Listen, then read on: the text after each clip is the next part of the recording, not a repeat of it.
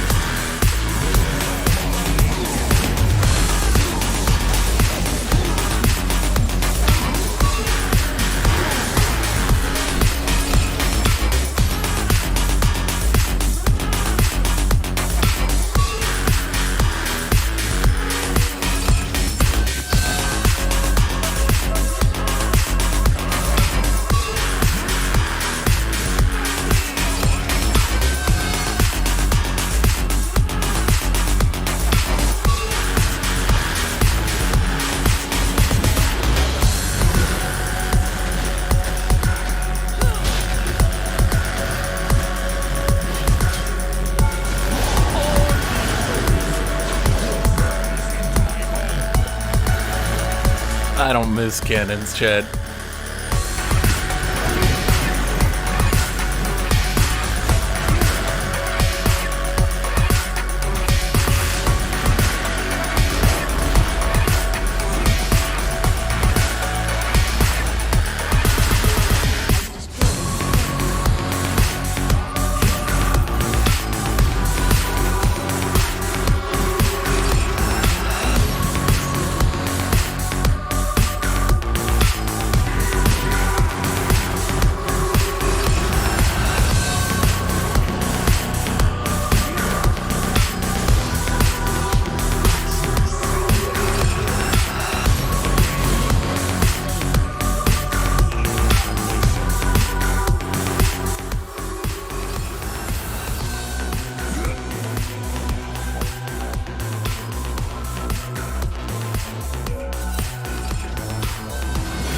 I'm stealing Graves' jungle because he's bot lane. You see him down bot lane? I know Alawi can push top lane here, but it's not really that big a deal for me. I'll just take I'll just take a little treat here. And then we're gonna use this little treat and I'm gonna treat myself again. Dun dun dun dun dun dun dun dun dun dun dun dun. Okay, I kinda didn't want to just run into her with the tentacles though. So, I'm gonna be honest, I'm kind of okay with her getting out of that one. You might have noticed by now that I've been being extraordinarily careful with Alawi. Yeah.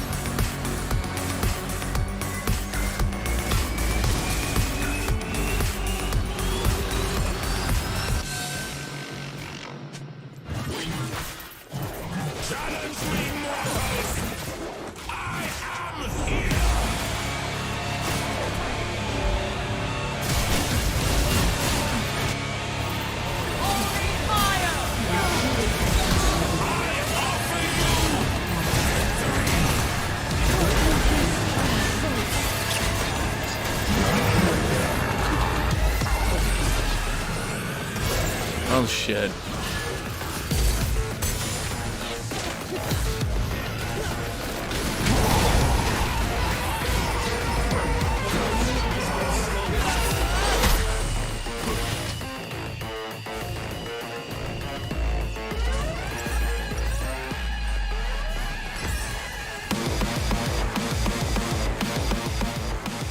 bored of that. Bored of that one. Good enough. Your team has destroyed a turret. Kneel, mortals, so I may split your shoulders from your spine. Let's loose the flame!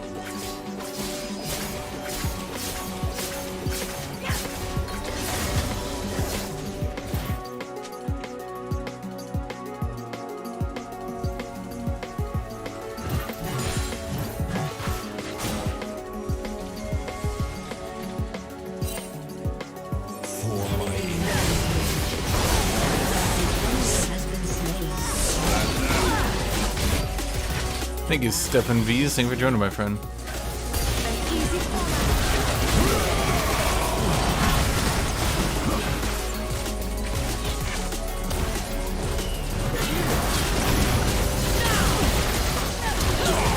Shit. Wait. Wait! Kale! Kale!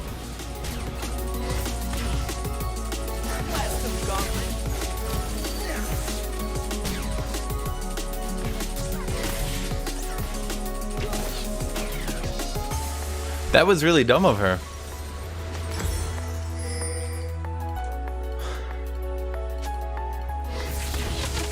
Kale's like a bad guy.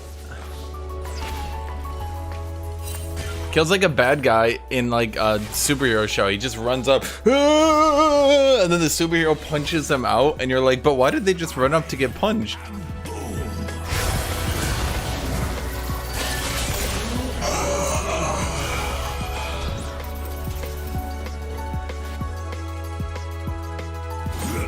Your team has destroyed a turret. I'm getting armor. I'm getting armor. Looks like,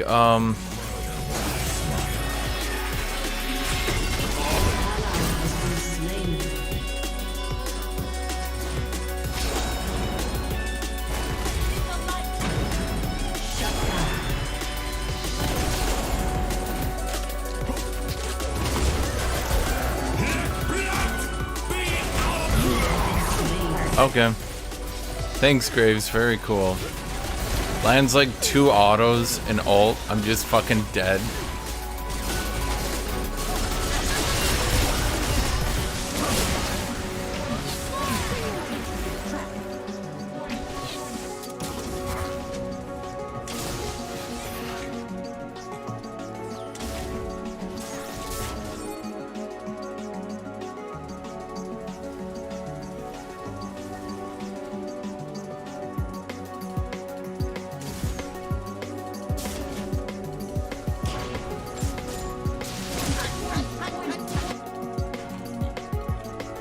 I am your retina, mortals.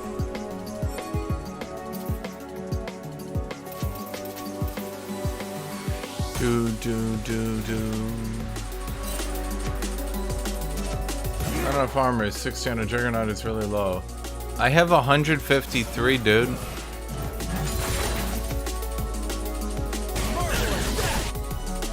had another name once. Now we are done. Why Gore Drinker? Why not Eclipse? I find Eclipse to be too easy, and it's boring having a really overpowered easy build. I prefer to win games with skill and determination, which you'll never get out of Eclipse. Because when you go with Eclipse, what are you? You're like the Blight of the Ruined King of items. You're boring, you're stupid, you're ugly, you're fat, you're lazy, you're dumb, you did poor in school, your parents always thought that you could do better, you never did better. All these things are true.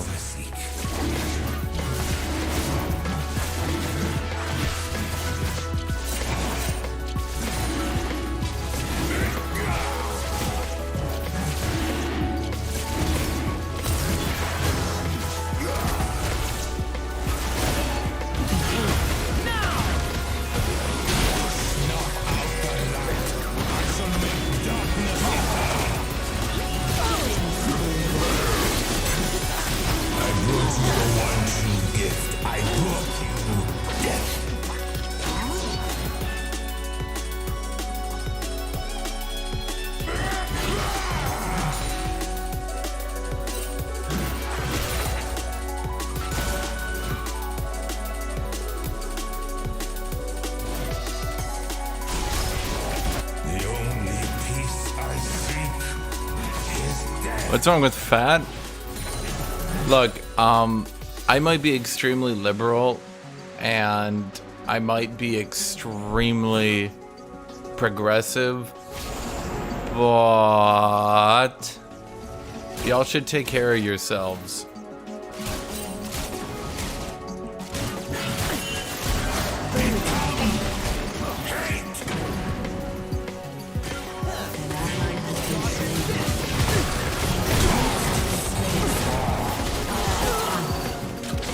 And that's why Graves is cool.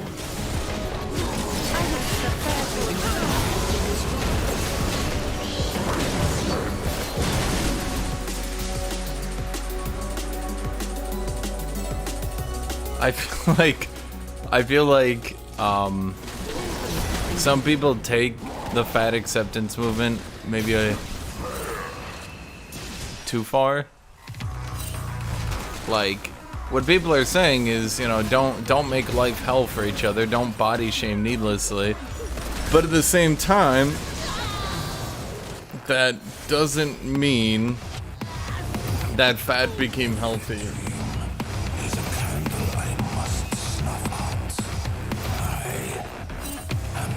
Dude, don't make fun of Lizzo.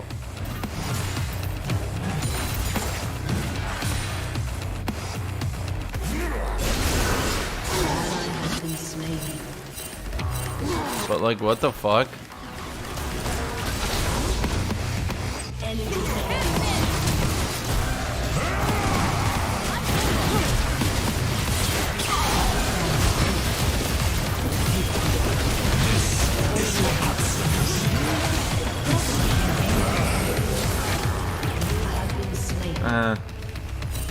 Your turret has been destroyed.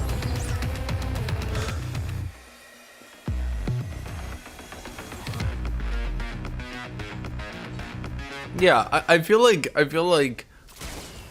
people argue two different ways, and they basically end up arguing past each other, in a way. That's one way to look at it. Like, the fat acceptance movement isn't saying being fat is good. They're not saying being fat is healthy. Some of them are, sure. They don't, hopefully, represent the majority. It's more like, look, if someone's overweight, don't, like, make fun of them. That's it. They're literally saying, look, they know. They know. We all know. It's not like they don't know. Okay? Don't be a dick.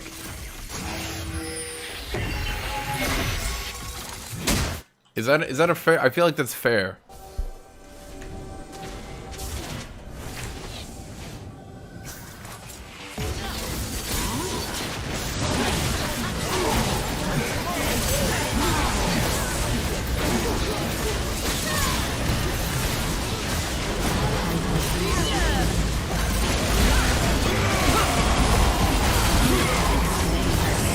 Okay.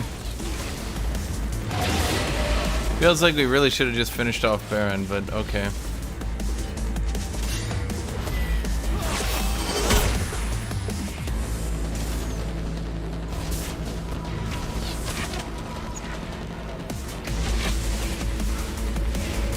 Yeah, exactly. It's like...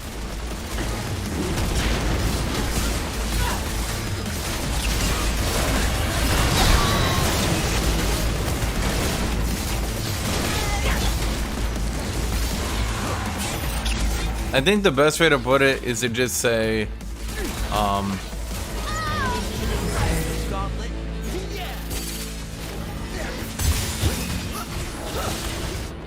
think the best way to put it is to just say, like, being fat isn't healthy, but don't make fun of people, and like, just don't make people's life shittier. I know it's a hard thing, but I really feel like finishing off that Baron, we'd be winning the game right now. I do agree that rushing this dragon is a good play.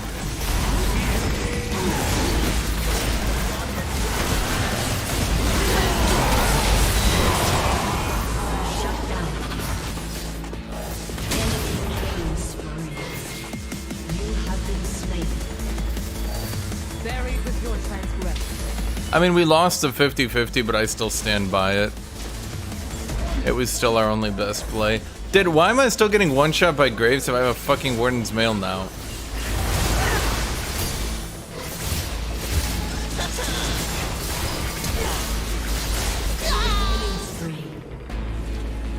Huh.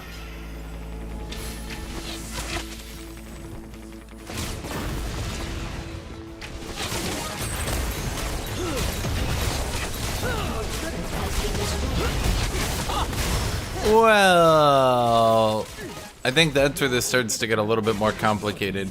People being overweight does actually impact you.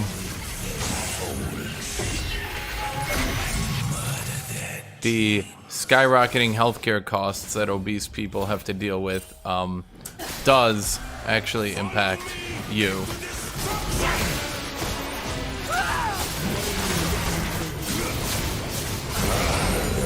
Holy shit.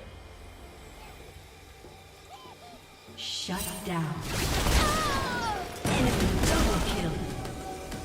Enemy rampage. An ally has been slain. Did we just lose? I guess we're dragging these promo out to a 3-3.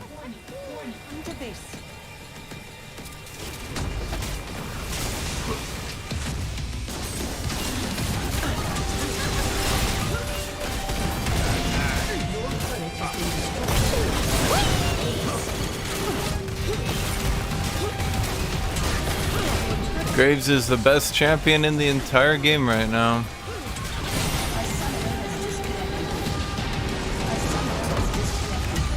Defeat.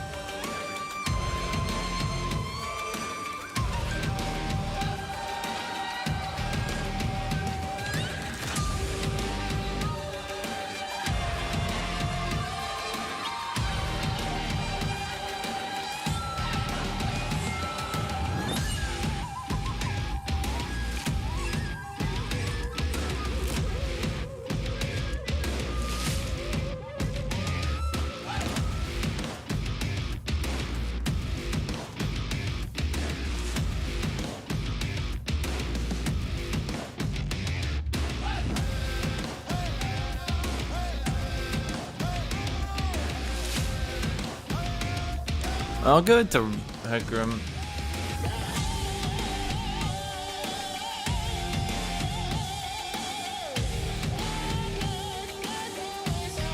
Damn, really?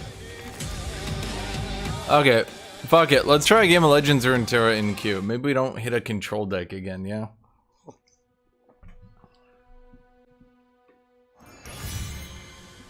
Wait, doesn't an Aatrox and Pantheon hate the gods of Runeterra? Why are they fighting each other?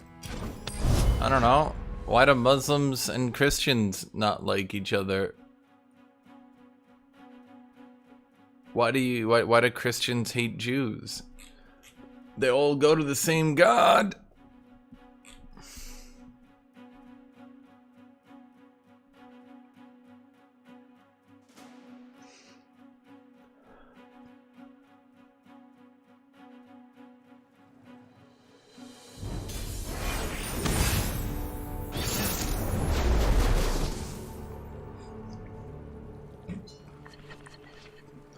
Okay, let's look at my hand here. Yum, yum, yum, yum, yum, yum. Well, we got a good... Wow. Thank you, Ferrith, for coming back to my hand, you bitch. God damn it.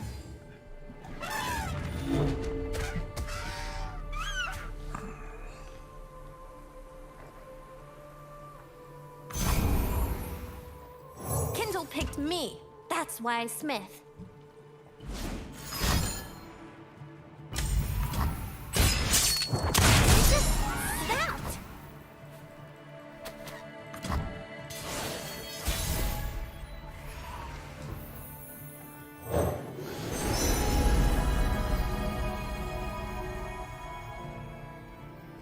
Boy, both these are not the greatest.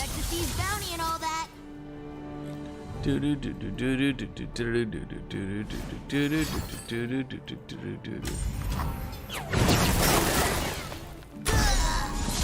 What am I fighting? Control Plunder?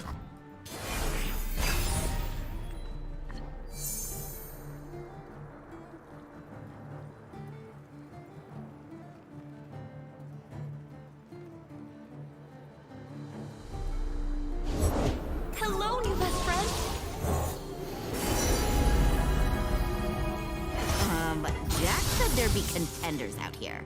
Oh, Gumarai!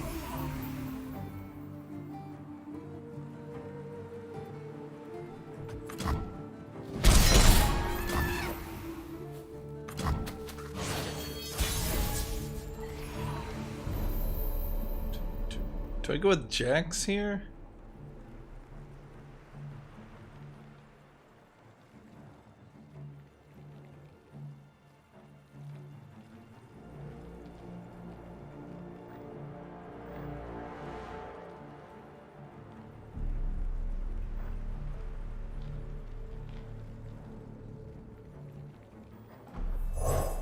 Our hearts beat in rhythm with the bellows.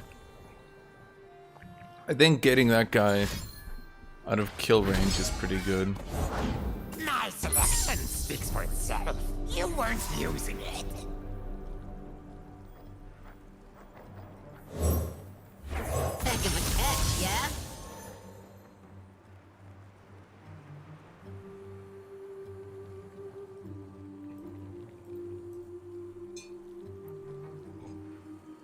This game does have counter strike, yeah.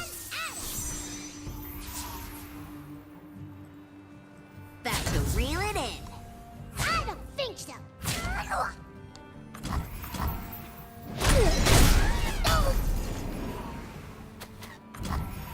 Do I get Aatrox? Yay! But wait, what am I up against? Zinzao or Heimerdongerdinger, I thinking. Safety will cost you.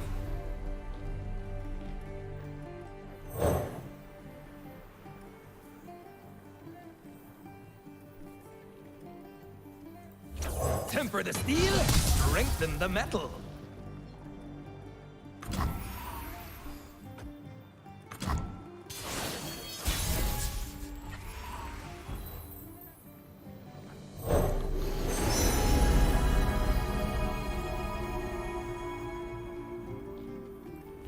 How did you win so many fishing competitions? I should say hard work, but I've always been the best. You own what you take. How did you win so many fishing competitions? I should say hard work, but I've always been the best. Jax! Jax! Teach me a new secret move. You kidding? I'm waiting on you to teach me. There's those coals!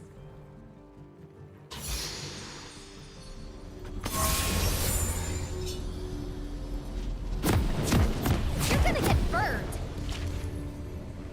Currents keep me. Fire beware! I shall not kiss the ground, nor let myself Looks like Heimer talk Master Yi mid. I'm damned, but I will remake this world To in Summoner's my Rift. dark image.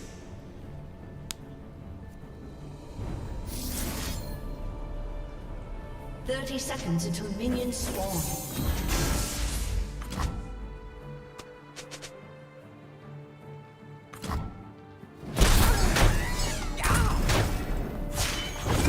A 1,000 years of battle and I'm just warming up. Yeah. Reaper will return. It's hot.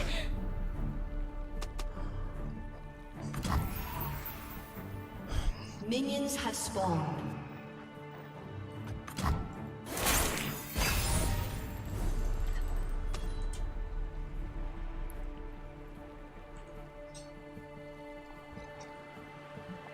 Can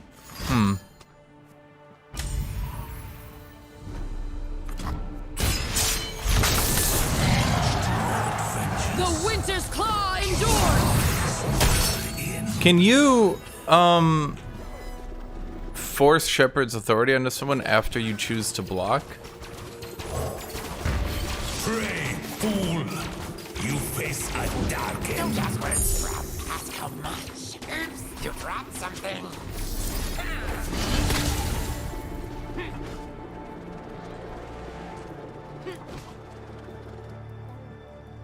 It's smaller than the diagram.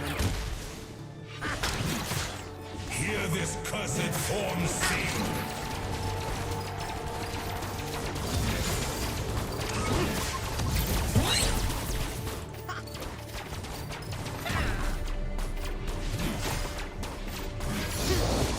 Strike while the iron is hot! They will call me villain. Come, let me burn The sweet smell of science. again and forever.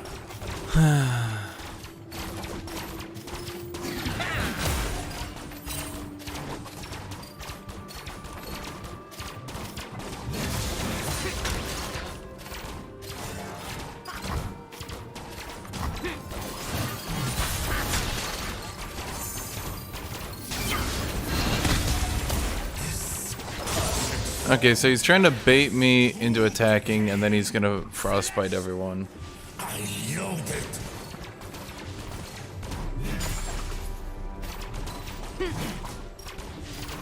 But I don't have a way out of that one.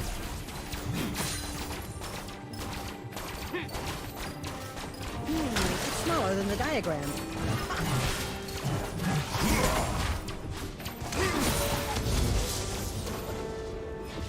Gods and mortals. They deserve only death.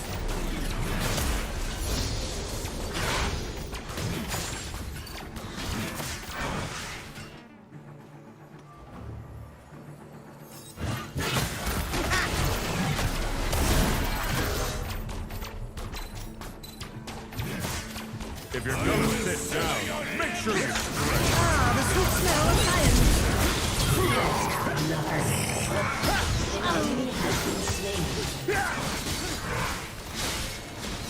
Damn, I would have thought he would have won that, actually.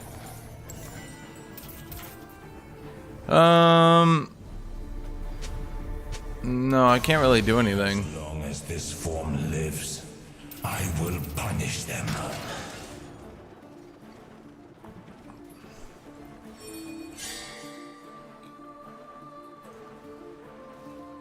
Because he just blocks, frostbites my board, and oops, that's that. You would fight me? Come, let me show you. I have ways out of this, I just haven't drawn any of them.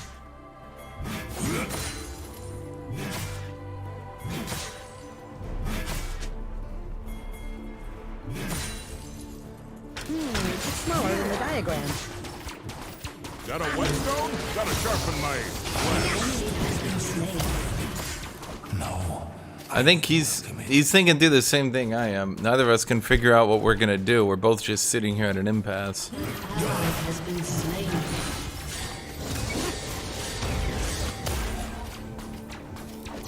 Enemy double kill. Am I Protestant or Christian? That's a Okay, he apparently had nothing. Not really sure.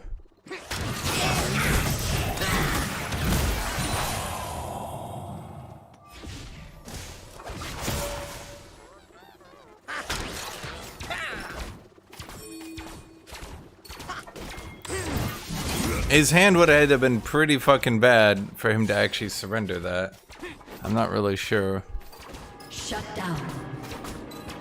Those who call me enemy, I welcome them.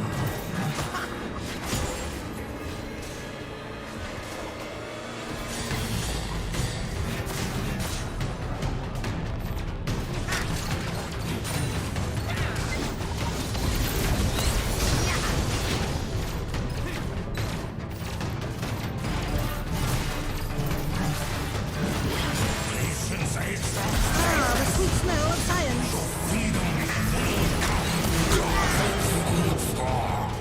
You have been slain.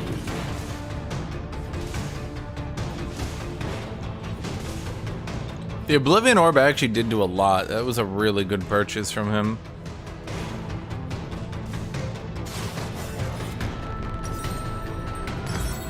I am not a king, I am not a god, I am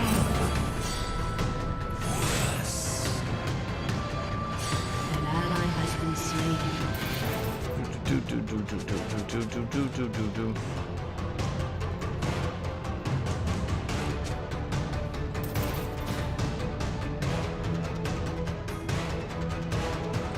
Whoa, whoa, whoa. What do you mean Heimer's boring? No, dude, remember, when they did the Heimerdinger rework, they reduced how oppressive he was to melee. He's not oppressive anymore. Now he's a wholesome Chungus #1 most not oppressive champion ever. It's smaller than the diagram.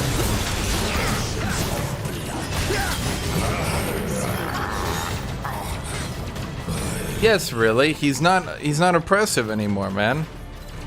The way he just runs right up to every melee champion and then beats them in melee, it's wholesome Chungus 900.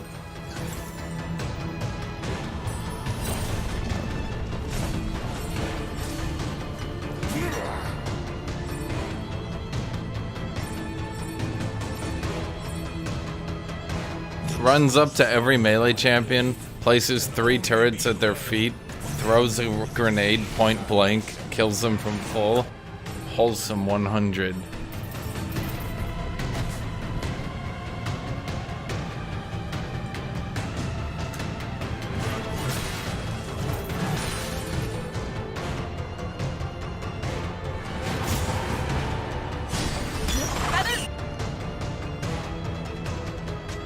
My darkness was not Ally has been slain.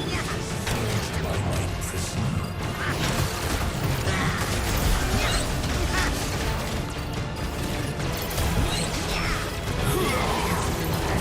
Okay. Guys, look how wholesome he is. He's just a wholesome top laner. Range top lane, wholesome 100.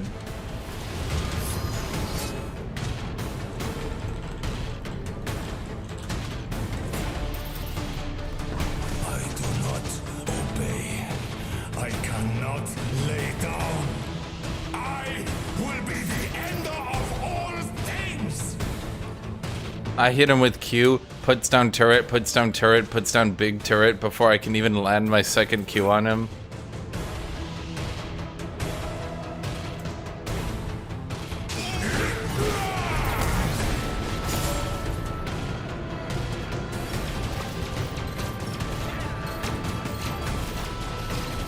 I will render these mortal stones into my own.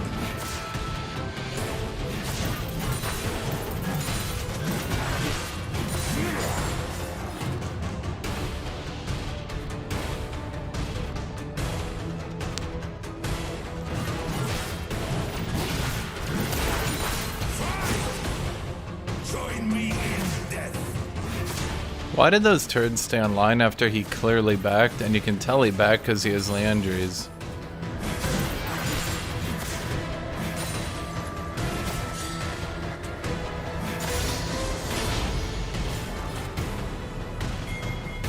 The only peace I seek is death.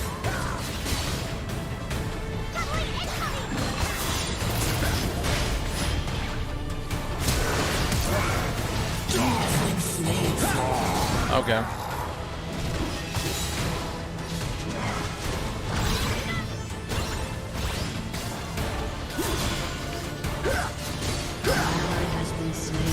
They just need to change Heimerdinger so his turrets cost like 60 mana each and have a 3-second cooldown on being placed.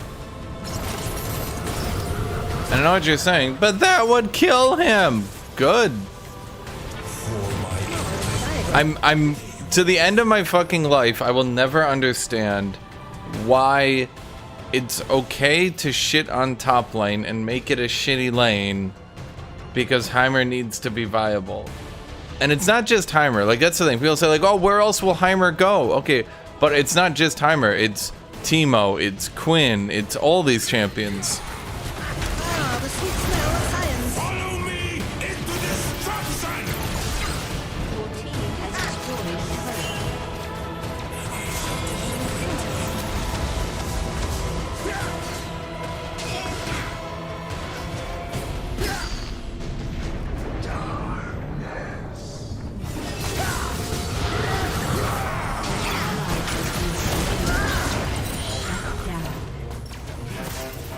I sing only in your deaths.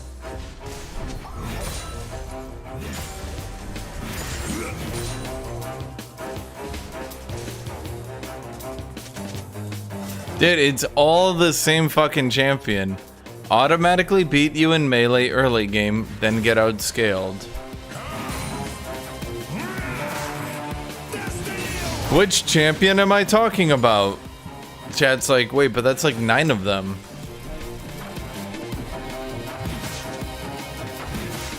It wasn't like I was staying with 20 HP. It was like I was either gonna die or I wasn't to that Landry's. I ended up not.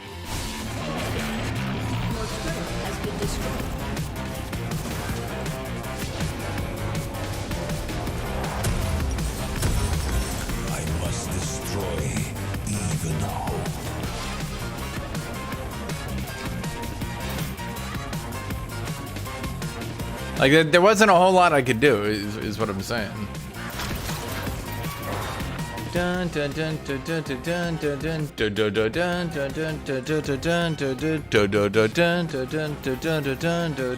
dun dun.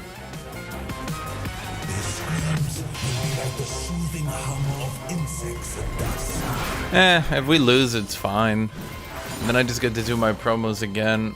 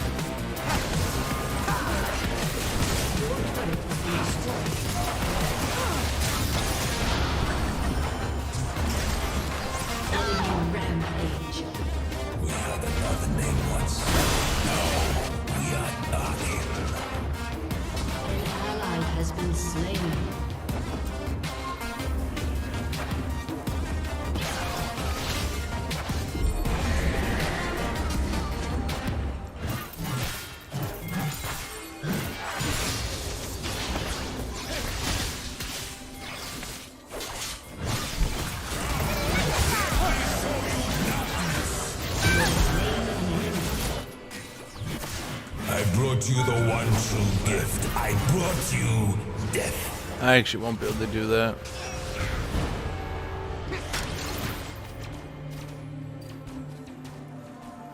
You good, Heimer?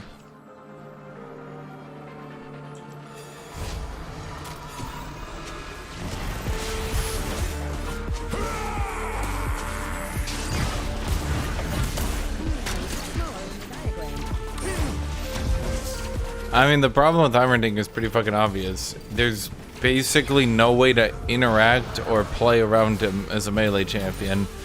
And with his turrets gaining even more HP, there's now even less ways to interact with him.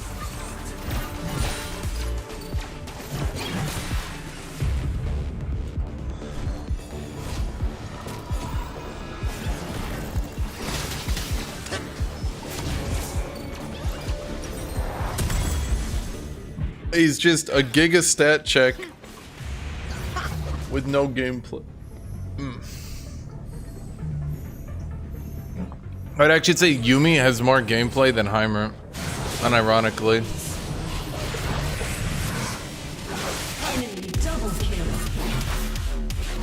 Because Yumi loses early game and then becomes untargetable. Heimer auto wins the early game and then kind of becomes a piece of shit.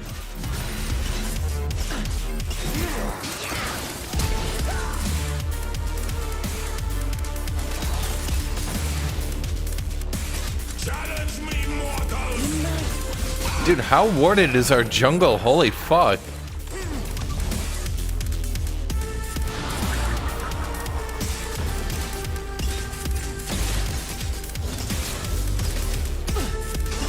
Anyone who doesn't think Heimer has less gameplay than Yumi has probably not actually played against Heimerdinger lately.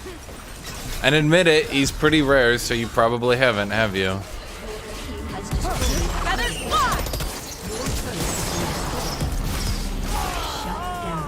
Huh. I will snuff out the light. I shall make darkness eternal.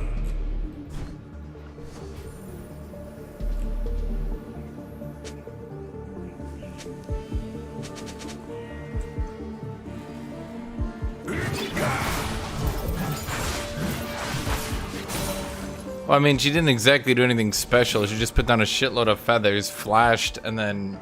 Well, it was press E, then flash, but you get my idea.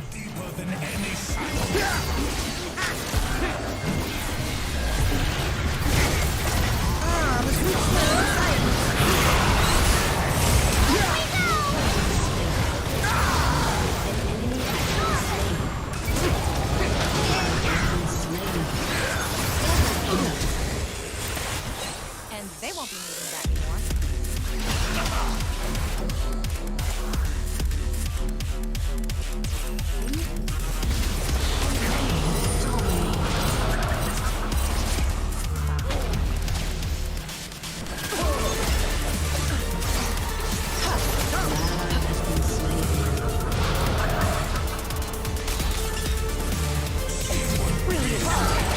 You know, there's a split second where I thought we'd win this game.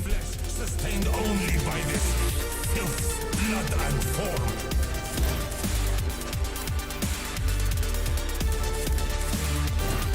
I'm not sure Vlad wanted them to block that one from the very beginning.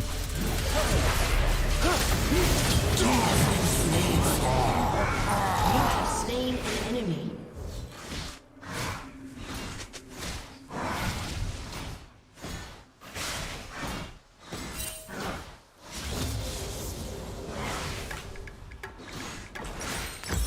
Wait, I just realized we lost. I forgot that was Master Yi mid. Why? How did we lose to Master Yi mid?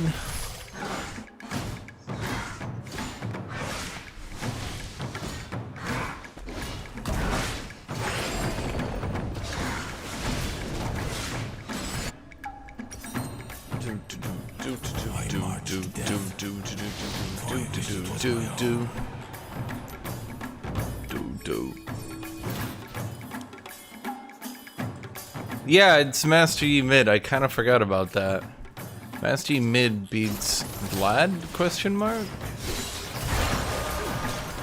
It's smaller than the diagram.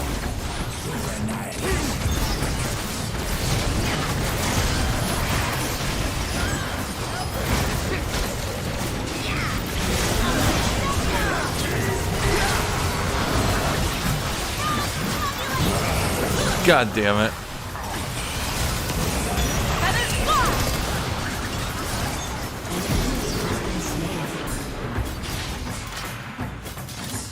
Double kill. Right where I want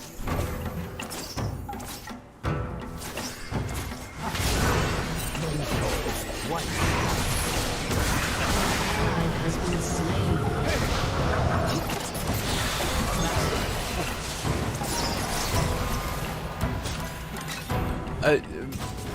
Okay. Master Yi, he's just...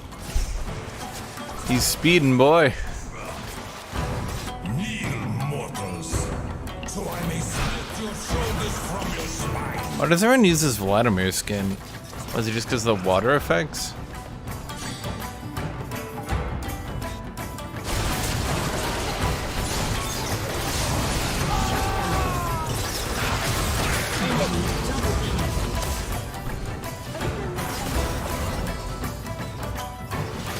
He's MVP. V just like he just ran in and then ran out and then ran in and then ran out and then he just kind of repeated that for a bit until both teams seemingly were like, dude, are you in or out?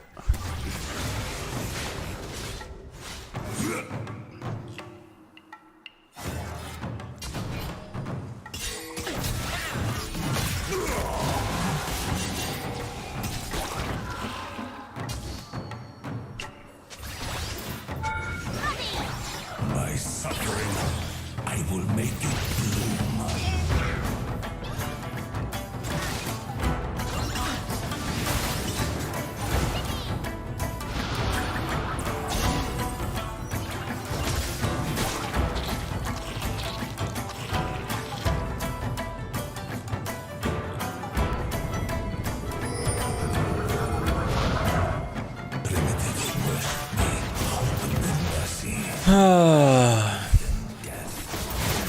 My favorite part of this game is the fact that I didn't get to interact or do anything because Heimer just sat on 3 turrets outside my turret, and he just sat there, and he just sat there, and I have to do absolutely nothing.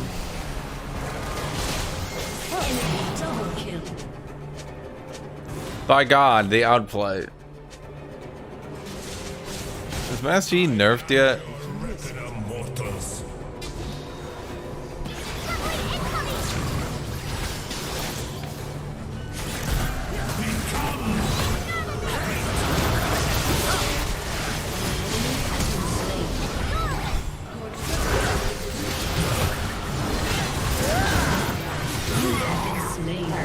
Huh.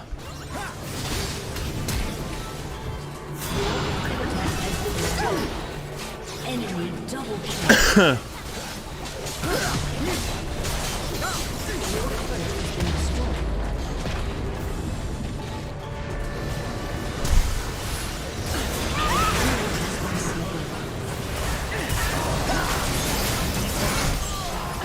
God damn. I'll be honest, their team just kind of threw a lot there. Guilty as charged.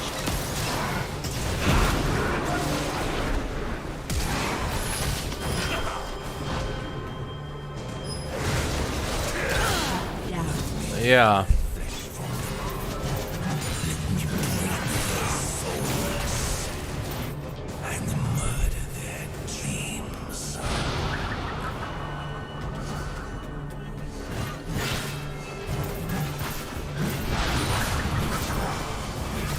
The problem is all the quality of life updates they did to Heimerdinger are actually just secret buffs. 90% of the time, quality of life means buff. Riot doesn't get the difference between quality of life and buff.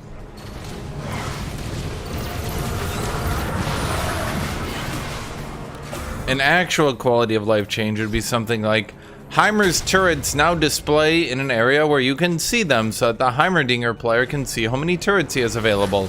A quality of life change isn't Heimerdinger's turrets now target you for 5 seconds after hitting you with an ability. Or sorry, not even an ability, it's an auto attack.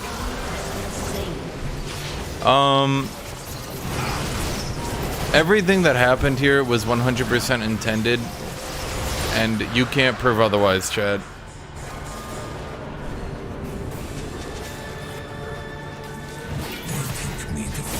Okay, but why does Mejai's... Nocturne, why do you have not Nocturne. Vladimir, why do you have Mejai's?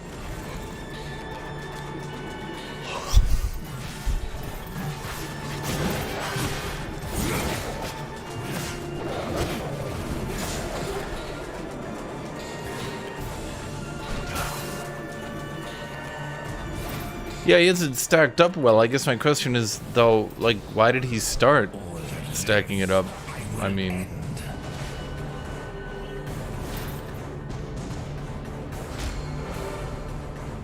Don't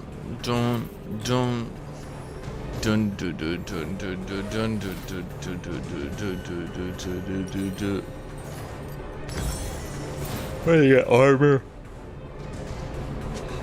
Caitlin's just kind of one-shotting me over there. What is Caitlin going for? Guardian Angel? No, Caitlin, you should have gone Lord Dominic's to one-shot us all. That's a poor decision you made.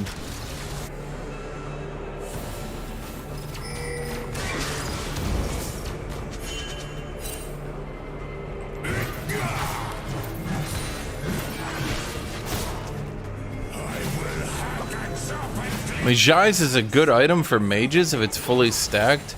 Tell me more.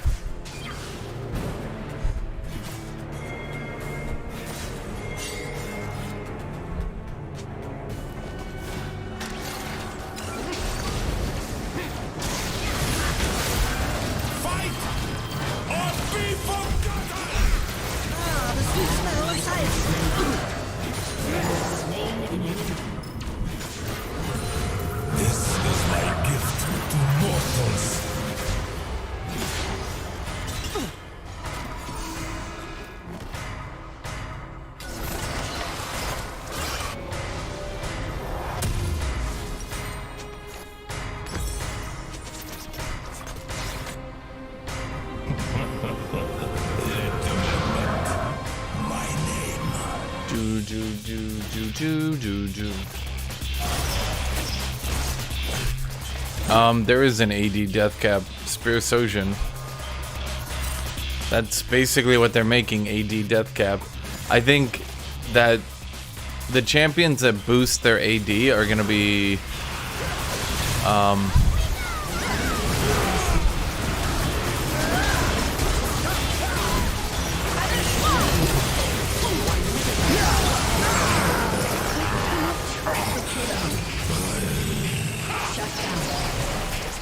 huh.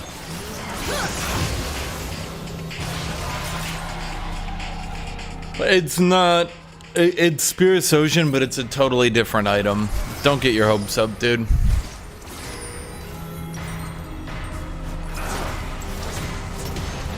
team has destroyed a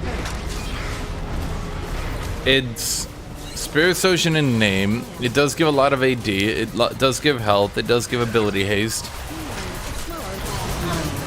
But then, instead of giving the cooldown reduction on hit after using an attack, it gives you ability haste on any ability without a stun or movement block at all. Anything without a CC gets ability haste.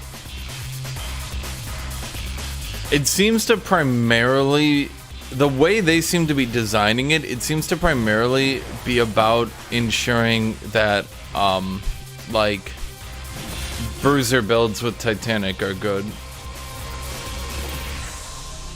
No, it won't be good on Jax. I beg for death. No, It doesn't give attack speed. It only gives half effect on any ability with CC. Yeah, Aatrox is even... I don't think even Aatrox will be good with it, to be blunt.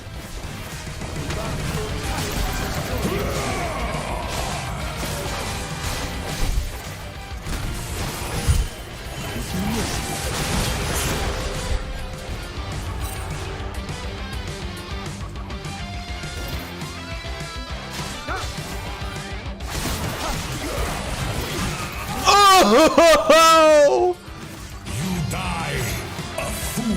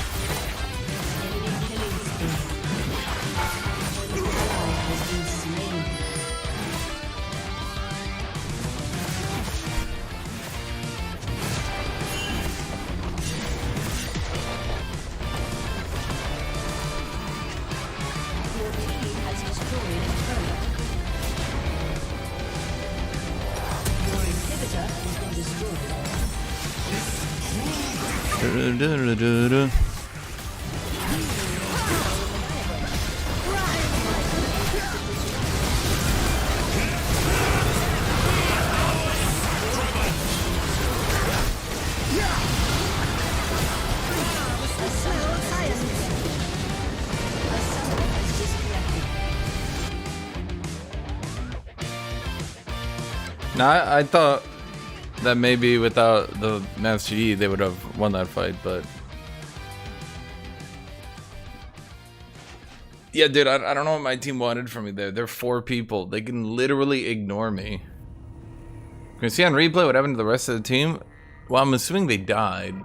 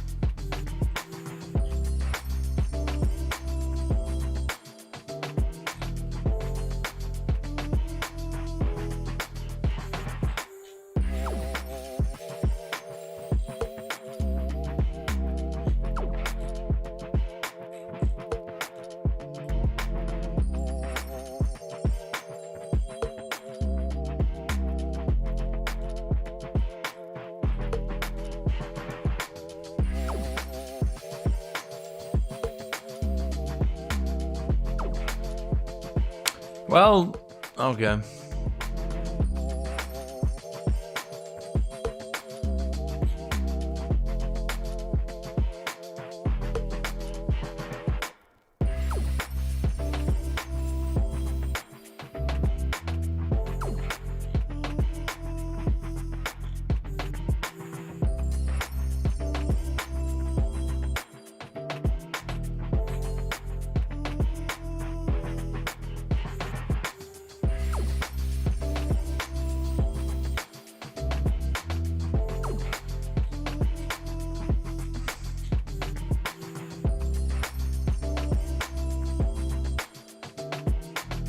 Well, there's the ban.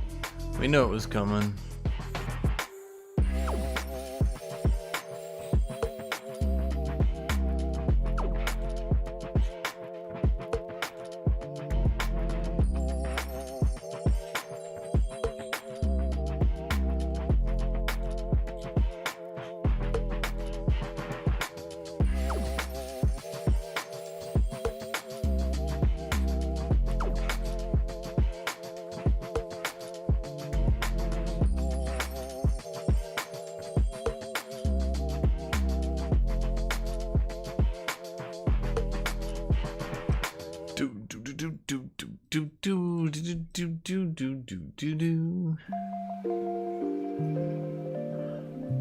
It's Olafing time. Olaf. That's if Olaf was a Pokemon. I'm assuming you all got that, right? What I changed about Gore Drinker? I changed its name to Gore Drinker. Yeah.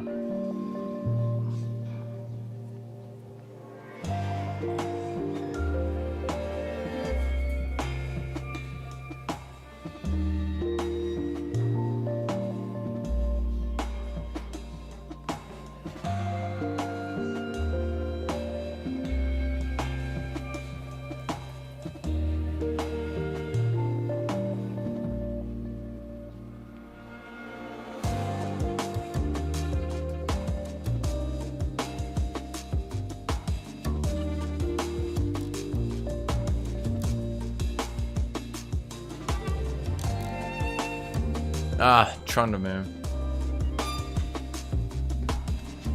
Damn it. I'll be right back.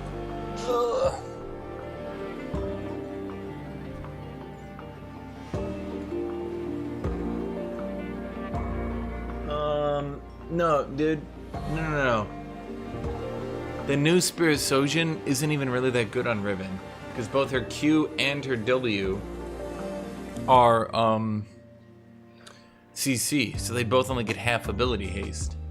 So there's basically no way that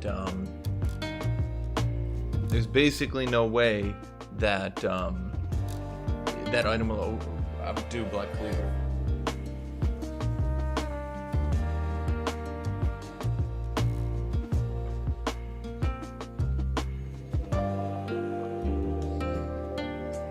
Right back.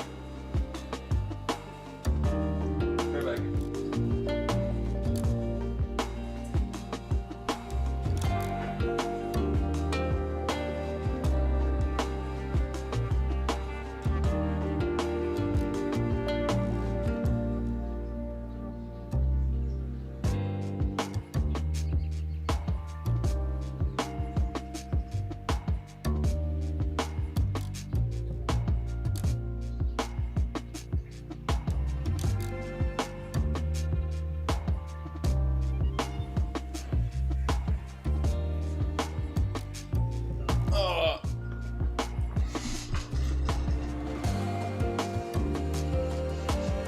I go Gore Drinker because I don't like Eclipse, and also it's overpowered, and it kind of ruins my...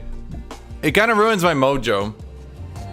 Sorry to say, dude, but it ruins my mojo. My mojo gets shot. Man. I can't figure out a way to make my Jorn deck any good.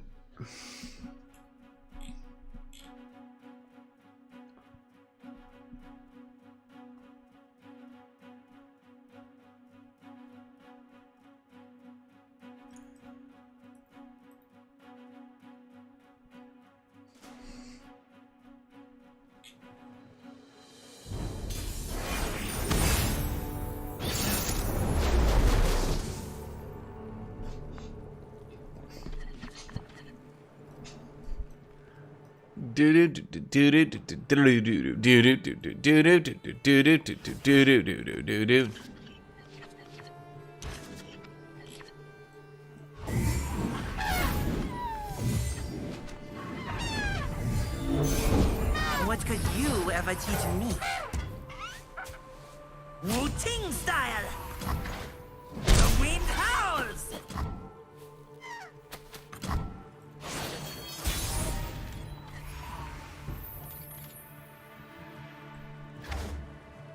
So wait, that's just another Infinidraw? 2 mana to draw a card and deal 1 damage. I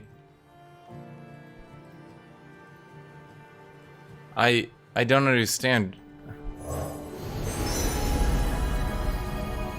Do they just... Do they just enjoy making them really, really, really overpowered?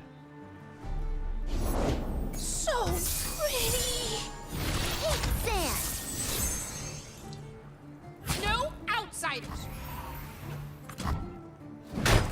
The Reaper will return.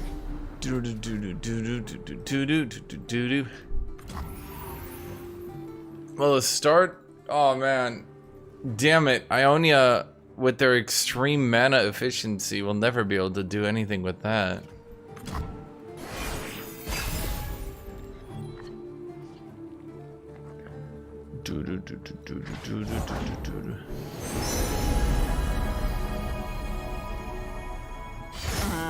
Jack said there'd be contenders out here.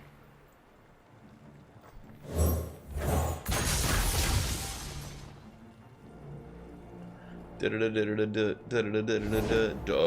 the Simon Wind! Whoosh! Do you smell something burning? Kindle! Oh no.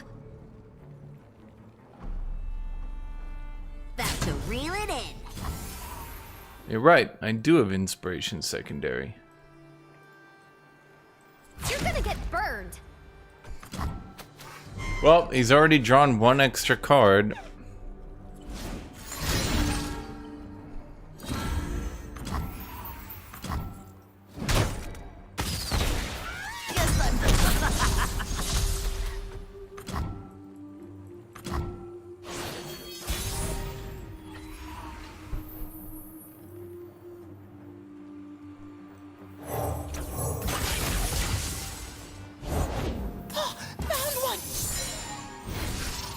Want a line? Whoa, whoa, whoa! This ain't just a lamp.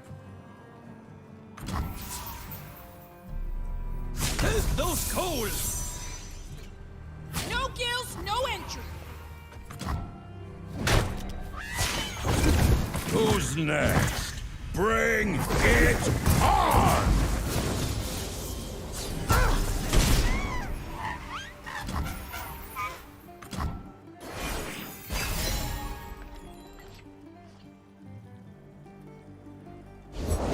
Extend your senses.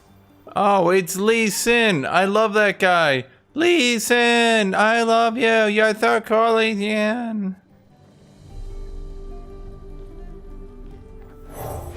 By the forge we create, and we mend.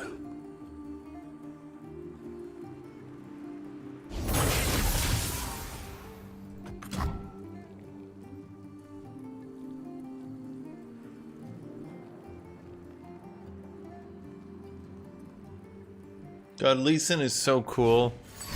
The way he automatically wins the game from hand. Oh, it's so cool. Prepare yourself. What? And he got Challenger? Oh man, Lee Sin's so cool. The way he removes cards from my hand for free. God, he's so cool. Visca, when will I have a hammer of my own? When you forge it yourself. Now focus.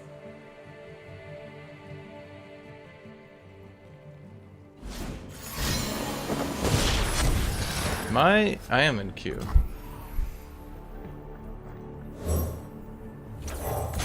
been to a blacksmith before?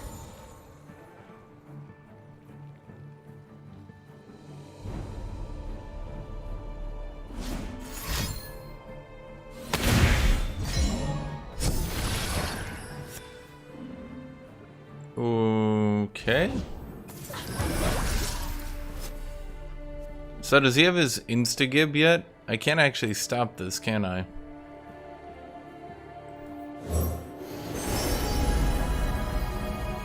Sometimes you're the fish, sometimes you're the bait.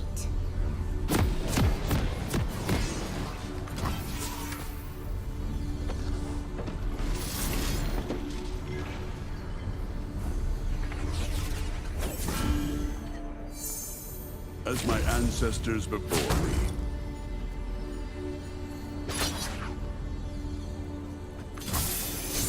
Welcome to Summoner's Rift. Their heartbeats quicken.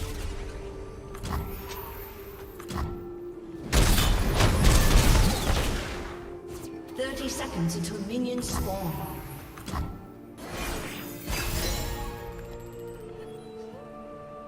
Come and double agents! We cover Moonstone! I beg, let some challenge me today, so that I may tear out their hearts. Let me watch them die, eyes knowing they served.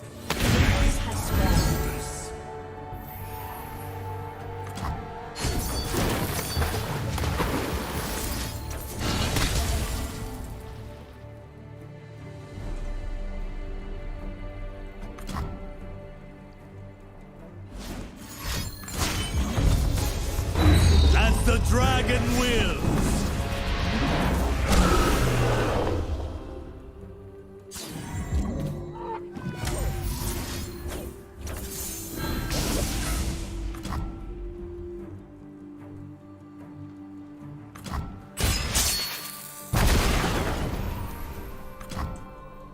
I will run these mortals' forms into my own. Oh, he actually got it. A spirit blade master Shen?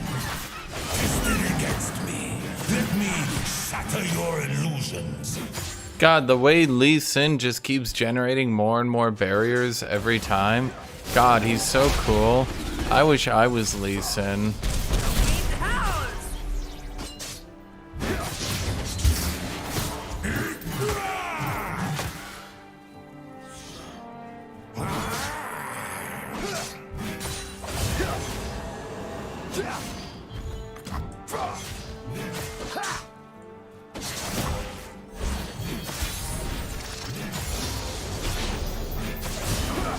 Shen, he's doing a thing, I guess. For death, now I am its bringer.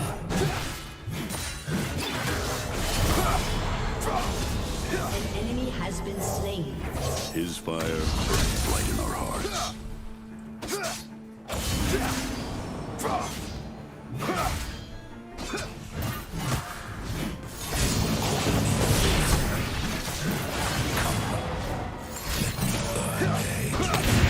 Again and forever.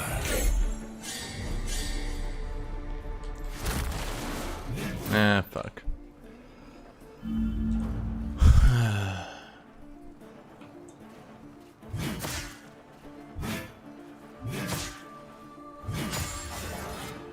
I am Darkin. Your gods fear me.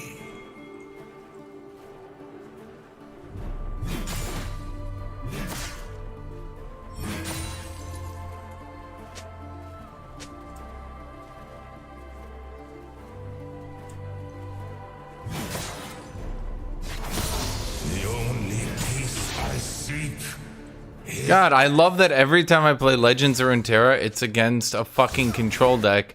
That's I can't play Legends of Runeterra in queue anymore because all I fucking fight are these control decks. There has to be a way I can win this one. Heart of the cards, Yugi. Heart of the cards. Okay, let's think. Well, I'm playing Ionia. Maybe I'll use my card that returns his card to his hand, and then I'll buy time and one-shot him with Lee Sin. God, I'm so smart. What's the lesson today, Fiska? Take it from me. I did not think my fellows weak crossed. Already disappoint me.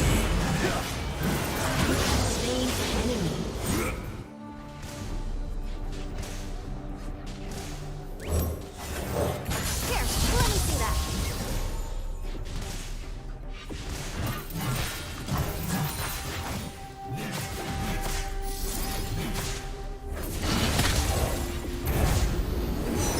Do you see my edge? How did you win so many fishing competitions? I should say hard work, but I've always been the best.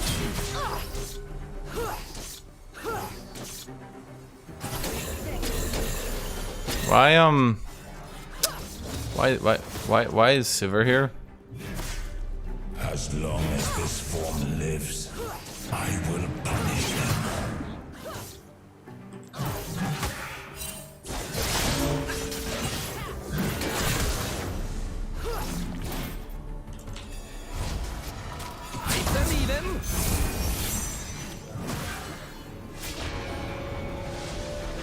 Act free of doubt.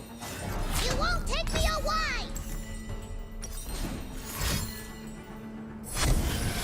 My suffering, What technique I is will this? make it bloom.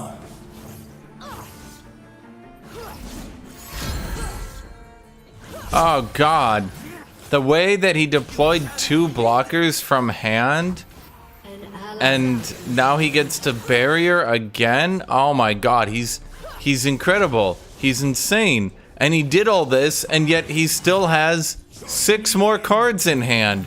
How does he do it? How is he this amazing of a player? All he does is keep spending 3 mana to draw a card, then spending infinitely less mana to chump block all my creatures until I can't do anything. God, he's just so amazing. Ionia surely isn't the most broken faction and a clear fan favorite, dev favorite that ruins the game by constantly getting favorites played with them. They just have overwhelmingly amazing playstyles. Well, it's okay. Surely Lee Sin can't attack past my entire board of blockers and kill me. Editor's note. Lee Sin can literally one-shot you from hand.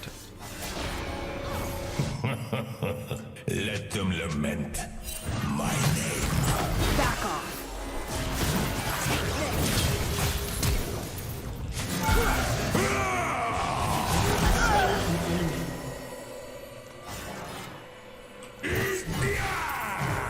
Okay, I think I'm done with Legends of Runeterra.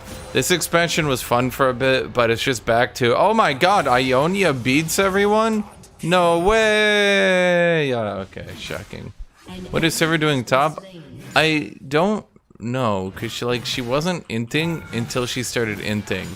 And then when she started inting, she just started inting.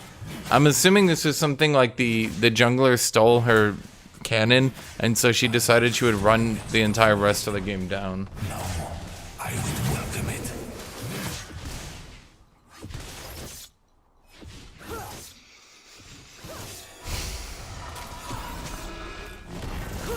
Yeah, no, I think I'm just done with Legends of Runeterra. I didn't even put any money into it this time. But holy shit, every fucking time it's the same thing. Oh wow, Ionia is trashing everyone again?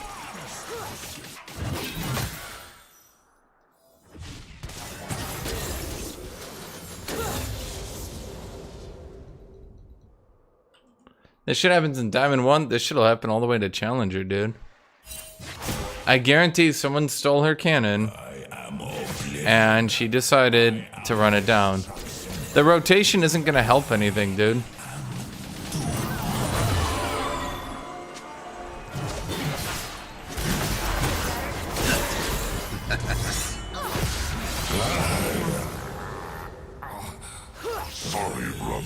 They're like rotating out Irelia. Like, okay, cool, I guess, you know? Like, yeah, Aurelia never should have been added into the game. They're rotating out Vladimir. Yes, no, I shit you not. Vladimir, the card that no one plays. They're rotating out. Yeah. Dude, they would literally have to rotate out half of the Ionian roster. They'd have to rotate out Lee. They would have to rotate out everyone. They would literally half the fucking Ionian roster would have to go for it to do anything. If it's not Lee one shot, one kills, then they just go to Ionian Nami. And then if they nerf Nami, then they've got another thing, and then they've got another thing, and then they've got another thing. If they rotate out Ionia itself, that would be for the best, because then the developers couldn't just play blatant favorites with Ionia. Like, it's so fucking beyond obvious their favorite region is Ionia. Like, if you guys haven't played the game, imagine... Jesus Christ, who's the most broken champion in the game right now? All that lives, I will end. Janna? Like, imagine the best champion in League just stays being the best champion literally forever. And I mean, they literally never get nerfed, ever. And anytime they're like, oh no, we're gonna nerf that champion, they add a new item that makes them just as broken as they used to be. And you're left sitting there like, but wait, but now they're overpowered again. And they're like, yo, no one saw that one coming, yo. And you're like, but it was obvious, everyone said it was gonna happen. And they're like, no, I didn't hear that.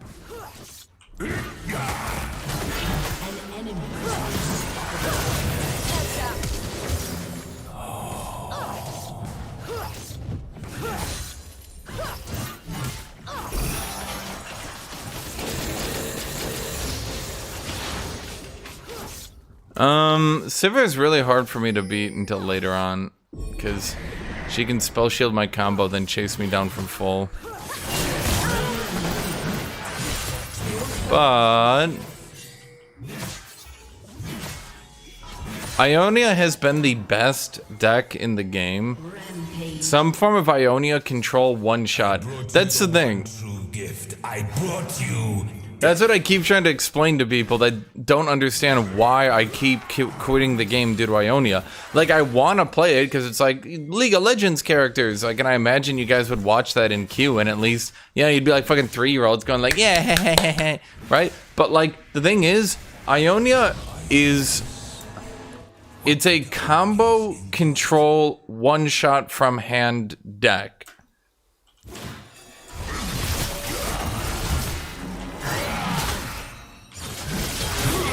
It literally chain controls the entire game, then one-shots you from hand.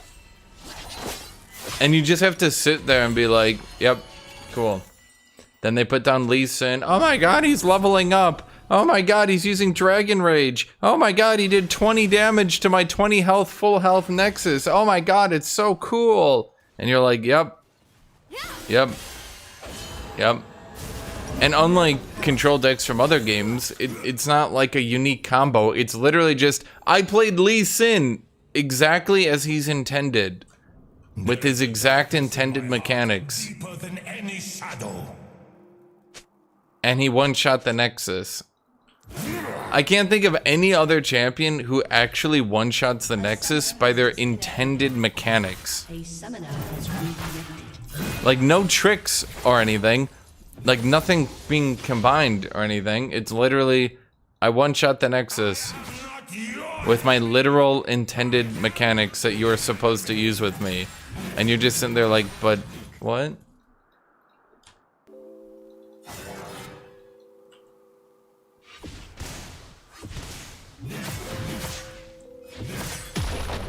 Okay, but how are they hard trolling and still winning?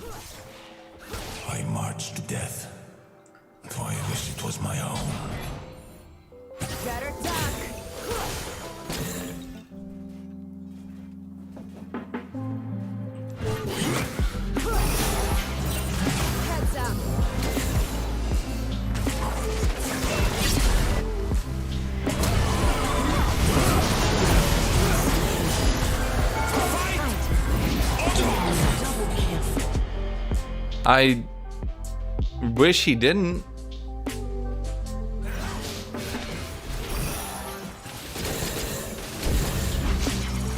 Dude, saying Lee Sin was awful until 2 years ago, at which point he's been top tier as a from-hand combo kill deck, isn't very convincing. Plus saying, oh, Kaisa was broken for a month and Ionia wasn't Kaisa, so therefore, and who was right below Kaisa? I'll give you a hint. Now who's the most powerful deck that they nerfed Kaisa? I'll give you a hint. For my imprisonment, they will suffer. Fiora could never combo kill you from full from hand, though. Maybe you could make the argument that leveled Fiora could kill you from hand if you, like, played her, then 2 fight cards, maybe?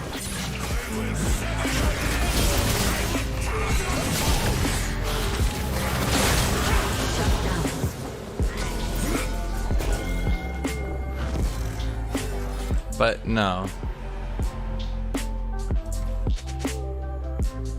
An enemy has been slain. I must destroy even. I mean, there's Fiora Shen, but uh-oh.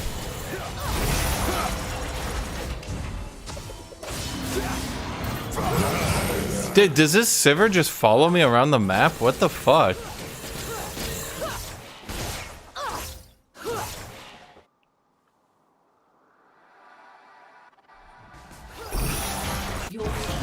If they rotated the 1-drop, rotated Aurelia, honestly, I don't feel like they'd even need to rotate Aurelia if they rotated that 1-drop. Because if they rotated the 1-drop, then the Aurelia side of the deck might not actually just be instantly the most broken aspect. I cannot die until all life ends. An ally has been slain.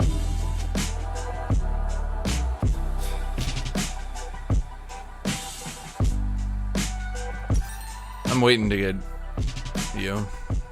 Okay, it's getting real annoying because I haven't been able to play the game in so fucking long right now.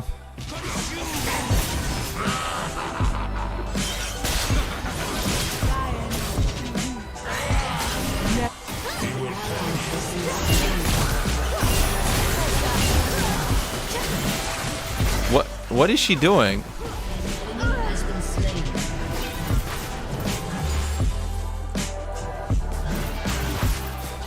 Dude, if Zero Aurelia dominated for so long, I think it actually killed the game. Why is this so loud right now?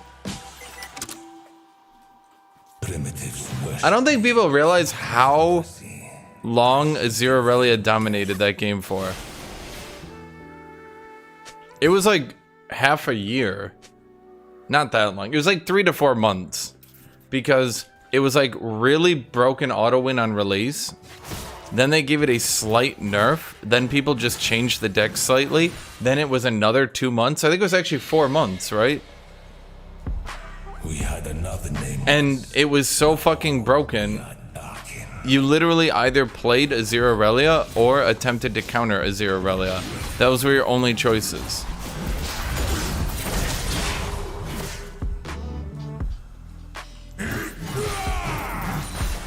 The game's numbers plummeted into the fucking ground. It stopped being relevant. They started cutting back on patches. They started cutting back on everyone. You could tell that the player base shrunk so hard that Riot themselves were basically like, yo, can you justify us giving you any more money? They tried one more time, and then, what did they kill it when they tried it one more time? It was another Aurelia. It was Ari Kennen. Yeah, they pushed Ari Kennen and they thought that, like, Ari would make the game super popular. Because, you know, Ari, yay!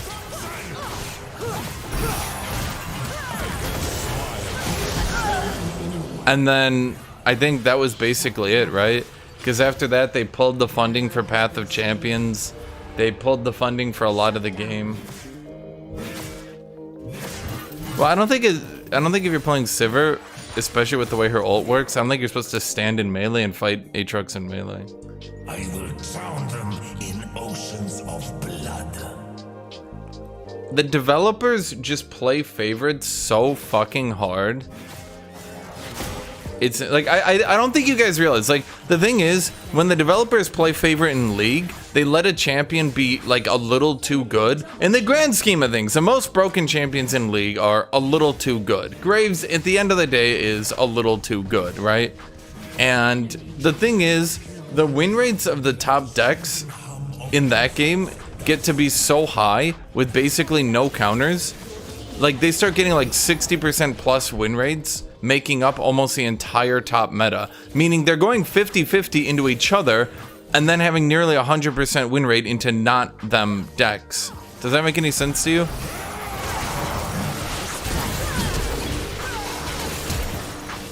Those who call me enemy.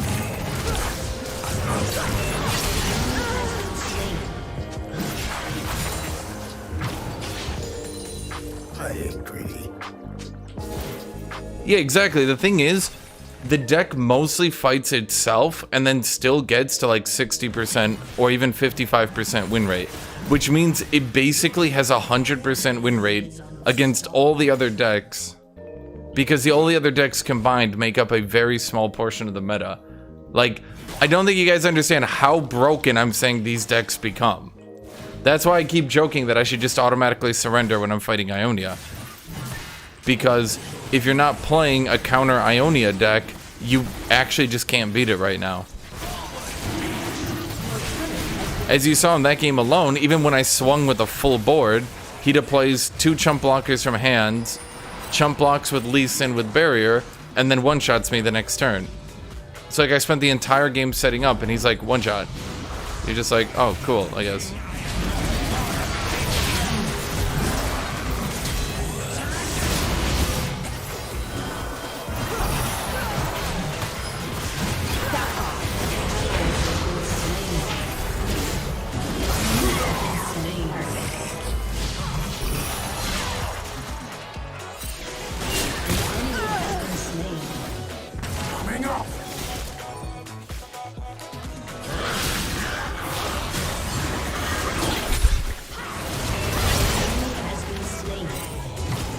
Okay, so we're gonna get Serilda's so we can hurt these armor stacking bitches. Yeah, it's really bad, chat. It's really fucking bad. If you don't play the game, you don't know. Like, I honestly, okay, when I say League of Legends is poorly balanced, I literally think they need to fire the balancing team behind Legends Runeterra.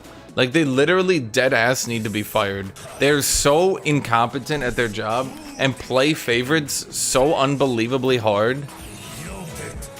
They actually, it doesn't matter how cool the shit they design is. It doesn't matter. They're so fucking bad at their jobs, they literally killed the game. They play favorites so hard. They balance so bad.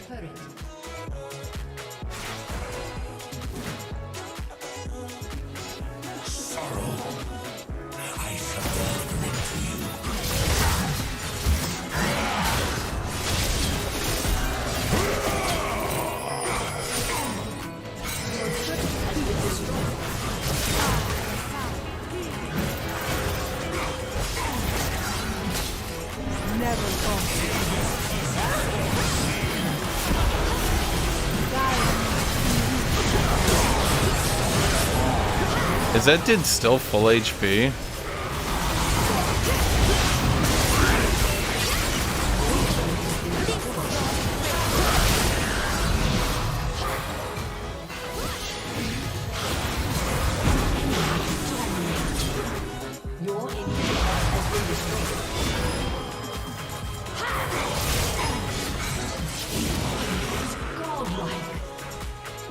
Okay, but like, how did they nerf Kayn so hard and he became even more broken?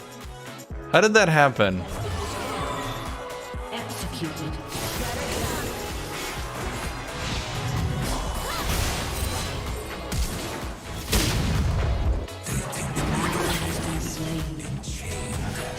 But I am on board.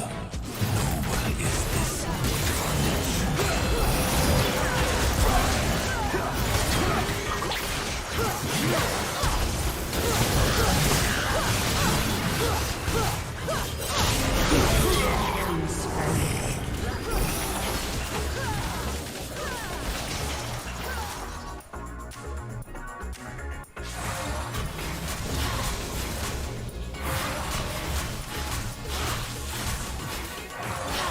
Dude, I swear they've nerfed Red Cane so many times and he's only just become more broken. Dude, listening to my team bitch at me, I'm amused, but yeah. They're kind of annoying little pieces of shit.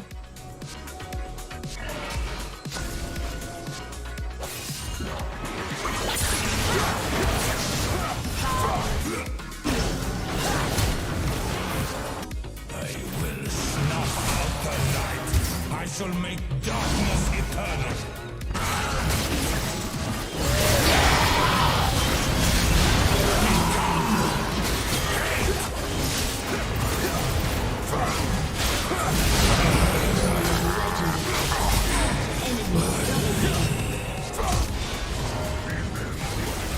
Junglers are just so much better than laners right now, man.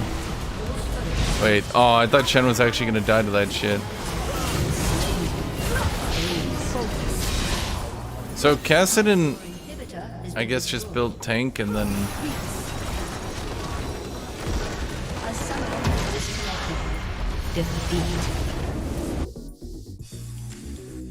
Dude, I've noticed this shit on every champion I play. Rost literally just Qs at you at this point. Like, I think he used to be pretty OP, but then like they nerfed him a lot, and I thought he was like, yeah, he's like reasonably balanced, right? But holy fuck, man. Nowadays, like after they've nerfed him so many times, he literally just Q spams into you, doesn't dodge anything, heals back to full in like 7 microseconds, and then kills you, and you're just like, what?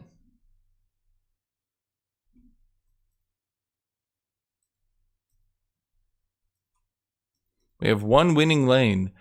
I believe I was winning my lane until Pyke went for the dumbest dive of all time.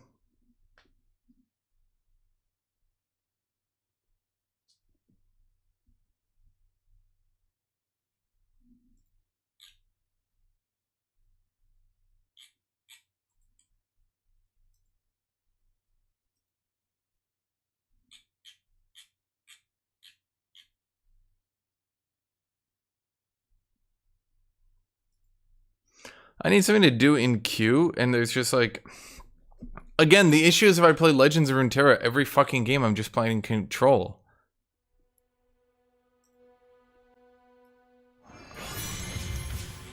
Like every time I play, I'm playing control.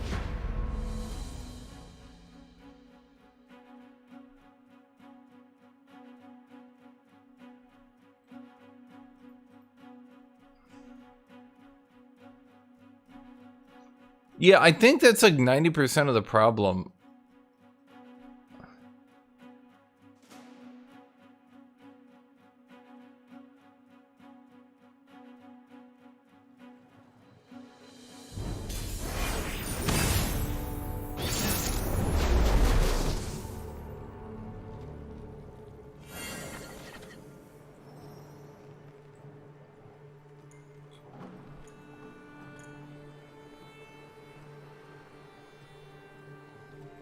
I think 90% of the problem with all these broken junglers is because the jungle role is so broken, they always get fed.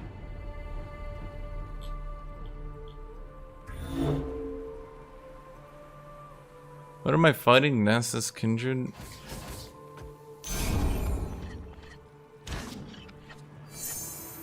Ash, why no Pantheon on Diamond? What does that even mean?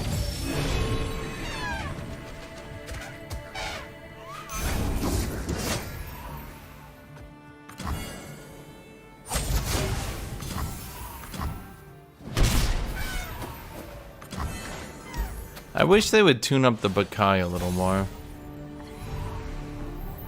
Sword. Whoa. This ain't just a lamp.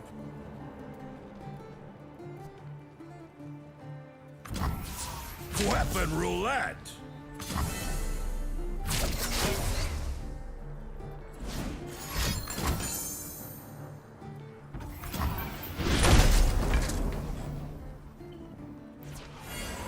There's Aatrox? Okay, we'll go Aatrox.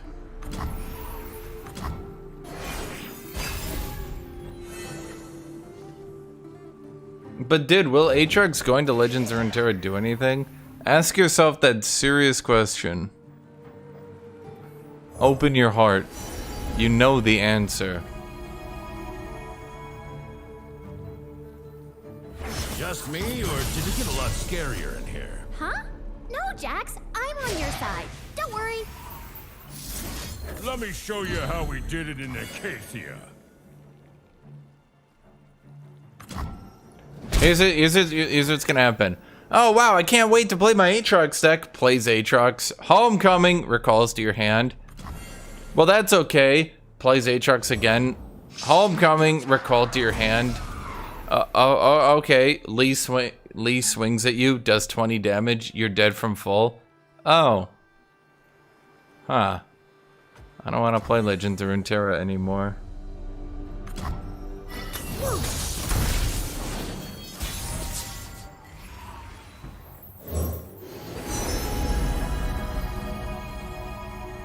Did I see you using my lamp to stir the pot last night? Sorry, all the spoons were dirty.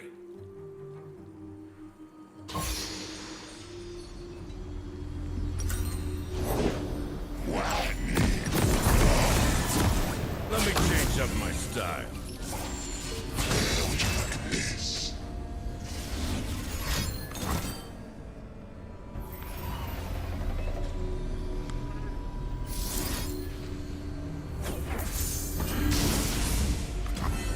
Welcome to Summoner's Rift.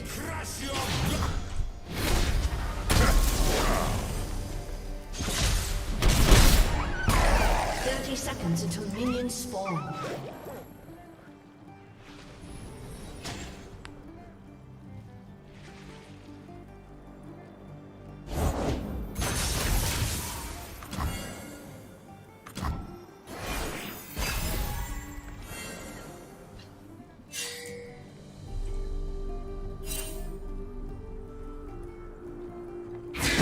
Gift of the Hearthblood is a little bit, not great right now. By the forge we create, and we mend. I will drown them in oceans of blood.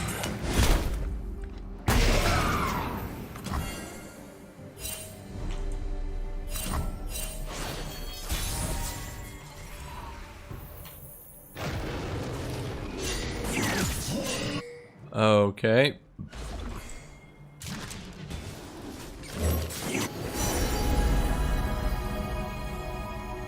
A good fight's the spice of life. Garlic works in a Patience, Aatrox, patience! Your freedom will come!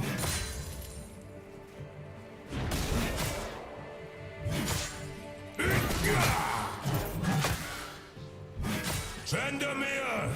This is your destiny! Trail buried shrew. Hope revived it.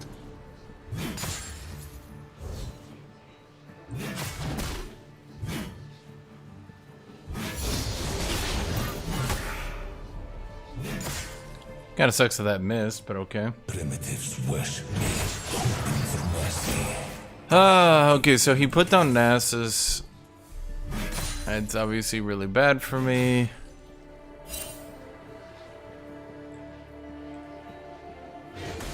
I don't have any tricks here.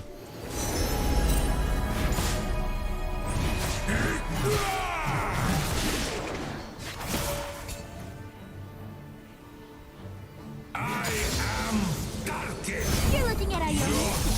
10 times ready.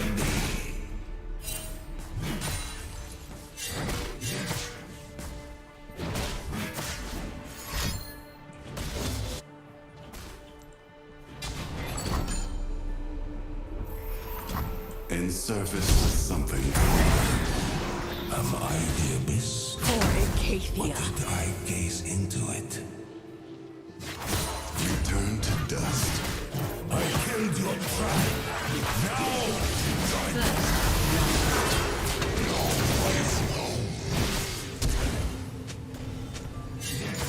He was actually just gonna risk the entire game based on a crit.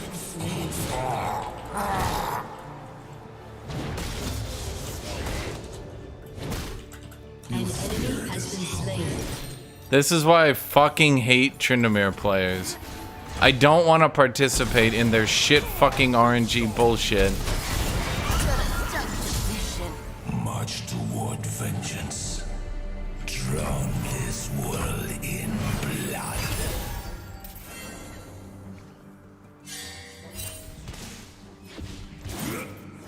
Like, why? Why? Riot, why am I forced to fucking play in Tryndamere's crit? Can I just say no? Can I just not participate? An ally has been slain. An ally has been slain. By his breath! You face a ghost.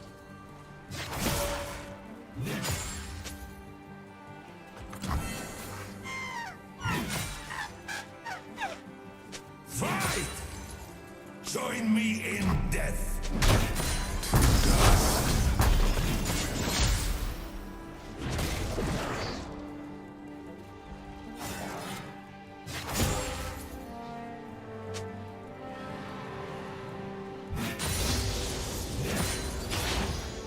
I will snuff out the light. I shall make darkness eternal. Better get the forge going. I walk through the ages.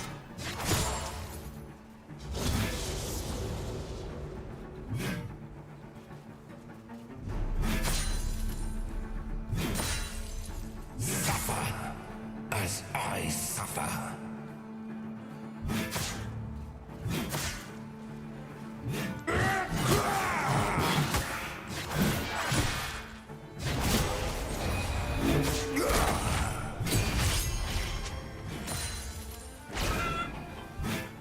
I am not your enemy.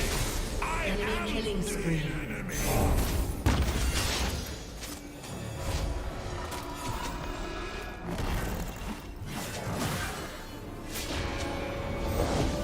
The air betrays Here, let me see that. I beg, let some challenge me today, so that I may tear out their hearts. Pray, let me watch them die, eyes knowing they served my dark purpose. It's it! They did some tasty meat skewers! I'm big. I'll eat what everyone else eats.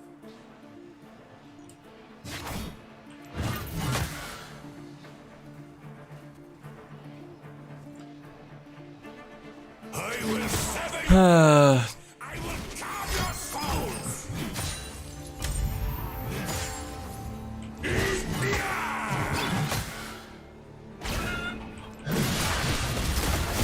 An ally has been slain. Seems like it's kind of on him if he doesn't go with attack speed boots. If he's like outranged and he decides to play without boots, that kind of seems like it's on him, you know?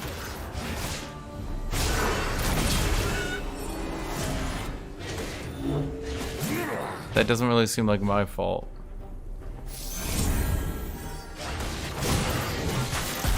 Blood be our sacrament.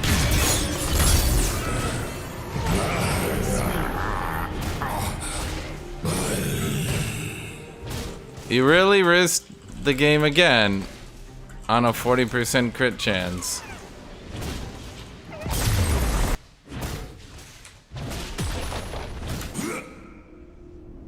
An enemy has Yep. been slain. Enemy rampage. God, he played so fucking well, man. The way he ran up, got comboed out of everything over and over and over and over and over and over and over and over and over.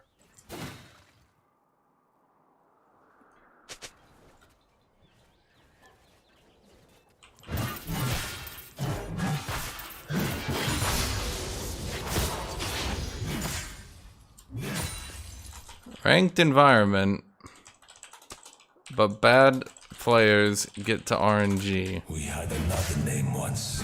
Now we are dark.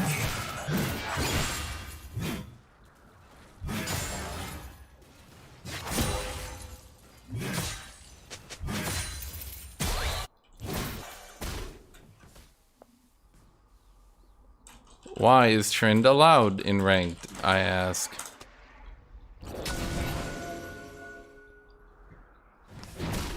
They will call me a god killer. Serious question. Why is Tryndamere allowed to be picked in ranked?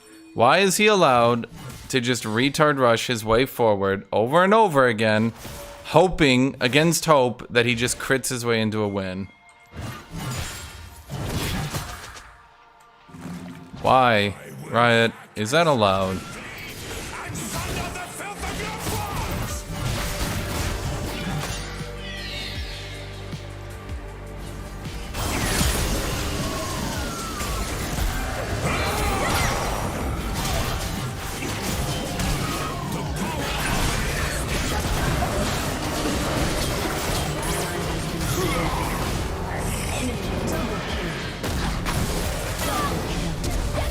Wait.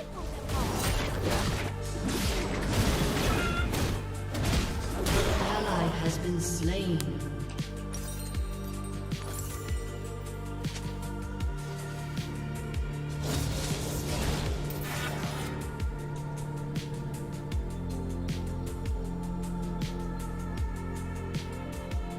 Did he kill? He flashed for that clone like a full 2 seconds after the alarm went off that she had died.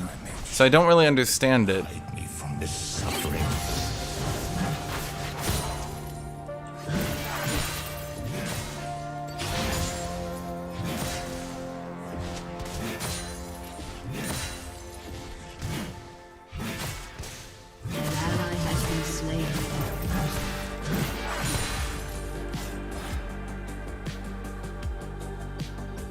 They will call me villain. Come, let me burn their hatred again and forever.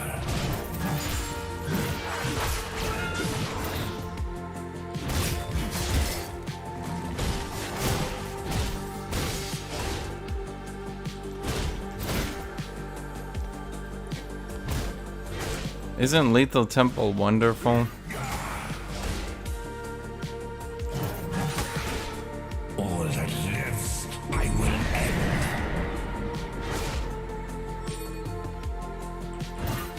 Your turret has been destroyed.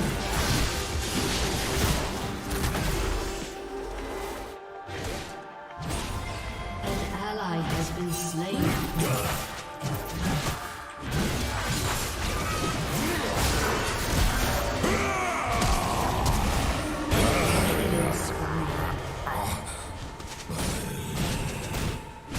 Dude, you're playing Trend.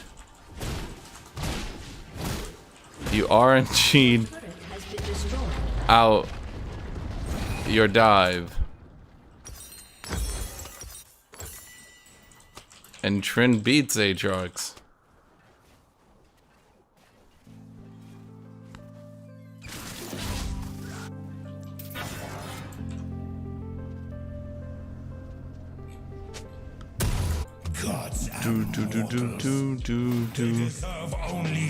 How the fuck does my pick overall matter in a specific matchup when this dude is forcing RNG fights, hoping to overcome skill gap on pure dice rolls?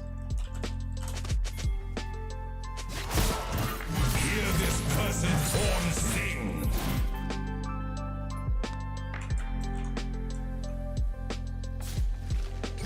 I mean, it's not about that. I had him beaten dead to rights. It's just about the fact that he RNG'd out 2 fights. Well, we don't know if he would have RNG'd the first fight. I wasn't willing to try out. But the second fight, he went for the dive and just crit his way through the dive.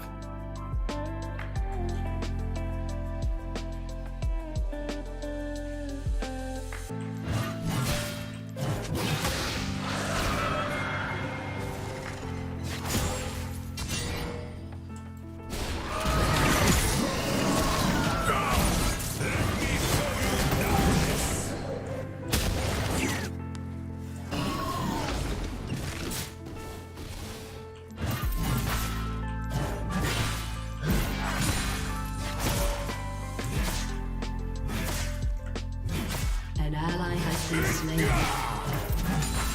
Your turret has been destroyed. And murder while I smile.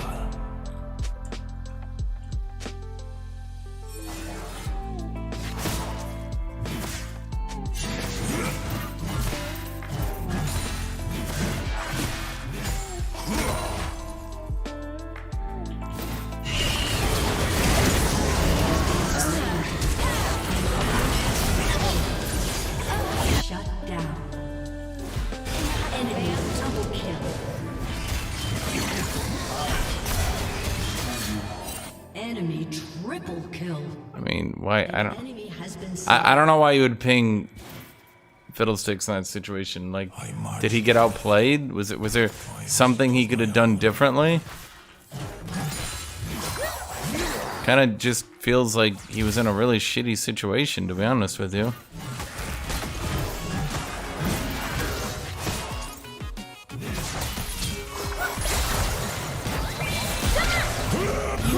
Okay.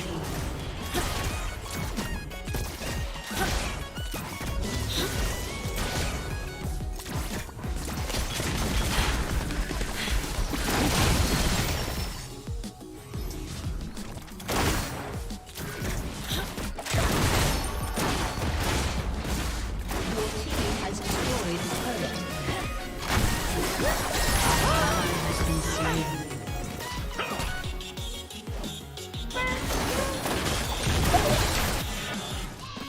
Did the people who say crit chance is normalized actually don't realize that they make it sound even worse?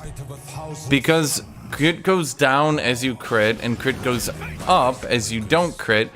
Critting multiple times in a row is actually harder than it would otherwise appear. So those Trinamirs that run up and just triple crit you, they have like a 1% or less chance.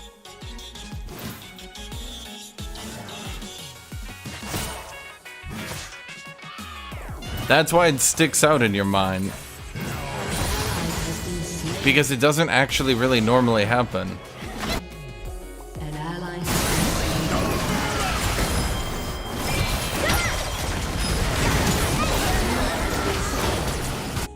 Enemy double kill. Enemy triple kill. Your turret has been destroyed.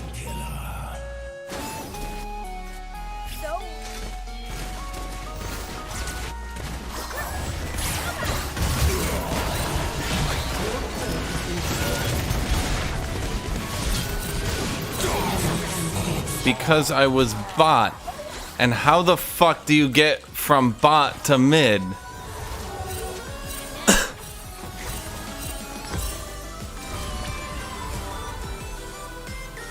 Are you asking me why I lost you the 4v4 by pushing out bot wave? Not even the full wave, just off the turret and then leaving to mid. Holy shit. No, Trinamir getting 100% crit isn't the issue. No one gives a shit about that. What I care about is the fact that he gets far less crit and then he just sort of bullshits his way through a fight. As you saw, he just bullshits his way through the fight.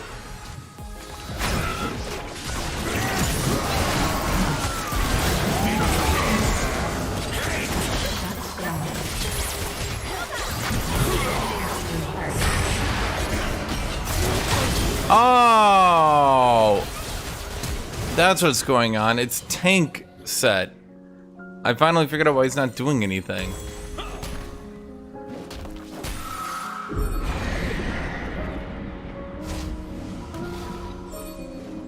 Your turret has been destroyed. Running is enough. Your turret has been destroyed. Like, no, you should not be able to just retard rush your way into every fight and just praying that you get enough crits, therefore enough damage to force your way out of it.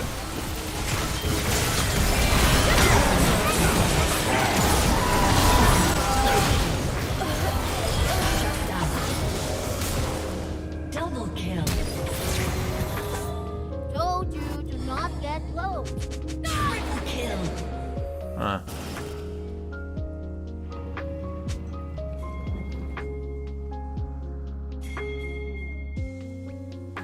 Why has Tryndamere not been in a single team fight?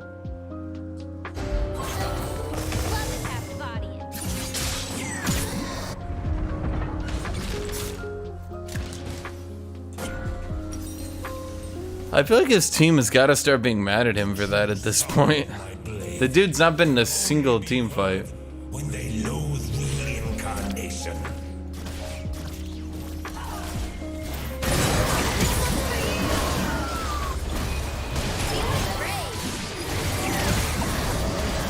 Ally has been slain. Double kill. Or be forgotten!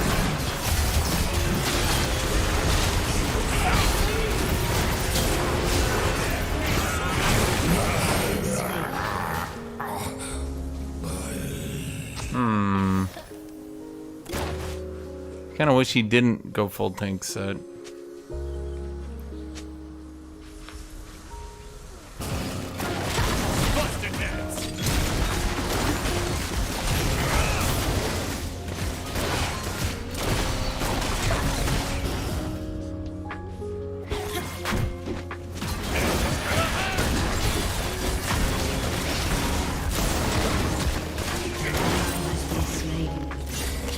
Not sure I understand that one. My suffering From the Kaisa, I mean. Kaisa just doing nothing is a bit weird.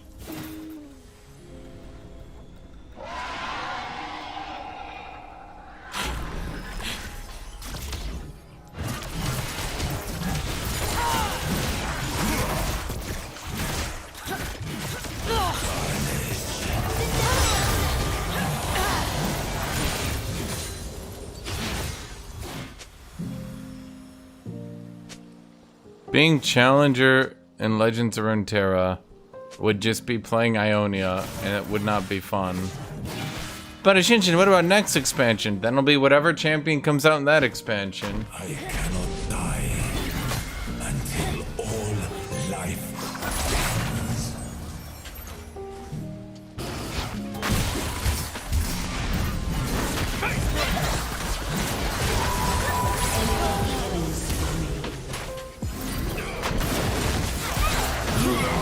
Okay.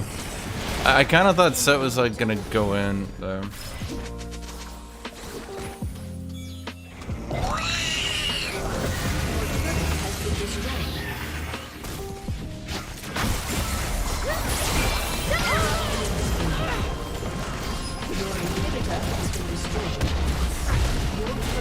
You're playing full tank Set. Holy shit.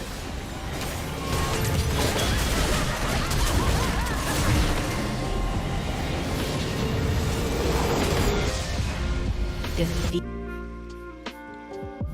Okay.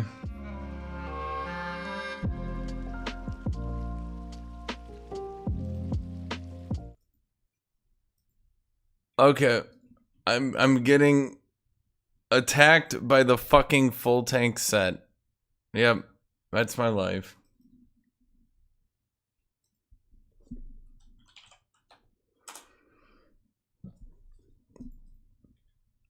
The issue with Legends of Runeterra is there's not really that much diversity, and 90% of it is Ionia or whatever the developers really liked that patch.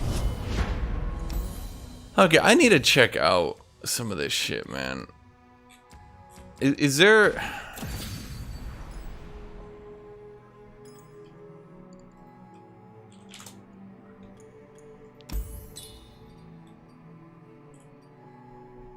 The only thing I could do is favored artisan. Should I do favored artisan instead of Fireth? Fireth is kind of like not that great. I'm not gonna lie to you.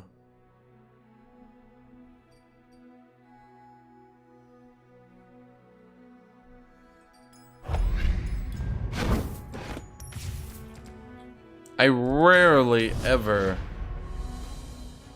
ever like drawing Fireth, really. In fact, let me think here. The only real thing to go with Fireth is to ensure you get an equipment, but all you really need is one equipment and you're good to go.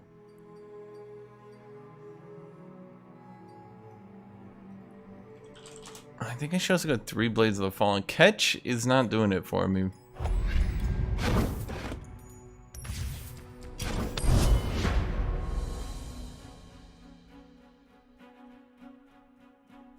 Ah, top lane looks different. Ah, the funniest joke ever, because I'm in queue and unable to play the game and therefore trying to do something in queue. Ah.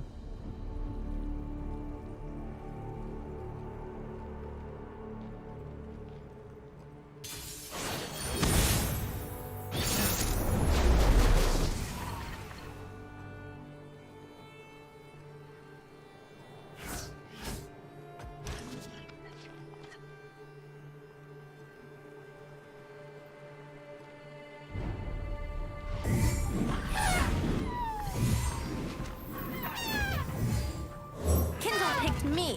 That's why Smith. More air, more coals. Oh boy, what is the deck? It's aren't you supposed to do a Lowy? Isn't it supposed to be a Lowy, Swain? Hello, new best friend. Lunari, rise. This is some hand.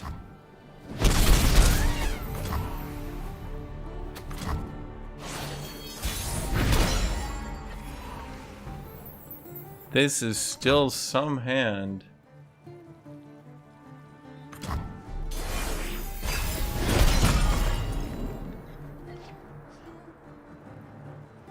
For the tribe.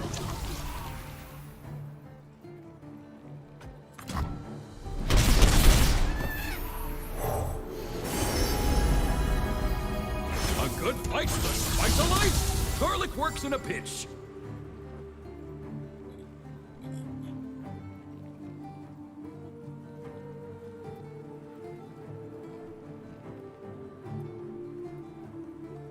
Yeah, please play the Shreem and Moomy deck? No, thank you. It's kind of okay, but should have healed last turn? Yeah, but then he would have taken an action.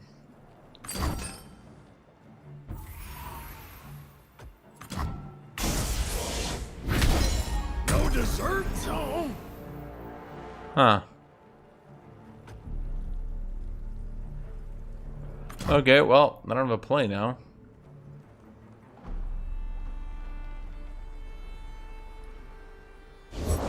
Deal me in.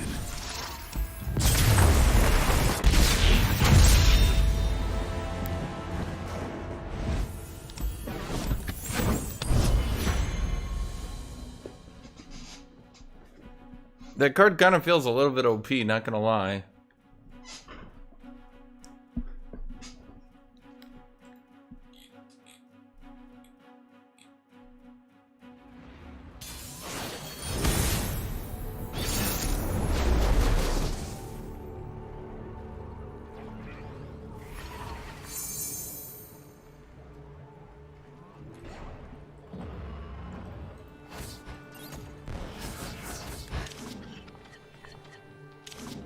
Could use more curves? Oh shit, dude, you're right. Let me rearrange my entire deck because I didn't draw my low-cost creatures. Everyone knows when you lose a single game in a card game, you have to throw your deck out. Fuck the odds. Plenty of fire to go around. You're looking at Ionia's kitchen champ 10 times running.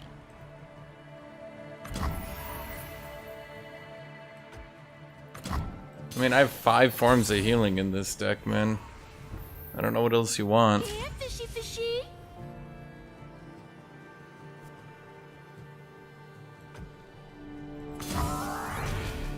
Tough day, friend?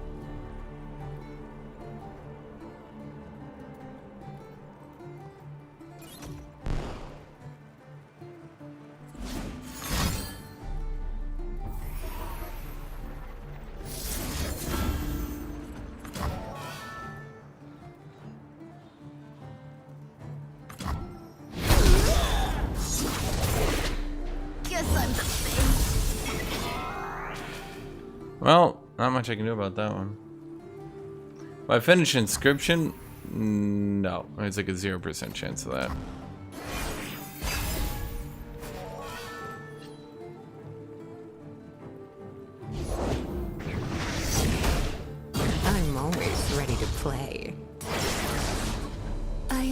finish you off. See what's beneath while I See what's inside.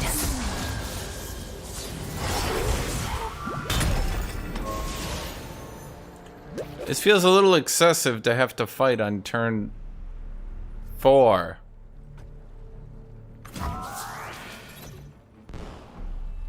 I love it when they scream.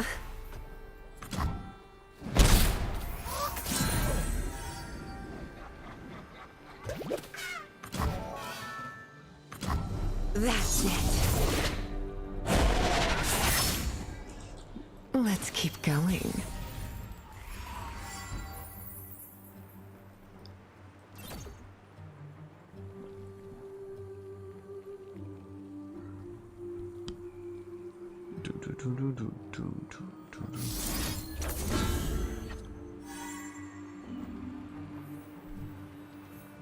Spear blade or palm.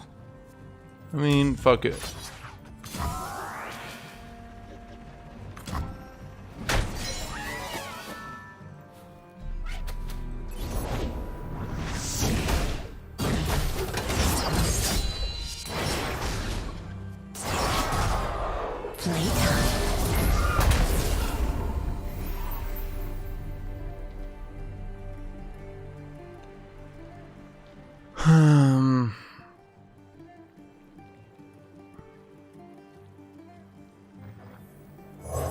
His fire burns bright in our hearts.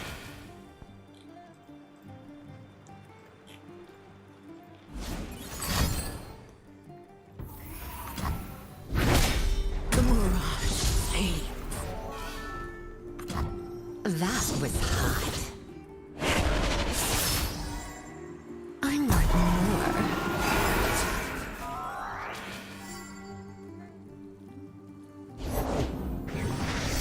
She waits for me beyond the mist, my queen. Playtime.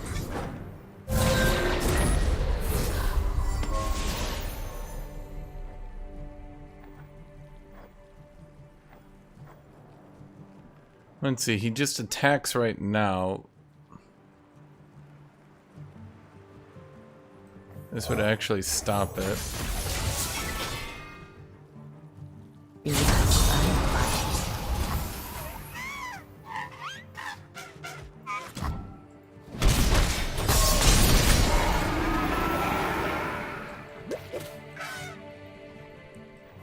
Why do people say again that the eagle is bad? I will tell you. tell the one about his fiery breath, Hertha. That's it.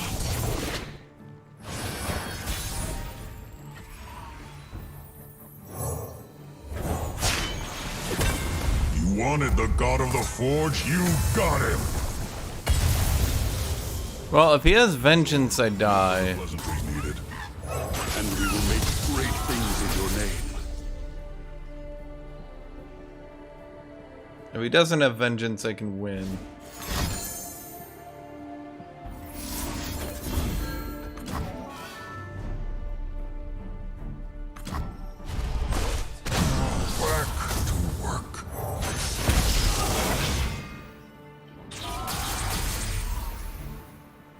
I will be worthy.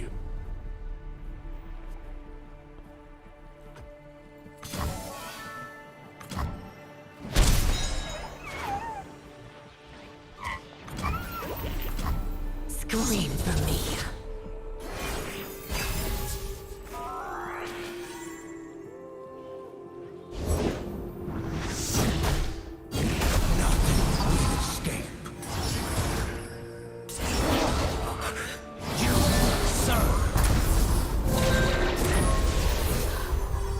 We're fighting set? Okay.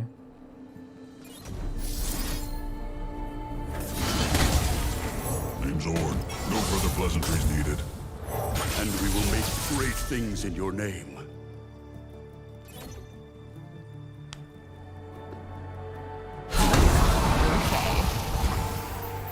Okay, time to darn it. He seems to have RNG'd elusive. Damn it.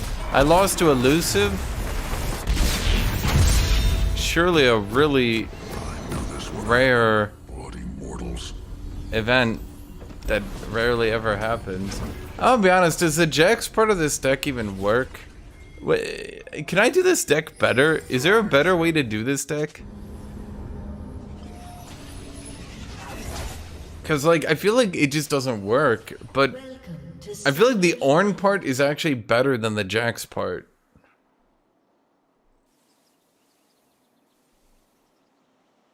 "30 seconds until minions spawn."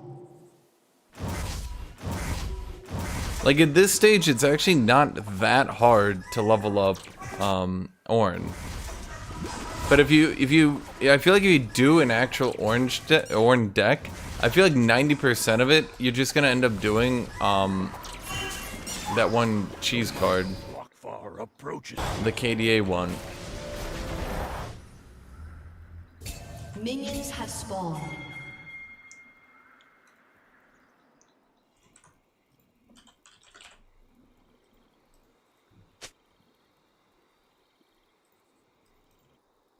Urge to kill rising.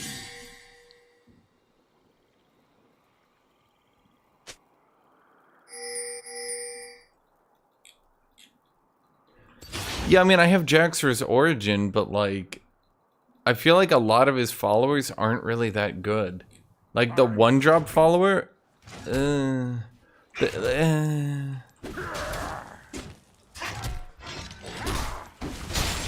Oh, you went W second.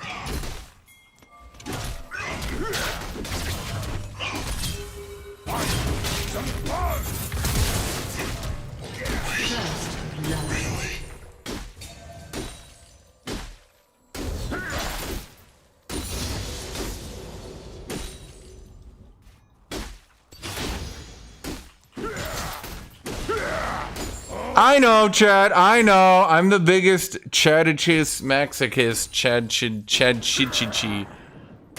in the world. I know. I'm the best. I know. It's okay. I know. Don't, Chad. Stop saying it. It's okay, Chad. Stop saying that I'm actually the best person that's ever lived ever in all human history. Chad, come on. Am I really the biggest dick, Chad, that's ever lived? I mean, yes, that is true, but do we have to keep saying it?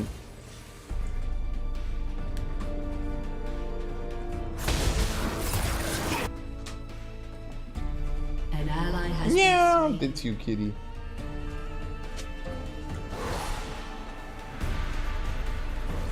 To action!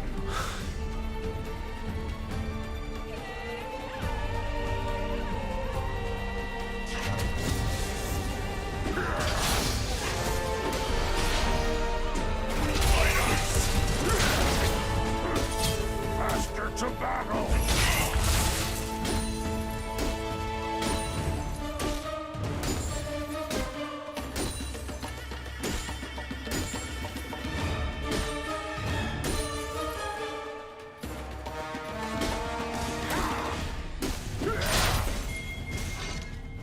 The might of I knew that if I did that Ian backed out, that he actually couldn't get back into range for his W.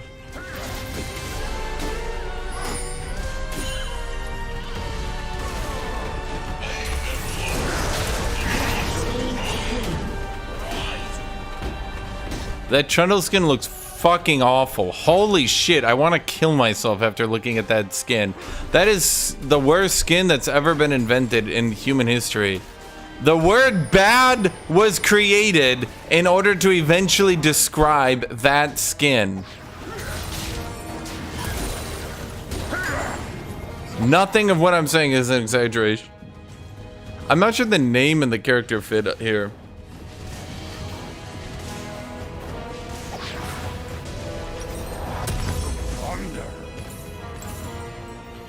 Chad, can I say something? Can I say something I've been thinking about the other day? I know what you're thinking. Oh, god damn it, you were thinking again? Holy shit, who are you going to insult this time? Okay, actually, I was going to insult An enemy has been slain. all of Islam. Yes, you heard me right. No, but seriously. I was thinking about this in the shower the other day, right? So, Islam uses the conquests of Muhammad to show the superiority of their religion, right? But the thing is, was it really the superiority of the religion, or is it something Walid just being a really good general, as well as Arab light infantry being extremely good?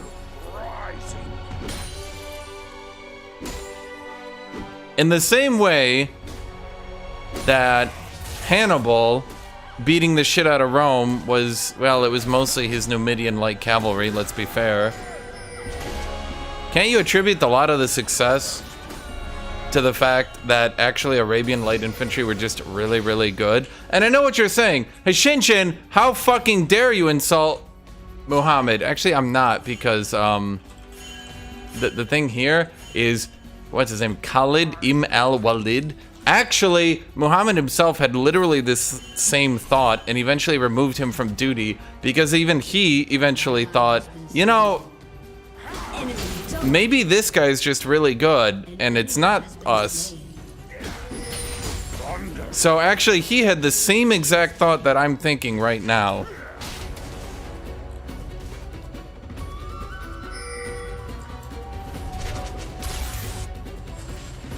And before you say, but Hashinshin, were Arabian light infantry really that good? Yeah, actually at the time they were. In every 1v1, and for some reason they 1v1'd all the time. Don't ask why the Romans kept trying to 1v1 the Arabians. I don't fucking understand. But in every 1v1, the Arabians won. The Arabian light infantry was just really, really, really, really, really good for their time. So in combination with, I literally need to wiki this every time. Khalid ibn al-Walid, in combination with him and the Arab light infantry, how much success was due to Muhammad and how much success was they just were really good fighters.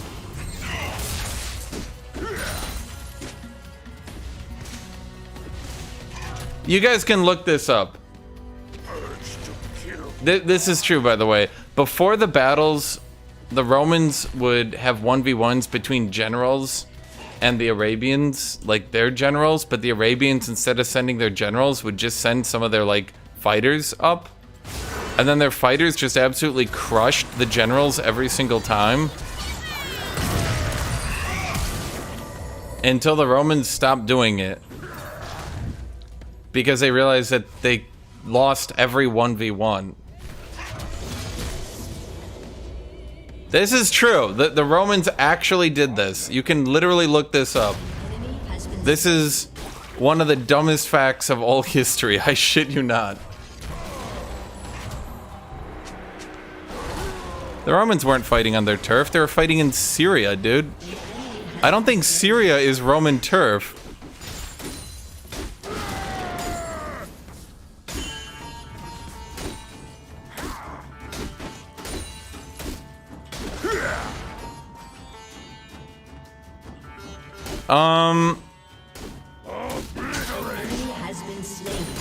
Yeah, the Islamic sources can be biased, but even, here's the thing.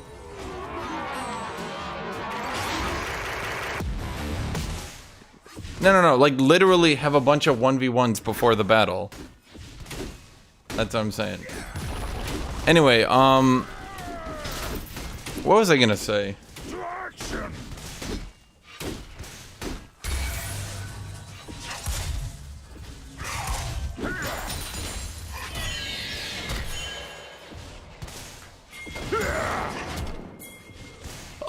Even if you pay attention to multiple sources, the Arab army the Arab army beat the Roman army. There's not really much you can talk about.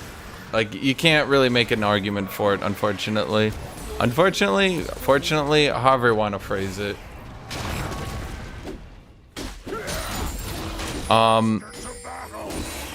Even if you use fair sources, the Romans 100% would have been putting up about equal numbers, if not much better numbers, than the Arabians in every battle. It's just... And by the way, saying that they were fighting on their home turf because they were fighting in Syria, where do you think they conscripted their army from? Certainly not Syria. No, I get a Hearthbone Axe gives you movement speed on hit.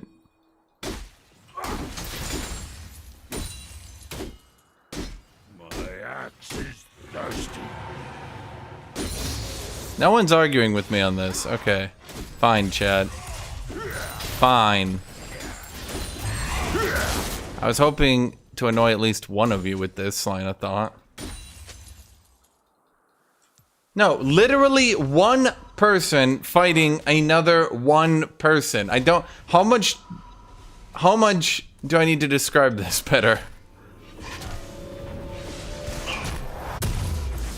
Well... What do you mean, why should you argue? I'm like... Okay, you know what? Fuck you guys. I thought this would be... Well, I'm fairly certain at least the Muslims in chat should know this. If not, I don't think all of chat will know this part of history. No, but I feel like the fucking Muslims in chat would have an opinion. Nobody? And yes, I do believe most of the Giga Conquerors throughout history were a little bit overstated. Killing spree. Almost all of them were kind of hand-fed their victories.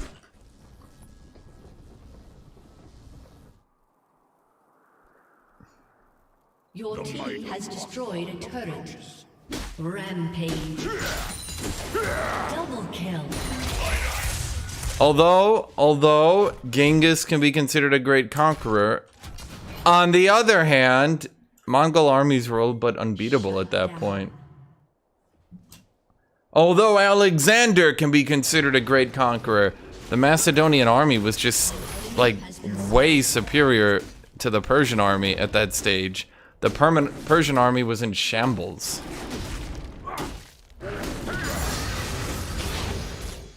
Yeah, that's what I'm saying. That's what I'm saying. You guys can't... I literally prepared a line of thought here just in case I got death threats for this, by the way. You guys can't say that I'm being insulting because even Muhammad himself removed... I need to fucking Google this again. Khalid ibn al-Walid, even he removed him because he started to get thoughts himself of, now, wait a minute, are we good or is he just a really good general?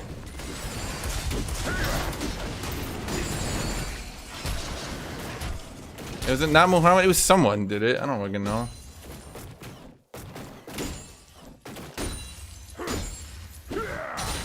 To plunder.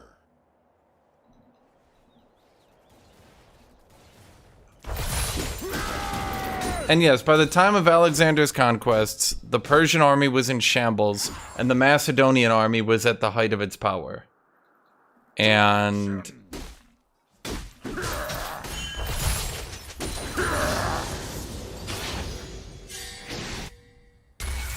Alexander didn't really have to beat the Ace Persian army. Let's be fair on that one. I think everyone can be fair on that one. Additionally, Hannibal. I love Hannibal. Hannibal's my favorite. His Numidian light cavalry was so much better than the Roman cavalry. He did use it well. Like, I'll give you that. Okay. He did use his light cavalry very well. Did I just kill them all? Okay, fair enough.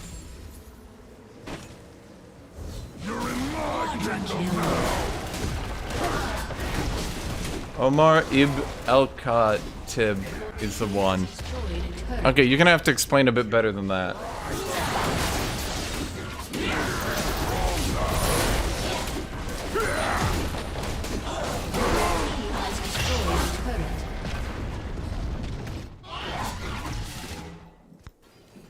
Yes, the Berber cavalry was the best light cavalry potentially in all human history.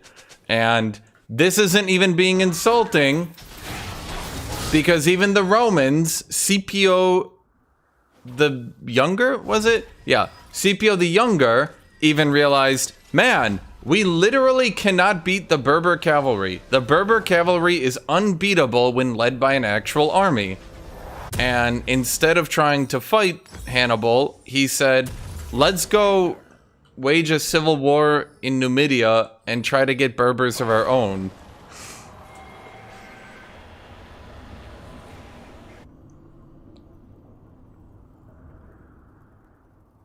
Okay, so who was it? Okay, someone was it then. Because, okay, who the fuck was the general under Muhammad then? And, okay, well, oh, fucking Christ. This shit's so complicated.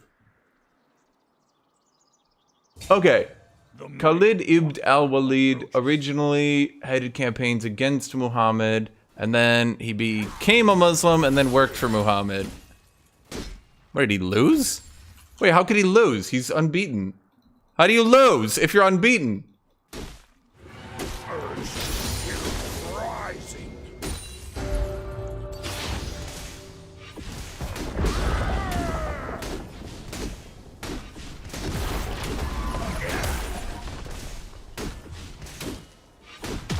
Varys, I will kill you if you get closer. I do promise you that. Your team has destroyed a turret.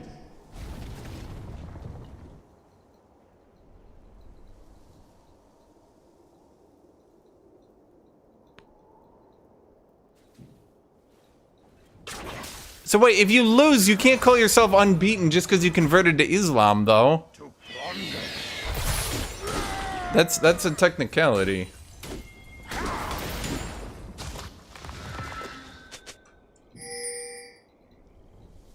I know most of the story with... Let me Google this. Khalid ibn al-Walid. I know most of the story. He was removed from his position, but the other Muslim generals were like, dude, you're clearly the best, so you're going to, air quote, not lead the battle, but please lead the battle. And so, even while not having the position of general, he still showed up and commanded the armies. I guess he just liked commanding armies. It was his hobby. Your team has destroyed an inhibitor.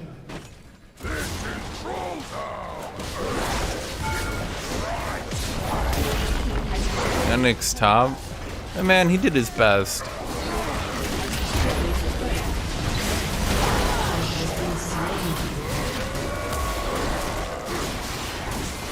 summoner has disconnected. Victory! He beat Muhammad in the battle, and after the battle, he became a Muslim. And okay, I need a. Do they have a video on this? God damn it!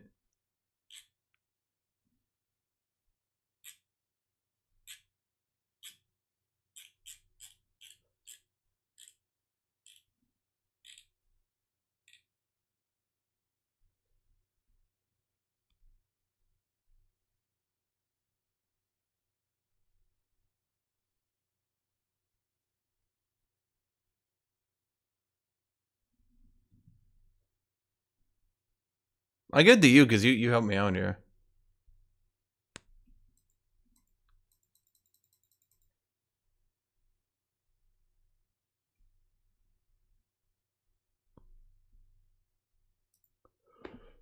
Okay, hold on.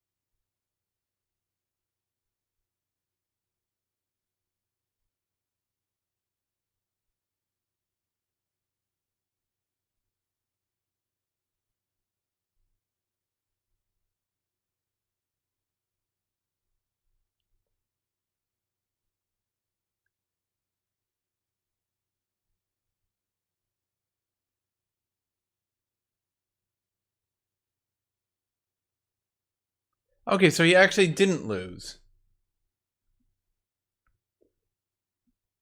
But why did he convert?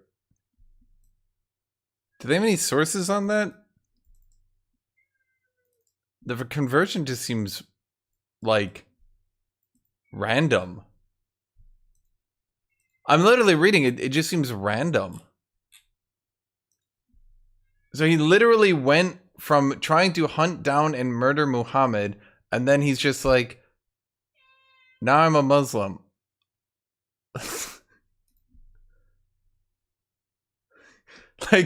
like he was literally on the hunt trying to kill him, and then just went, It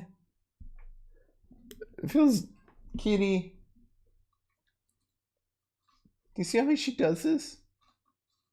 You were just meowing at me, and now you're ignoring me because I turned around to look at you. Kitty. Kitty.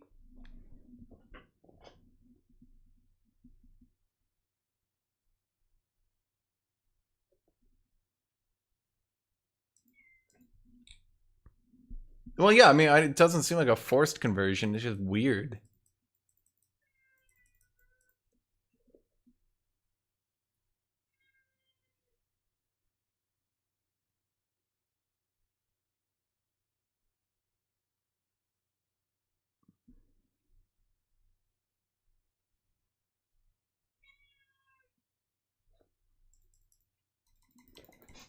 Kitty.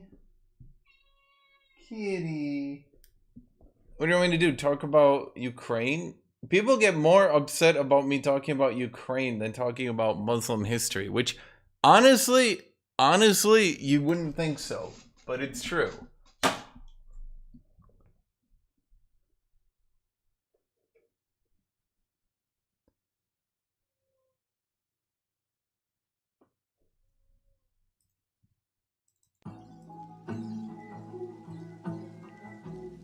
Kitty. Kitty. Kitty.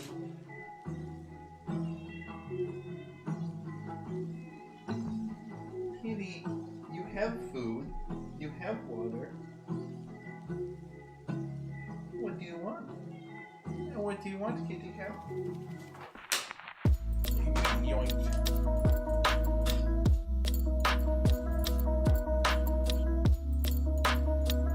The guy that founded the FBI was a relative of Napoleon? I didn't know that.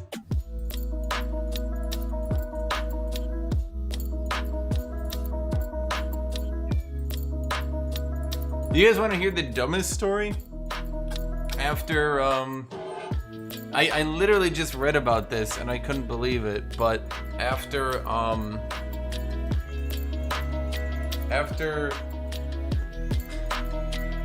Kitty, you're not as cute as you think you are. After the Spanish kidnapped what's his name? The leader of the Incan, and killed him, it kind of became a default strategy to amongst the Americans, and by that I'm meaning like the Native Americans, to like kidnap the king of the tribe or empire or kingdom or whatever, and then use that as leverage. And I think it was in Hawaii. I think it was in Hawaii. Cook was having issues, so he went to kidnap the king, but like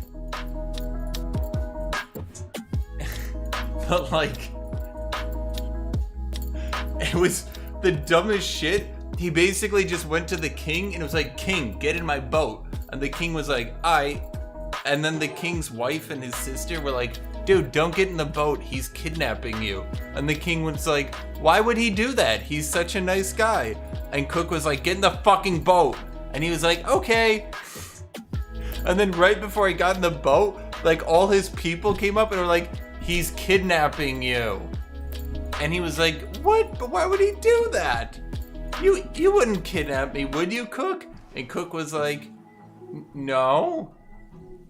And OG was like, "Wait, maybe he is trying to kidnap me." Kitty, you're being the meowiest meow right now.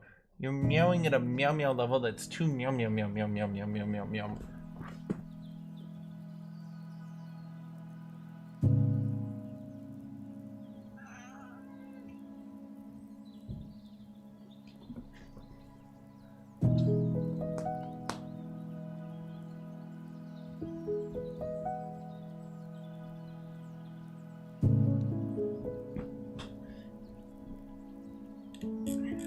Okay, let's go with Aatrox here. See, that's the thing. You guys don't fucking indulge in my stories. I tell you cool stories, and you guys are like, meh. And then you guys wonder why I just go to like wacky, quirky, historical shit. Because then you guys talk about that.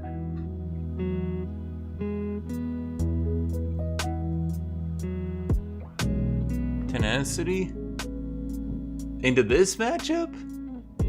Yeah, I don't really think so, no. I have no idea when PvE changes. I don't know, sorry.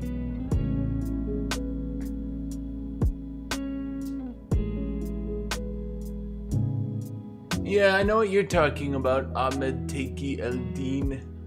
I need to go to the bathroom though. God damn it. You know, I was thinking about this the other day. Isn't it kind of weird that swearing at God is just kind of like a normal thing in the English language? It's kind of not normal in other languages. I need to get water though, and go to the bathroom. I'll be right back.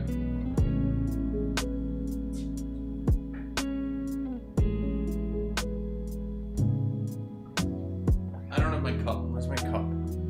Where's my cup? I had that cup, but I need my milk cup.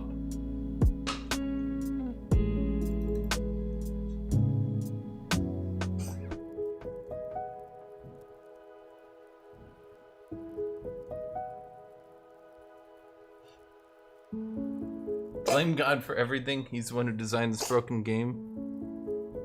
Well, no. Actually, to be honest, the blame God meme, that's not really a meme, but the story I read the most is from a Holocaust victim who, before getting executed, wrote on the side of his cell, "If God is real, he'll have to answer to me." I'll be right back though. I really need to go to the bathroom. Oh wait, am I picking next? Oh god damn it. Oh!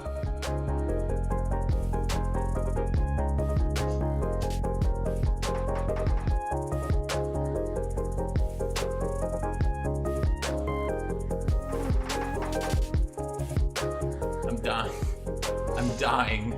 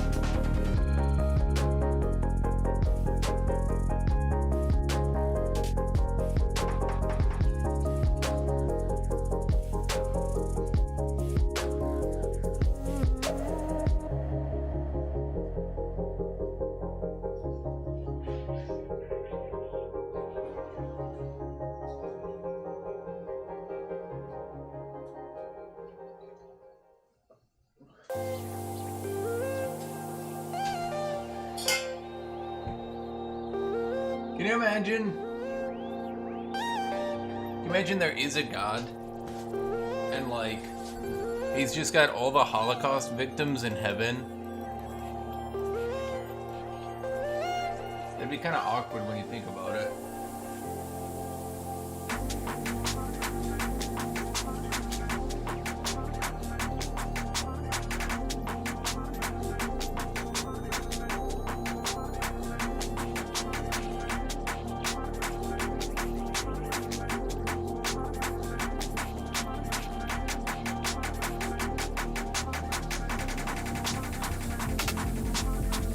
Yeah, Trundle smashes Olaf, kind of completely unwinnable.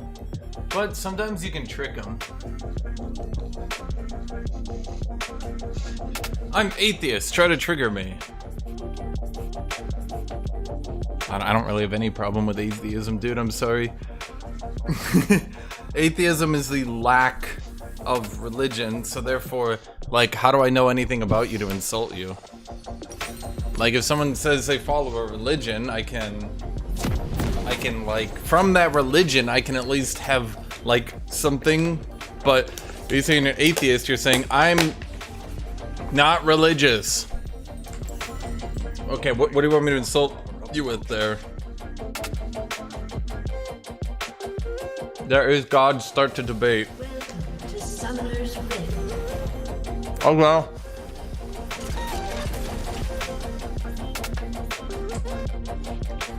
30 seconds until minions spawn. Do you then think all the people who failed to act to prevent the Holocaust get into heaven or not? Yeah.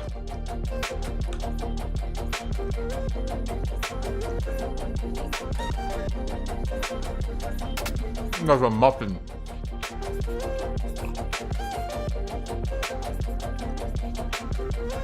Minions have spawned. Urge to kill rising.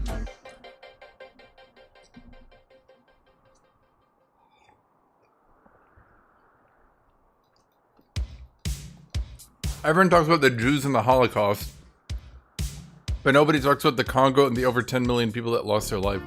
People do that all the time, actually. Is anyone from Belgium in chat? Because, like, that gets mentioned constantly. I'm not gonna lie to you. To plunder.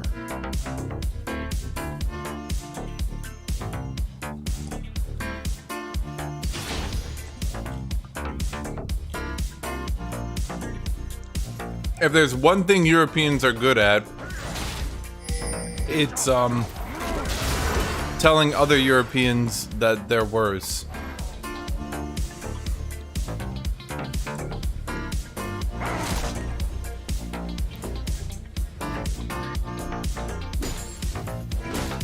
Death by steel.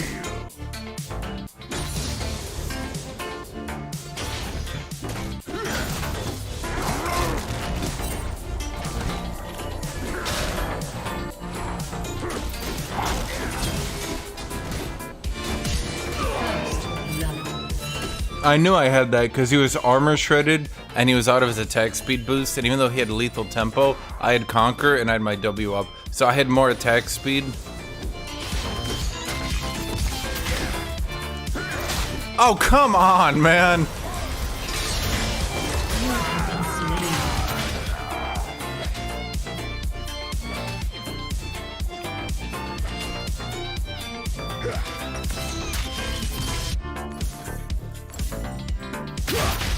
But now wait, you said Muslims can go to hell. What does that mean for non-Muslims? Can they go to hell?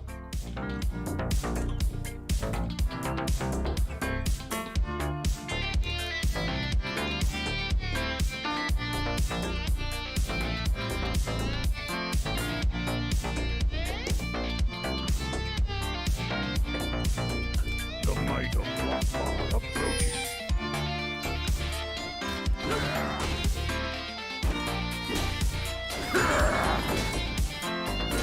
I think I prefer religions that have a clause for people that aren't that religion.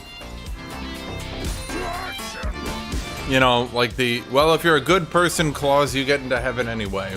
Because without that clause, it kind of feels diabolical. Can you imagine being born into, like, the wrong area of the world? Like, you're not born Buddhist and all the not Buddhists are going to hell? Kind of be a dick move out of God, wouldn't it?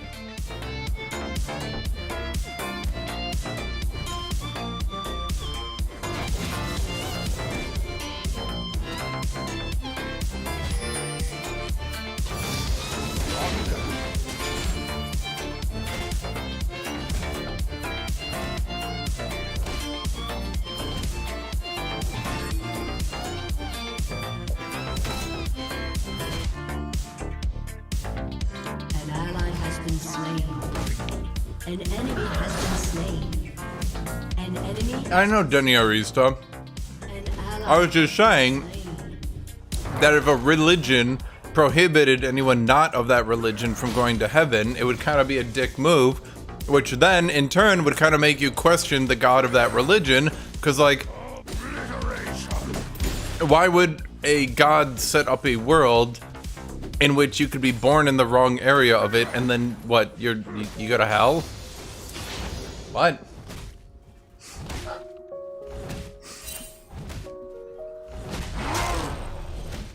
My axe is thirsty.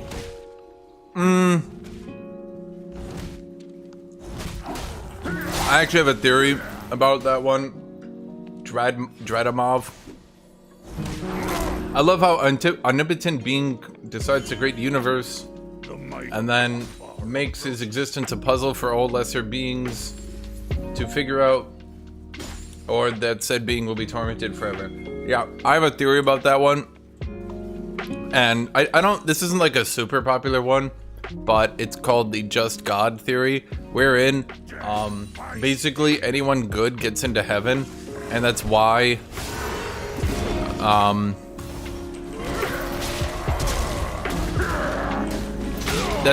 basically every religion has kind of, not every religion, but I'll say most modern religions kind of have the tenet of like, yo, just be like a good person. Don't be a dick.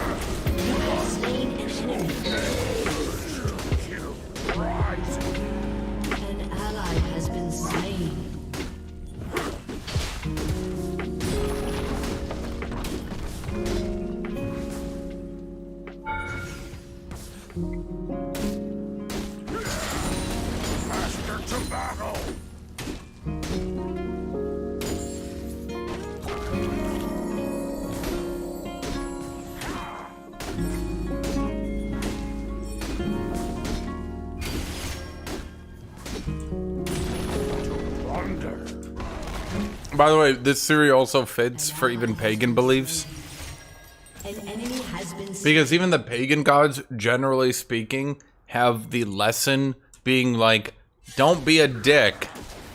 Even in things like Hellenism, you have like Zeus being an asshole, and the lesson of the story, which some people don't actually understand this one, the lesson of the story was never be like Zeus, he's so cool. It was generally, don't be like Zeus, he's a rapist asshole.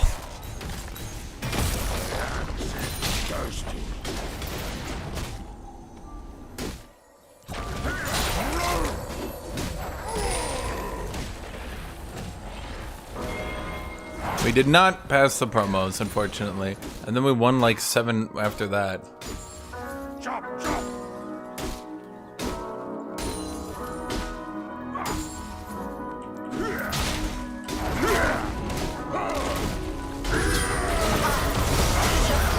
God damn it.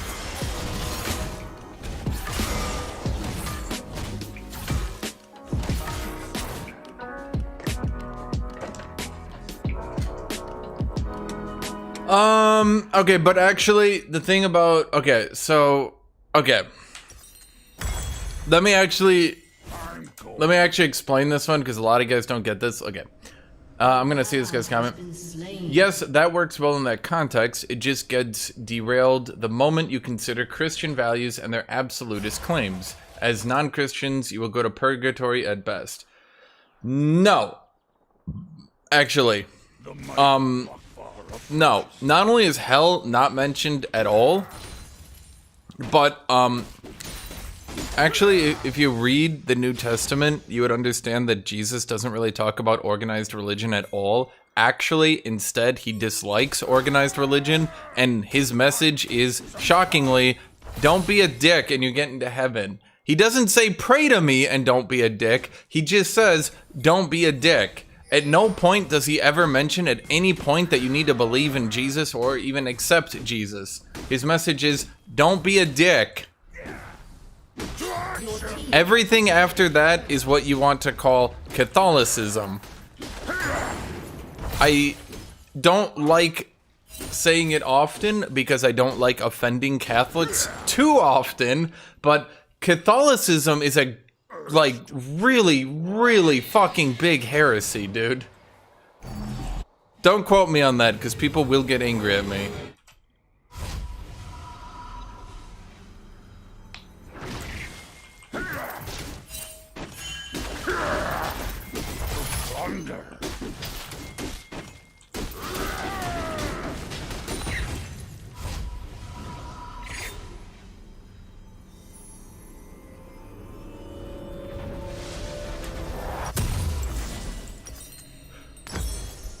I'm going.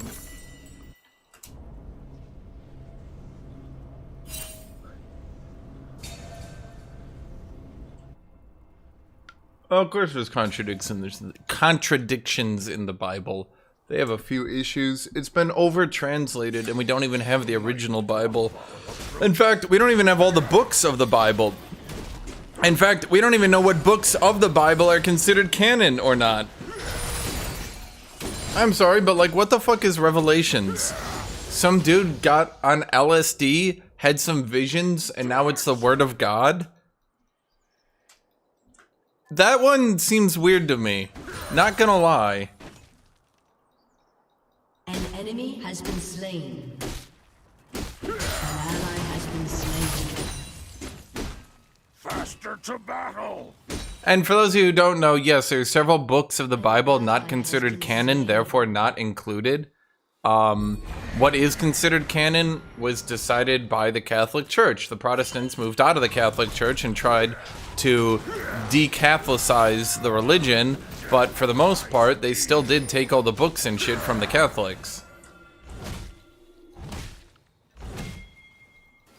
So...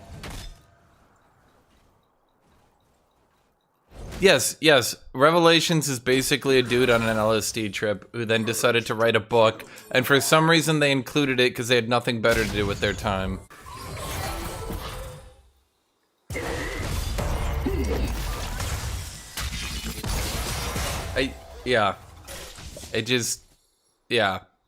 It's weird. If you actually go read Revelations and that stuff, you realize that wasn't written by, like, obviously not written by, like, Jesus or anything, right?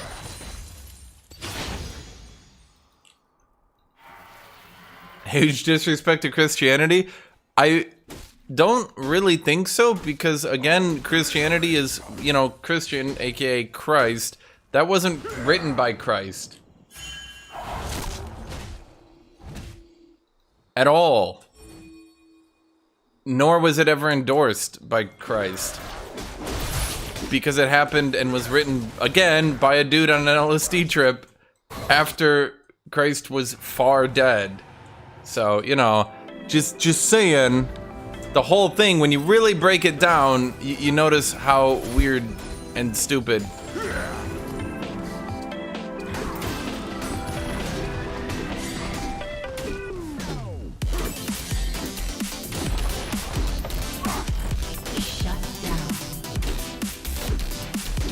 So if you are what you would call a Christian, Revelations doesn't really actually make any sense. A lot of that shit doesn't really make any sense.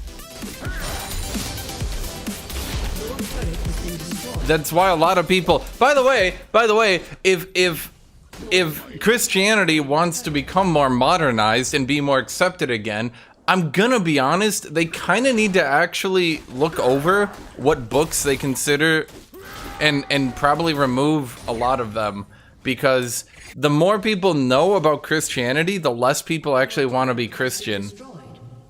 That's actually a concept that has been proven true over and over again. That a lot of people, like, once they start actually learning about all of this, they start going, wait, that's dumb as fuck.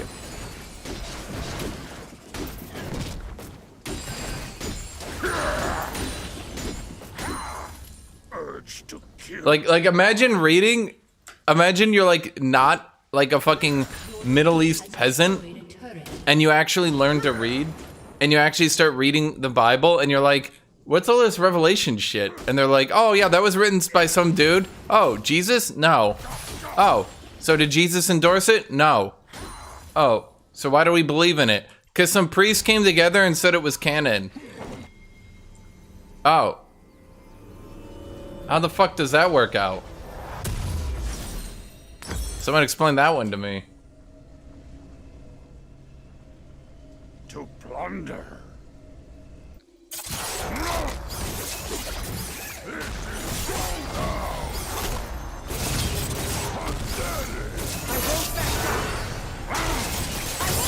Oh, but if you ulted through him, you idiot! Oh, you're so stupid! An enemy has been Islam has some similar issues, but they've kind of learned to just not mention it. Is that the right way to put it? There are pure... I've mentioned this before in my channel. There are pure Quranists, I think they're called. They believe only in the Quran and nothing else.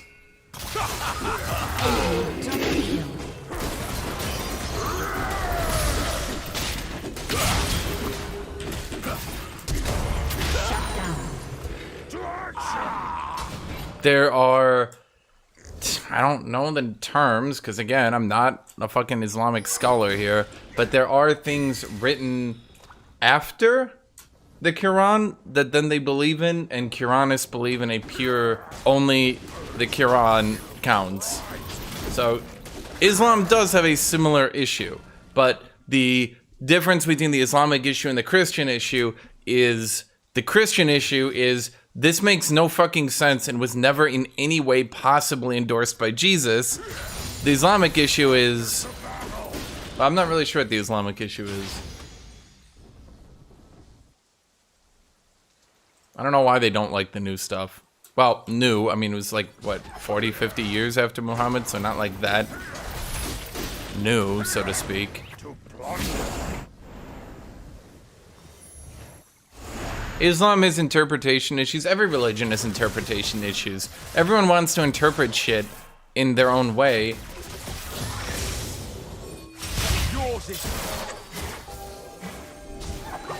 Okay, so the Hadith. Can someone explain the issue here better than me? This isn't a me not trying to be insulting thing. This is a me, I'm kind of out of my element thing. It's basically... Correct me when I'm wrong here. You had the Quran, which they believe Muhammad got from God, and then afterward there are hadiths. I don't know if I'm even pronouncing that right. Those were written by Muhammad, but you now need to remember that Muhammad is considered infallible, and therefore this would be totally acceptable.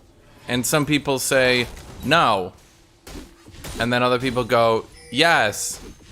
And this is basically the issue. You have slain an enemy. To kill rising.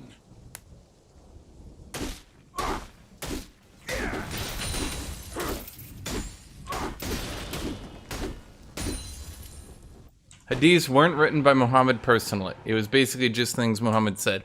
I mean, well, there you go. So basically, from what I understand, it wasn't written by Muhammad, therefore it didn't have like the Muhammad seal of approval. But yeah, basically people relayed what Muhammad said to other people, and then eventually at some point it got written down, but then some people questioned the authenticity because within the Islamic religion, the Quran would be the word of God, but the Hadiths, not so much. Do you get it?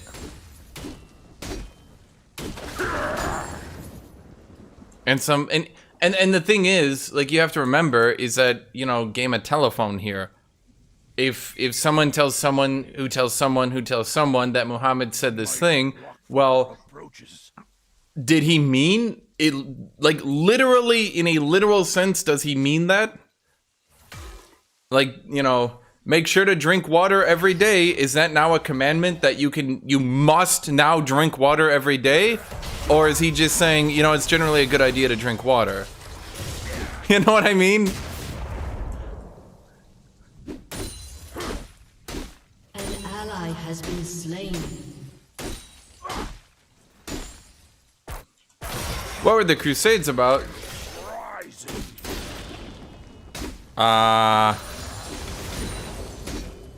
That's a bit of a hard one to answer. I would say generally they were about the Byzantine Empire.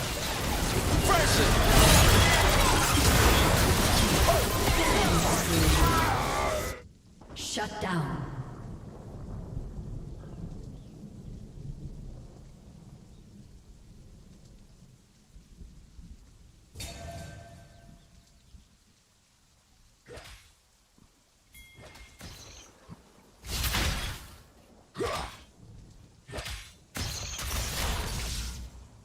No, because there was scholars, not anyone say anything in Hadith. There's a whole science called Science of the Hadith. Yeah, okay, so this basically what I said is true. Islam has its own issue with disputation. I'll call it disputation?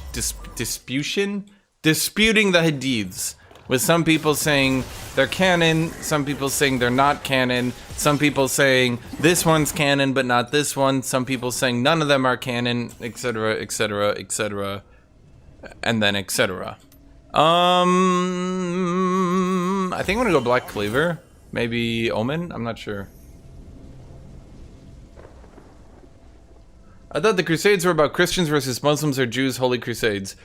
It's complicated. Okay, so basically, the Eastern Roman Empire, the Byzantine Empire, which was considered the bastiondom of Christendom, had finally lost really fucking bad to the Turks. How bad?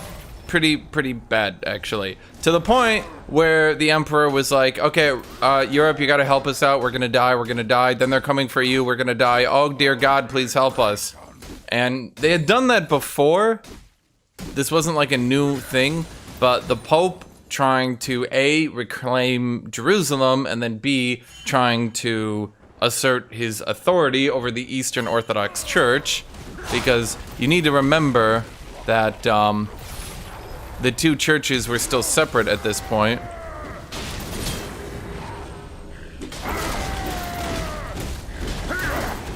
Slain an enemy. Yeesh. Anyway, he sent in a Giga Crusade and took back Jerusalem. That's basically it.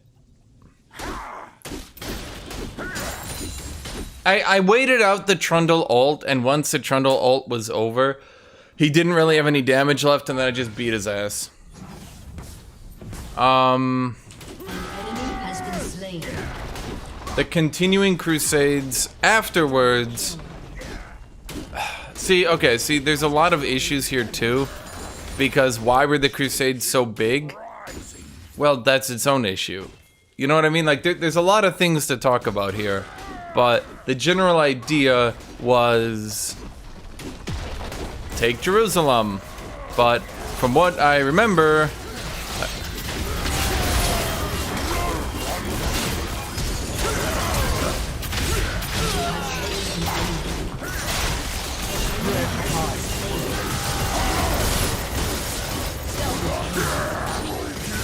anyway, from what I remember, wasn't it the Fatimids of Egypt, who should have been Shia at the time, were opposing the Seljuk Turks? From what I remember, the Seljuk Turks had actually taken Jerusalem from the Fatimids, and because it was a Sunni Shia split, the Seljuks were more of trying to be an Orthodox Islam, and so then they closed off Jerusalem to Christian pilgrims, which pissed off the Pope because he was closing off Jerusalem to the Christian pilgrims. As you can imagine, this kind of made him mad. The Fatimids were like, hey, you can't do that. That's like, you can't do that. You can't do that. That's like super mean. Don't be mean. And I believe I haven't read this in a long time, but the Fatimids then reopened Jerusalem and were like, hey man, Christians, like, they were like super rude to you. Don't worry, we took it back, and now you got Jerusalem again. Yay!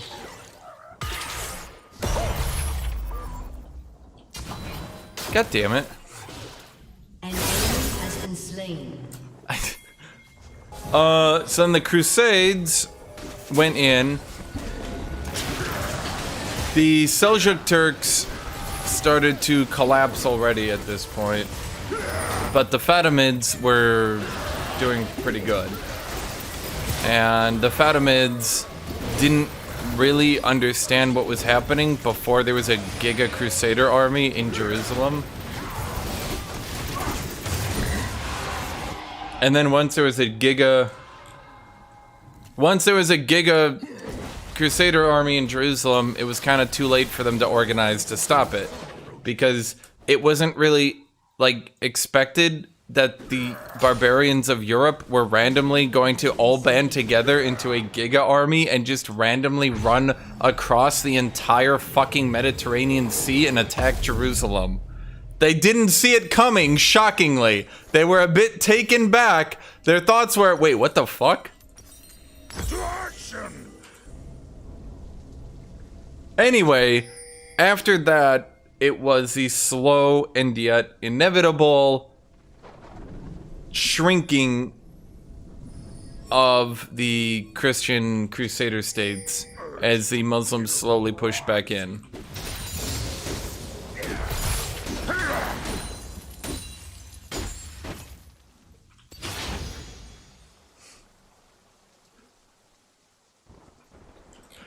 Yeah, basically, the Fatimid Sultan is just told, like, they're at Jerusalem. Who? The Seljuks are back? No, the, Europeans. Oh, are they traitors? No, there's tens of thousands of them. And they're sieging the city? The Europeans are here, sieging Jerusalem.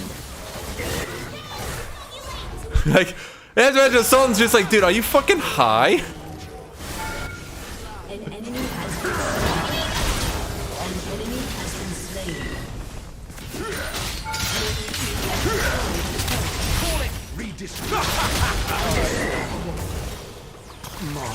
Well, that worked out. Your team has destroyed an inhibitor. Your team has destroyed a turret. A summoner has disconnected. Victory! Anyway, that was the Crusades. It was kind of a shock to the Muslims, who really had no fucking clue what was happening. And again, I talked about this yesterday, but the Middle East was still majority Christian until only a couple hundred years ago. I think so. I think that's true. Don't quote me on that, but it's probably mostly true. And so when the Crusaders came through, a lot of indigenous Christian people defected away from the Muslim sultanates and joined them. And so they saw actually a lot of success, with just complete fucking shock and awe factor, and B, with the fact that they actually could get defecting states to shore up their, A, to get more numbers, and then B, to actually start setting up their own kingdoms.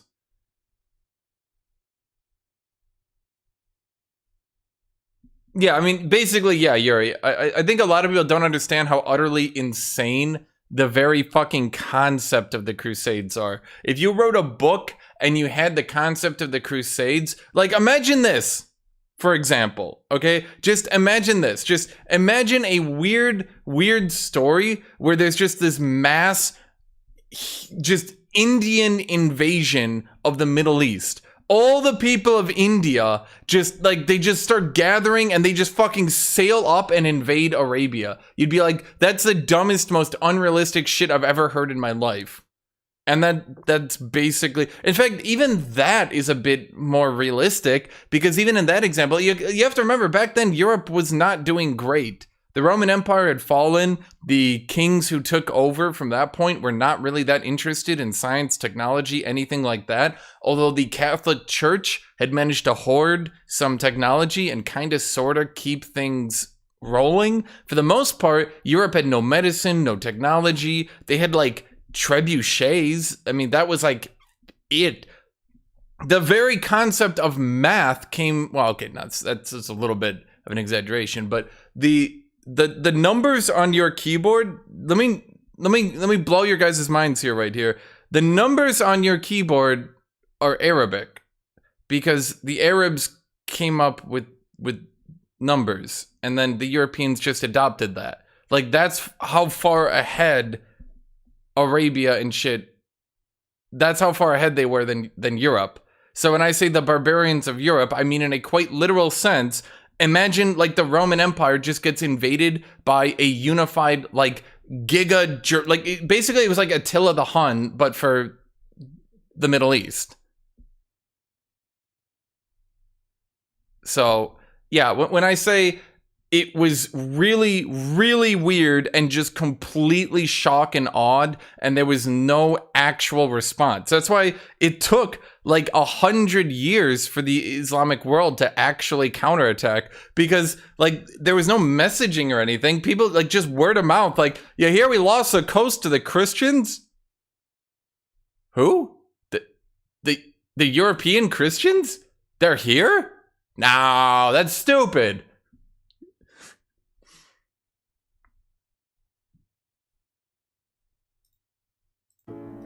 So yeah.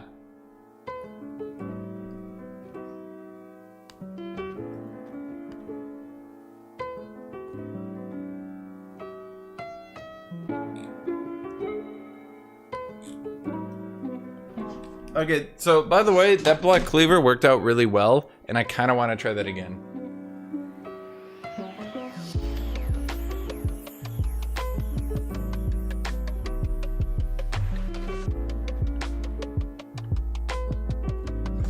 Worth noting, by the way, during the First Crusade, the Christians massacred all the Jews and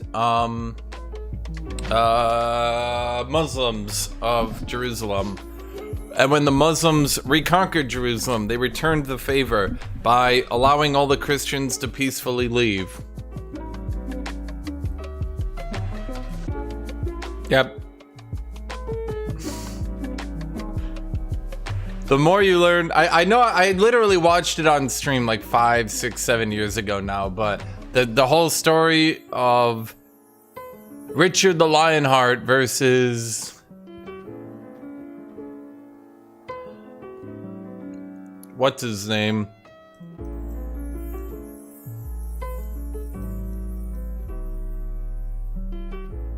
Salah al-Din. There we go.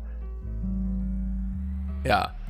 Richard the Lionheart was kind of a war-crazed psychopath, and Salah al-Din was a reformed sinner who was trying his best to make up his name before he died.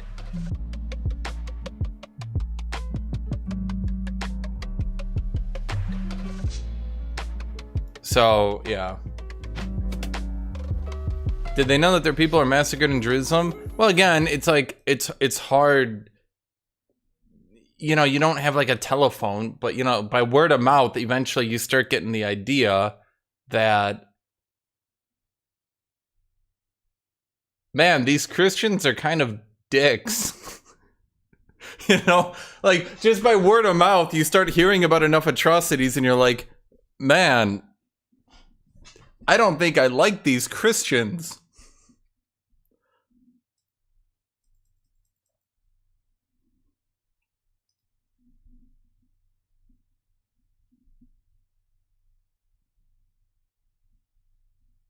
Kind of curious how the supply chains worked during the Crusades in order to supply everyone in the Middle East. Poorly.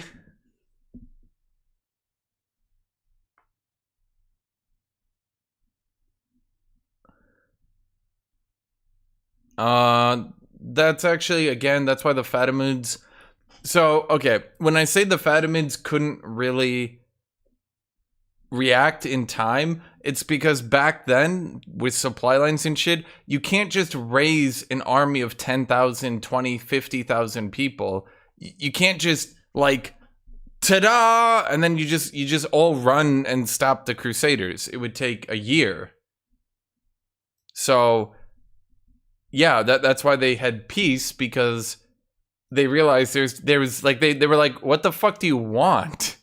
Like, they eventually just send letters and shit. They're like, what the fuck are you here for? What the fuck do you want? Why are you here?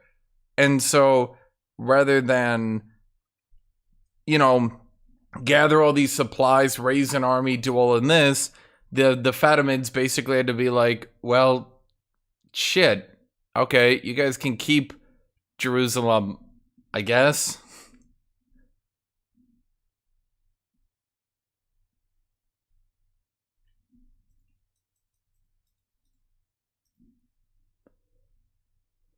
And yeah, the Crusaders were supplied by the Mediterranean.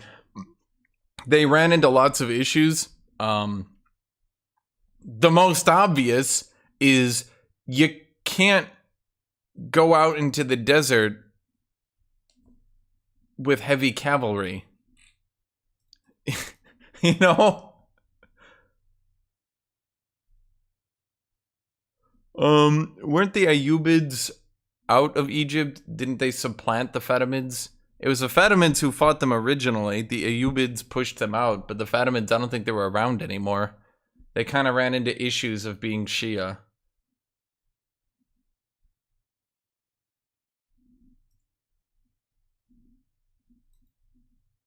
The joke here is that the Fatimids were Shia, and Shia were not the majority of Muslims by any stretch of the imagination.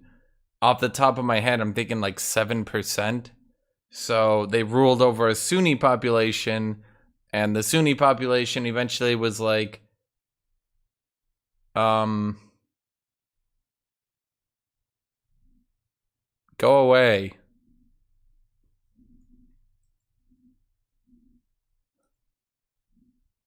I mean, if you look here, oh boy. This is all to answer what the Crusades were about, by the way. If you look at a world history map, enhance. Okay, I don't think playing Olaf into the double AD carry would be a good idea. I don't know.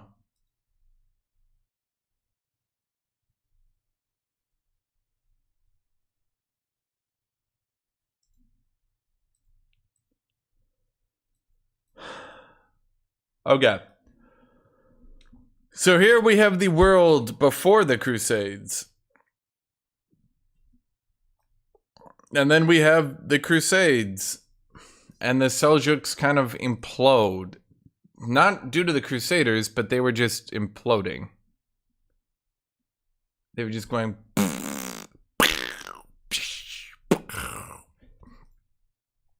Anyway, the Fatimids... Okay, the Seljuks owned it. Do they show it on this website? I believe the Fatimids should slightly own it. For like a little bit. Well, let's see. It's considered Syria. I don't know what they're calling Syria, because it's not like there's a Syria. I'm fairly certain. Well,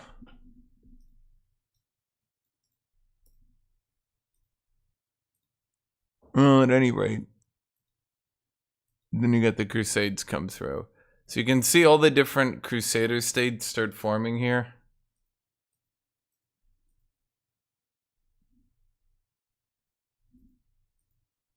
And, yeah. So, like, they actually had a good chunk of Crusader states here.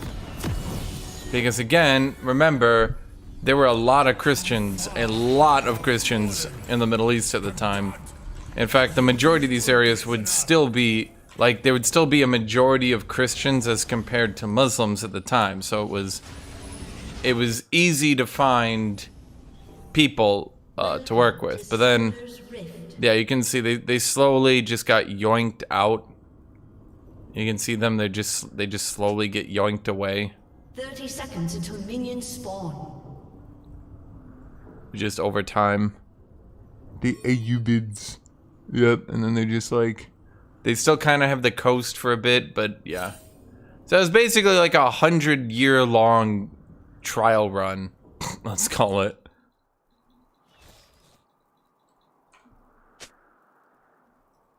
I stood against the void. Now I would welcome Minions it. have spawned.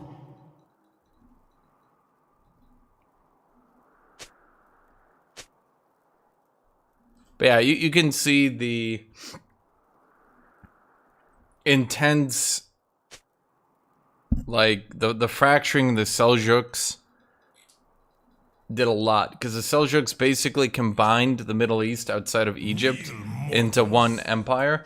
And then they died. So then there was no real, like, other than the Fatimids, who were dealing with their own shit, there was no real Muslims to do anything. And so, you know, once they got their shit together, they did something about it. Eventually. But yeah, for like a good chunk of time, there wasn't any real unified Islamic response. Which, by the way, the movie The Kingdom of Heaven, that's what that's about, is that after 100 years, you know, a tentative peace started to be formed between the Crusaders and the Muslims, because when you're there for 100 years, eventually you're gonna want to start trading with people. You're gonna want to start actually like integrating into the region.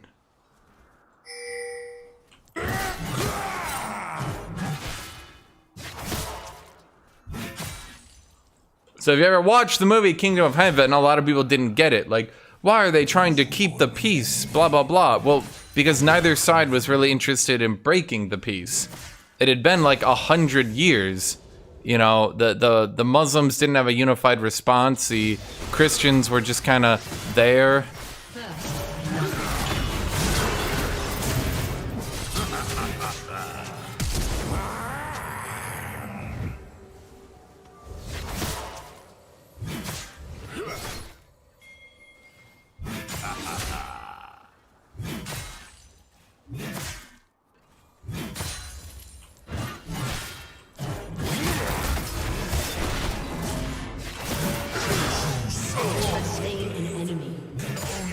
Man, oh man.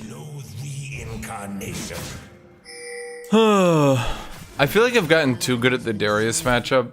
It's kind of becoming boring. Outside of bullshit Darius pulls, I kind of win it too easily. I don't know. An ally has been slain. They changed the way the autofill protection system works. Because I noticed that certain roles are autofill protected at random times, so playing support no longer grants you immunity. Yeah, everything you just said is what it works like now. You seem to have randomly, accidentally noticed it perfectly. Roles that don't have enough people queuing for it now gain autofill protection. Support does not by default grant autofill protection.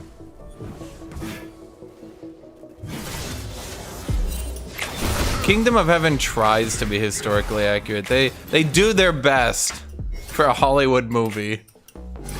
Okay, you need to consider the time period as well. It was made in the time of the post 9/11 world, and a lot of people didn't like showing Muslims in a very positive, sympathetic light.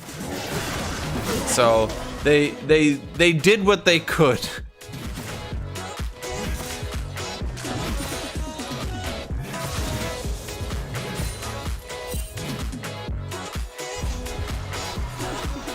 So they kind of needed to...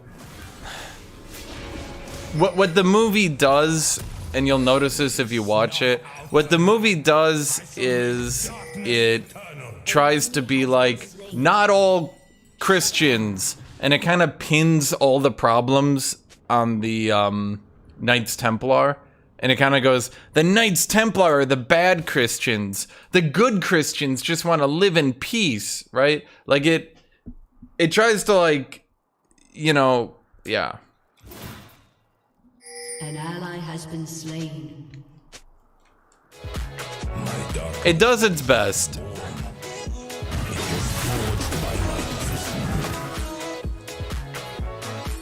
Which, you know, by the way, that would be true no matter what. 99% of people just want to live in peace no matter what situation they're in. That's kind of just humanness.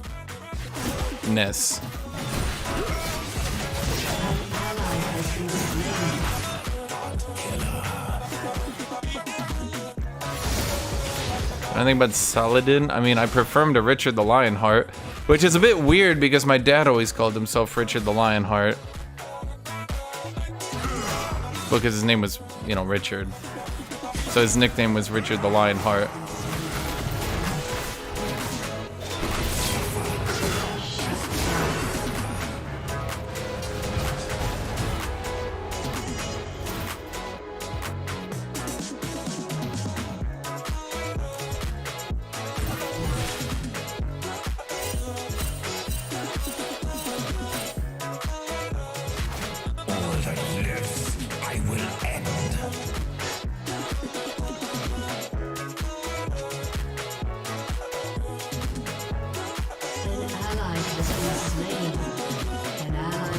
Dude, the Robin Hood story is such fucking propaganda when you actually go back and look at it. It's actually kind of crazy. Holy shit. You could literally tell the entire point of the Robin Hood story as it was told at the time was literally just trying to vindicate Richard the Lionheart and blame everything on his brother. I, Richard the Lionheart, return from these marvelous crusades to lead my people. Gosh golly, he's taxing you? I would never have done that. He did that. He did that because his crusade was really expensive and they needed to be taxed into the ground to pay for it. That was 100% Richard's fault. The entire point of the story was to blame all the problems on his evil brother. Your death awaits!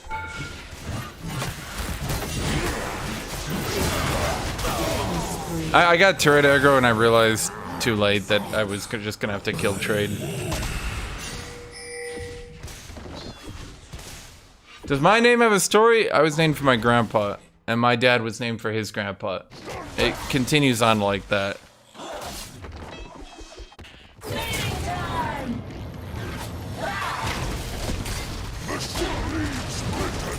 Man, if he was in the turret during that, though. I will render these mortals' forms into my own.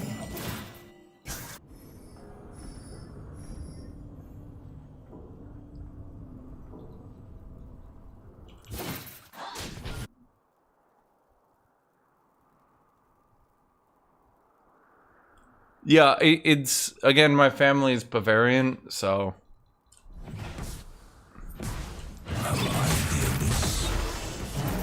It's like a Bavarian German thing.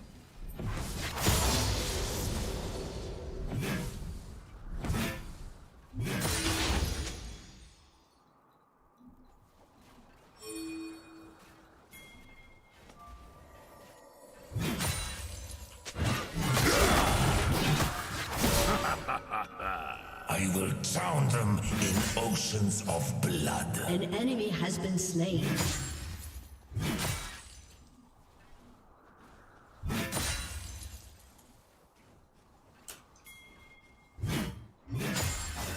Yeah, just to be clear on the Richard the Lionheart thing, everyone hated him. I tell this a lot, but everyone hated him.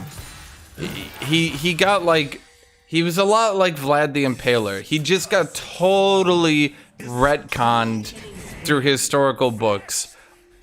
A lot of the historical books just totally gloss over the fact that he was a complete asshole that everyone hated.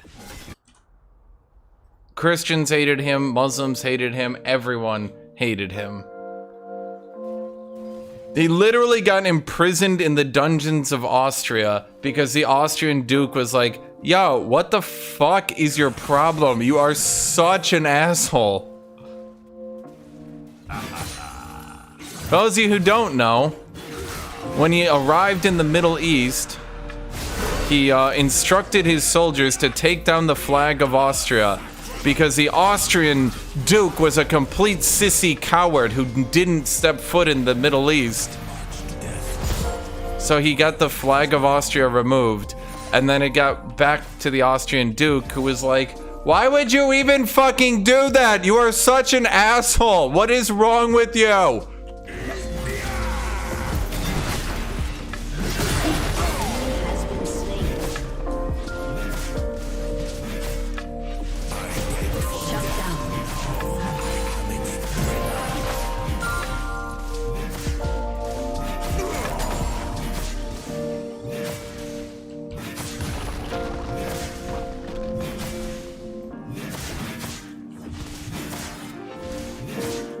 Bavarians are Germans, but, I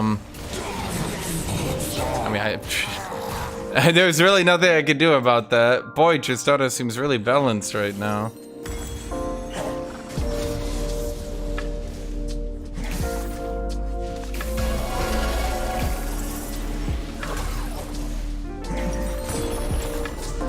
Okay, so Germans aren't just German, okay? So imagine you guys probably you have Arabs, right? And everyone calls everything Arab, but you guys very likely have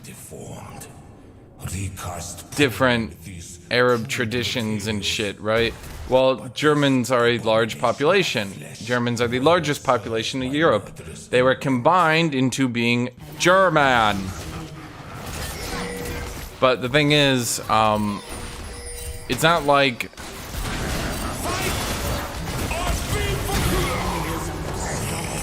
I mean, the fact that Tristana can just do that much damage to me, man.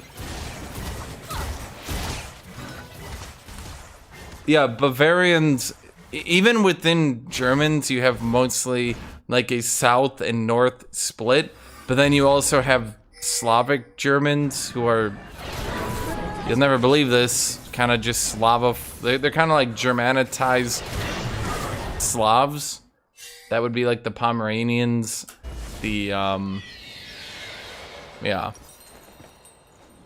Anyway, the South Germans would be with the Bavarians, and Bavarians are actually closer to Austrians, really.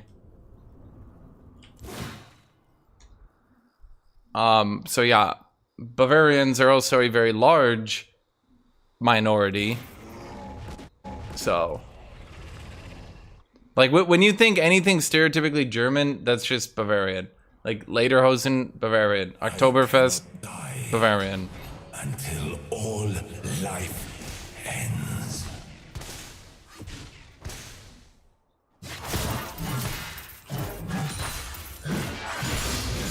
Polish people do have a connection with Germany, although I'm sure they would prefer not to have one. God damn, the counterplay is so vast. I'm so glad we buffed her.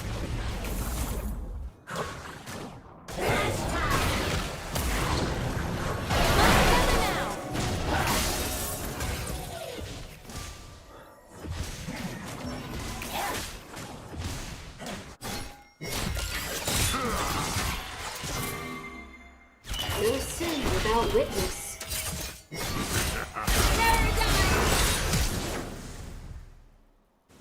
Go on. Let me tear their flesh from them. Let me break their souls and murder their dreams.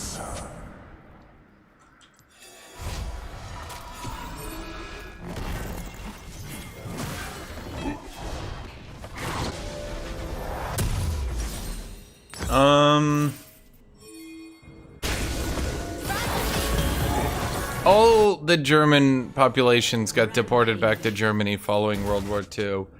Understandably, the populations of Europe got a little bit scared and started mass deporting forcefully all their Germans, because their exact quotes were, "Oh man, I hope this shit don't happen again."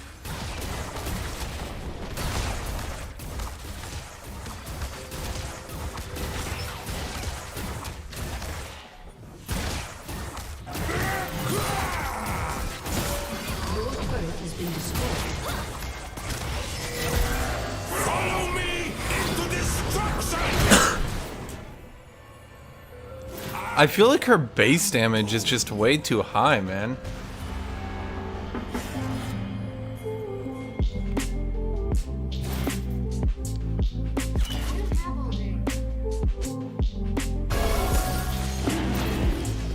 I don't think Aatrox needs to be even tankier with even less healing. Unstoppable. Much flesh, much Okay, they're actually just gonna make them regret being free. How do you think she got 2 items? Because she's running around one-shotting everybody, man.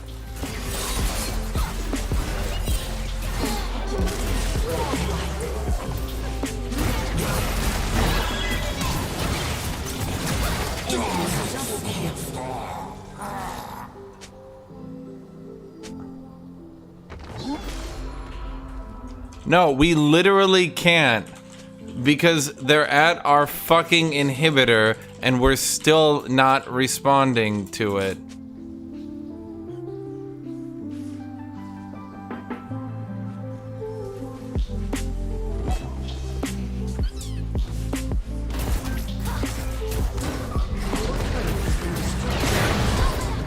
Most of Europe is Germanic in some sense, yes.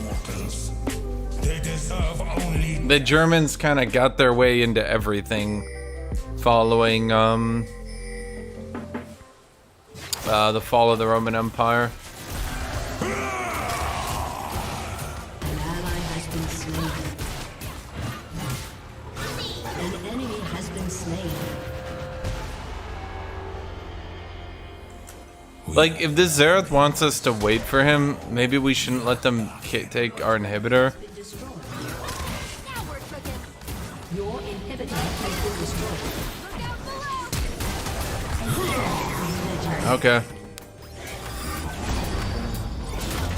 Like, are we just seriously not responding to any of this? This is so weird.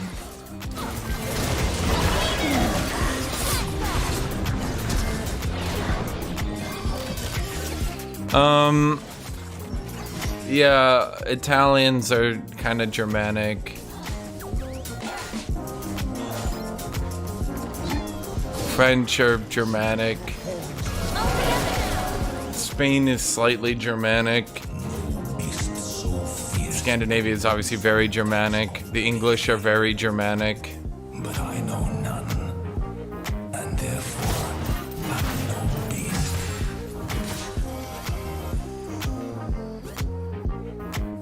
The thing is, like, German tribes would just migrate out and then settle in the land.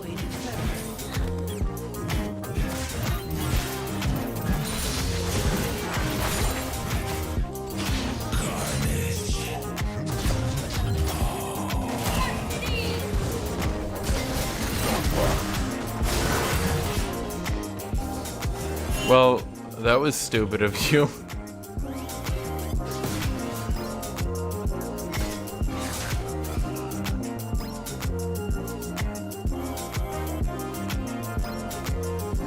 my imprisonment, they will suffer. Enemy is legendary. Italy, I would need to see a modern day DNA test because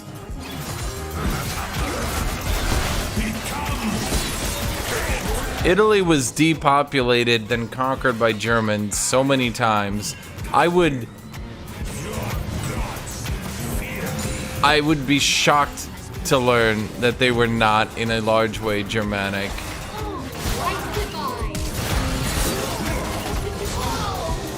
Shut down.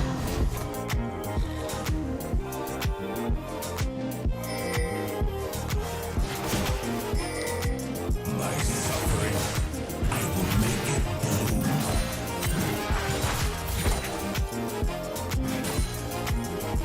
An enemy is legendary.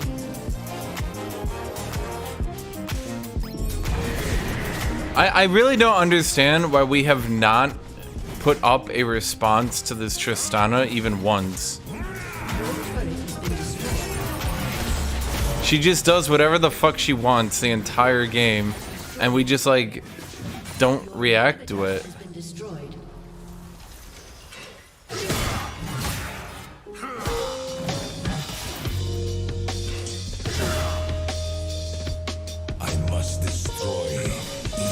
South Italy isn't Arabic. If you're talking about Sicily, Sicily is weird, but it would not be Arabic.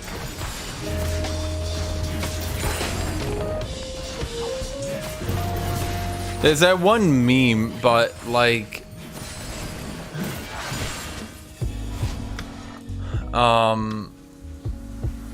it'll obviously have some Arabic shit in it, but like to call it majority Arabic is just silly.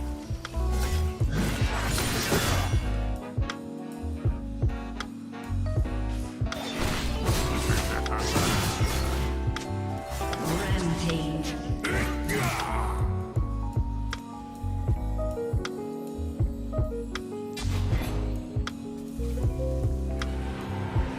I am oblivion. I am destruction. I am doom.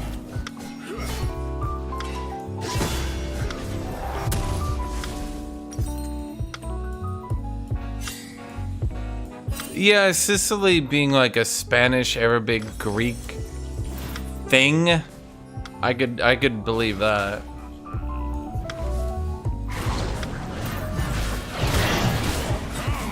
Let me show you darkness.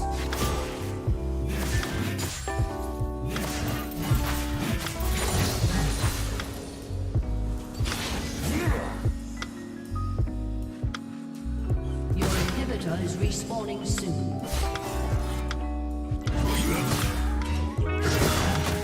Violence distracts me from these chains.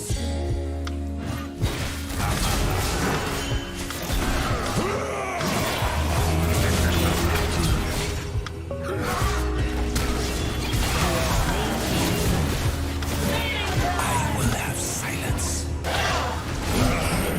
God damn it.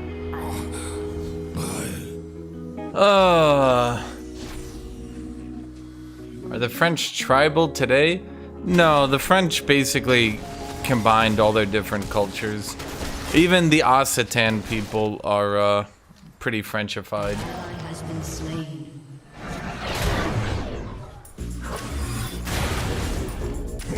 Occitan being South French.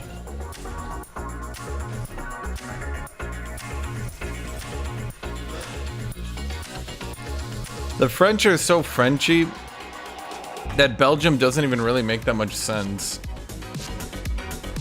South Belgium should just be French. Quote me on that.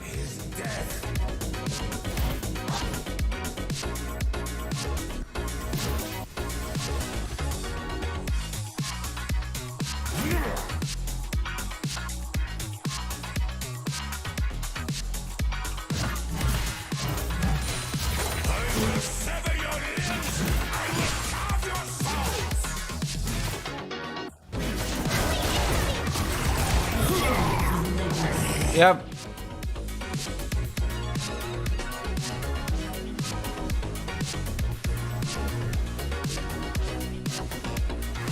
Got any cool stories about Orthodoxy? Not really.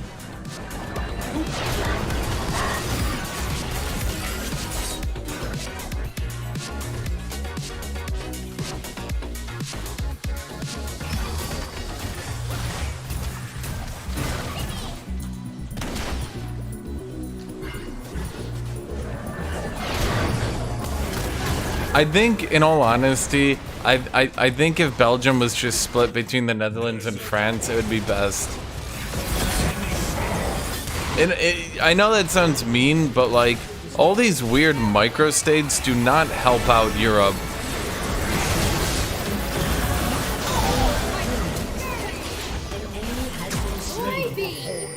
Your broken form speaks of failure.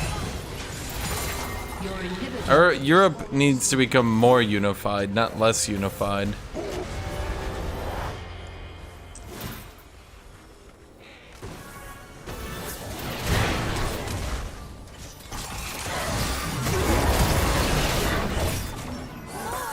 Patience, Aatrox, patience!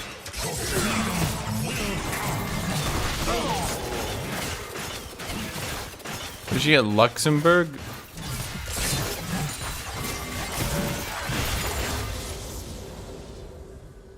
I have no fucking idea.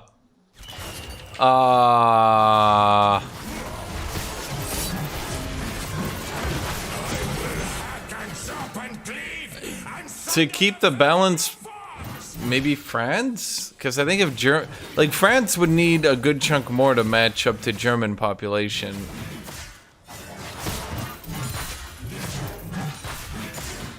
I mean, you could combine Austria and Germany, South Belgium and Luxembourg into France. You could split Switzerland up 3 ways, but I think that would make Germany too big in comparison.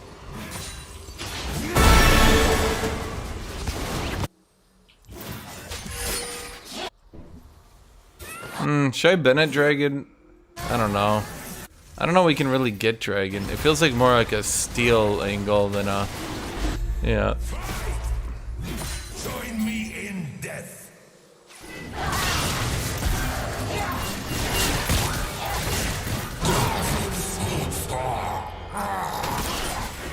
Okay.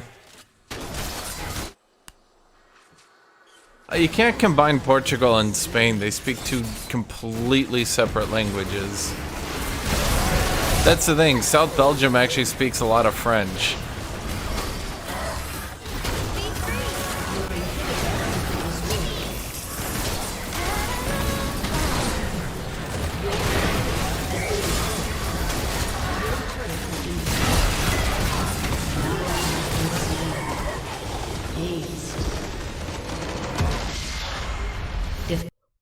Well, this game was fun. That was a joke.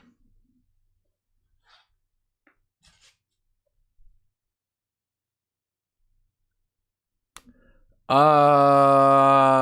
you want to start talking about Turkey, I think, I don't know that you guys would gain land. Don't you have a sizable Armenian population in the east? As well as the Kurdish population.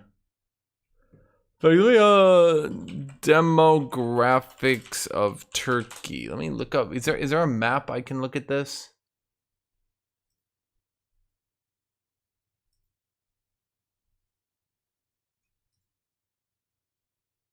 I think it's racial map of Turkey. Let me see if I can find that.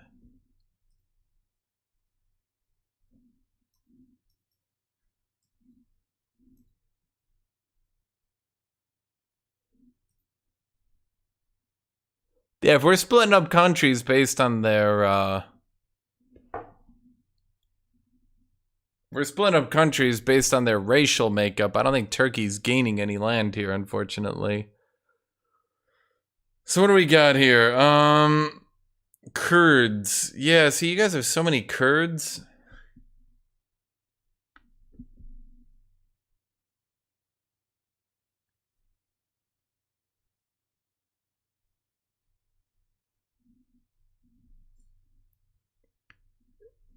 Muslim Georgians. Why do they call it Muslim Georgians? Why don't Muslim speaking Romika? Romika.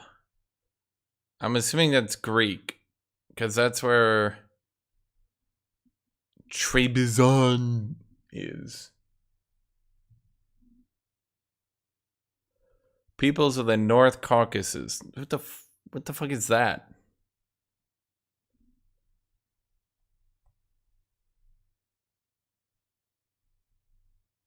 So every country have a lot of different races, need to get splitted. So what can you say about USA? The United States is not a nationalistic nation state. That's kind of been the United States' big advantage. Other nations are based on, you know, nationalities. The United States are not. Anyone can become an American. Well, technically anyone can become a German. Just ask. Any Germans in chat? Do you think anyone can become a German?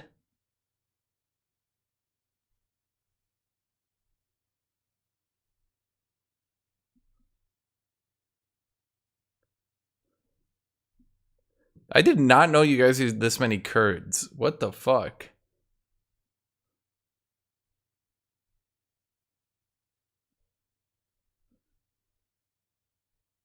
Why do you guys have so many Kurds? Where did you get them? Why is there no Kurdistan?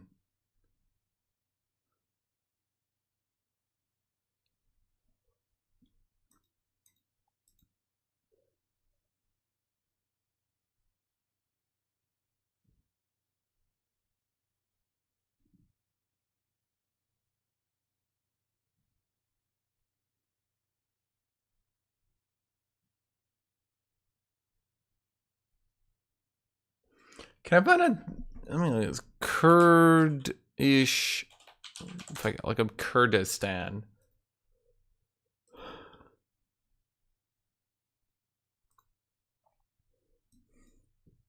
Oh, well, that's why the Turks oppose Kurdistan so hard. You guys have the most to lose.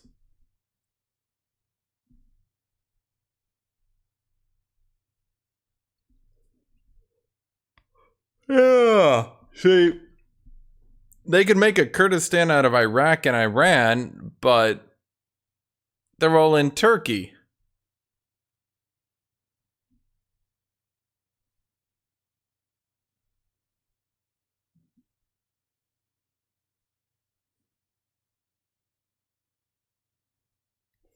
Let me Google something. Kurds. I don't really know. Percent of Kurds in Turkey who want independence. Let me.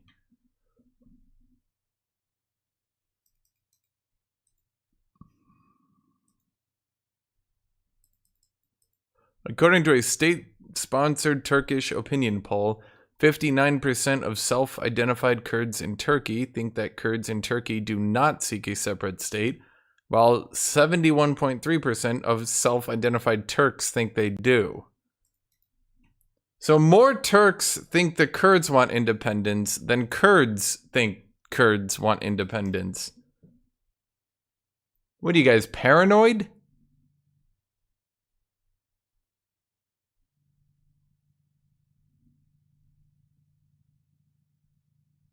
The Kurds are like, we'll stay. And you guys are like, they're trying to leave. And they're like, nope.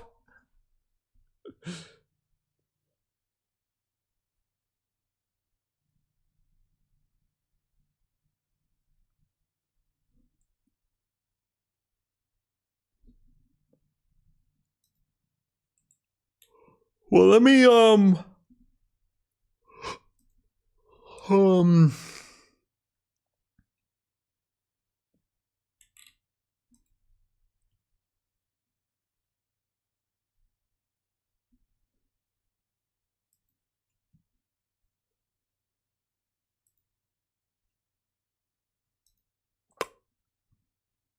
I'm trying to.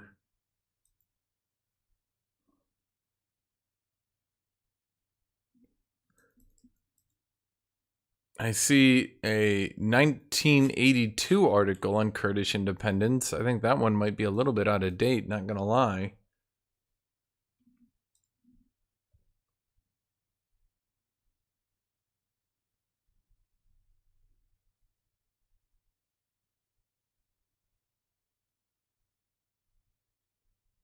If Turks were to pay reparations to Armenia and let Kurds become independent, they would basically cease to exist due to how much of their wealth was taken from Armenians and how much land is Kurdish.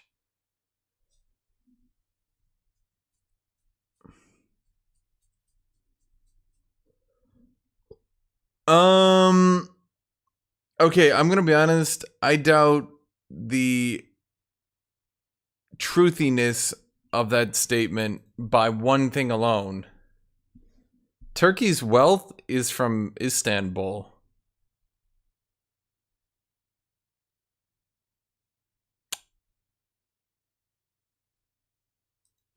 So I highly doubt, to go back to here, I highly doubt the wealth of Turkey comes from the inner mountains.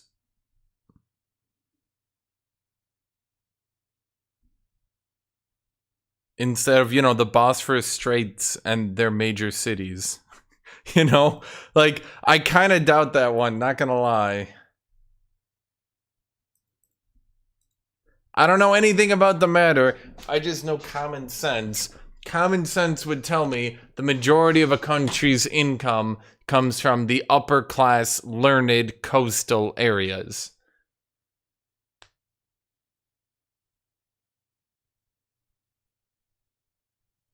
I am not saying that Turks should give up Kurdish land. I was just saying the one dude commented that if Turks were to take back their land, and I said, well, if you're reassembling borders based on demographics, I don't think Turks are gaining land. And I do believe that my statement is correct, that if you were to reassemble borders based on population, based on you know, your racial makeup, I don't think the Turks would gain land. I'm pretty sure they would lose it. I need to go get something to drink. To Summoner's Rift.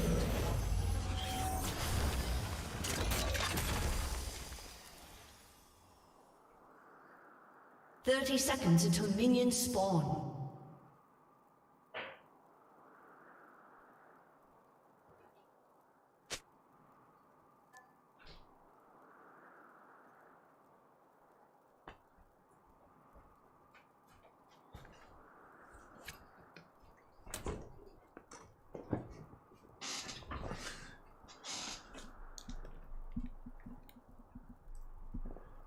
Istanbul was one of the major Armenian hubs.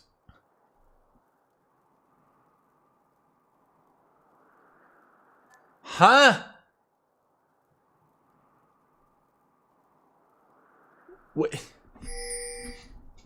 What? Istanbul was one of the major Armenian hubs, and wealthy Turkish families only grew in number after being assigned confiscated Armenian property during World War I and independence. But that's simply not true. It's just... Your noble courage, Darius. Now learn despair. But saying all of Istanbul was a major Armenian hub, saying it had an Armenian hub, but saying Istanbul was an Armenian hub. I mean, the English language right now is being a bit confusing, but...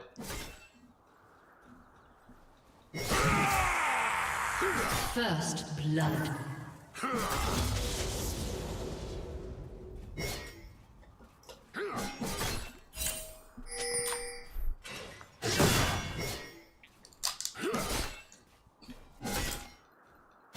My imprisonment, they will suffer.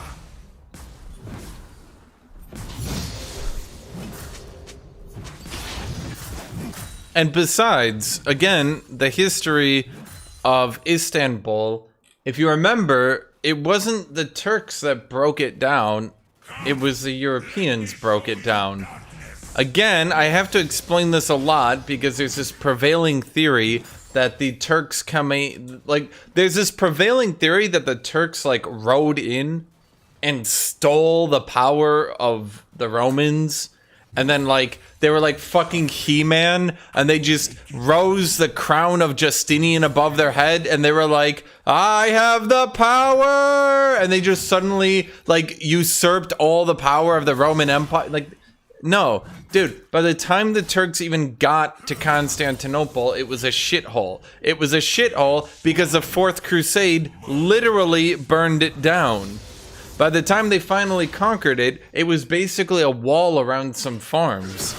Under the Ottoman Empire, they rebuilt that.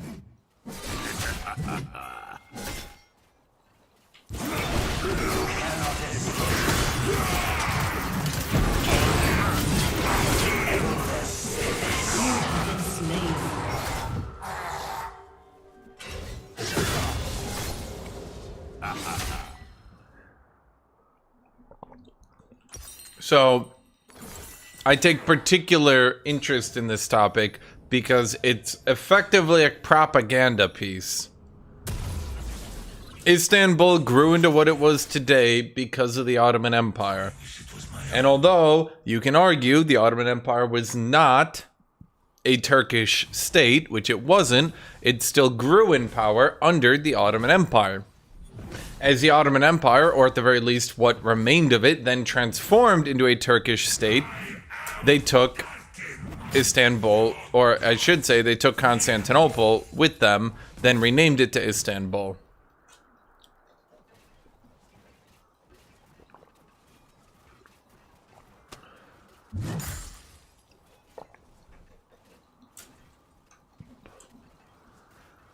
They got Constantinople after so many tries. If you're talking about the Arabic attempts at Constantinople, weren't there two? One was thwarted just because it was too far away and they couldn't, like, they couldn't really support a naval invasion of somewhere that was that far away from their homeland. And then the second one was thwarted because the Bulgarians decided not to be stupid and side with the Arabs, who would obviously come for them next.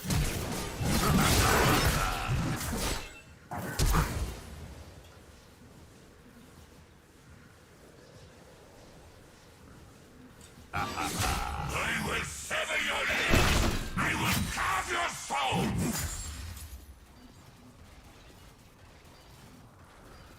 There were a lot of sieges of Constantinople by the Turks, but yeah, what kept happening is that they went to siege it, and then, like, something would happen, and then they'd have to give it up, and then they'd come back, and then something would happen, and, I mean, Constantinople was pretty much dead for 100 years, which is why it wasn't really that big a deal when it fell. It was kind of like, oh shit, that sucks, but, like, it didn't shock Europe, right?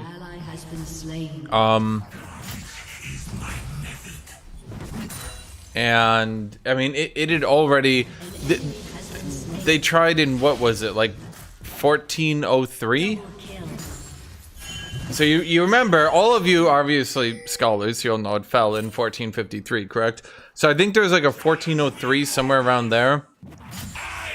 The Turks were sieging it again, and then Timur Lenk came through, and Timur was like, he ran up and he threw down a gauntlet, and he was like, I challenge you to a Turk-off. And the Turks were like, not a Turk-off, damn it.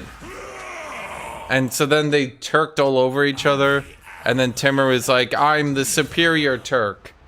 And then the Ottomans were like, no, his turkiness is too Turkey. We've lost this Turk off. We've become the real turkeys.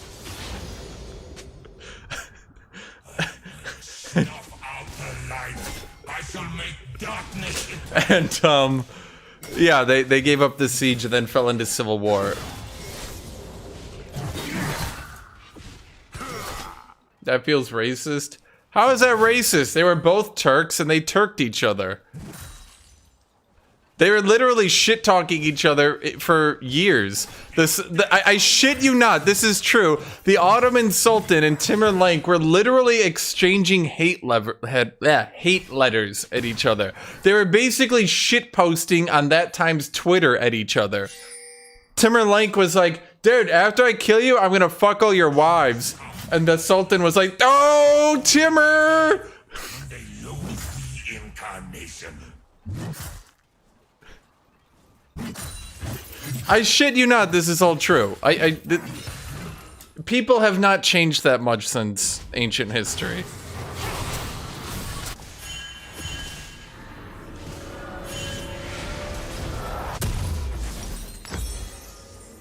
Gods and mortals. They deserve only death. And yeah, the battle was pretty Turkey. Both forces had Turks. Unfortunately, the Ottomans were betrayed.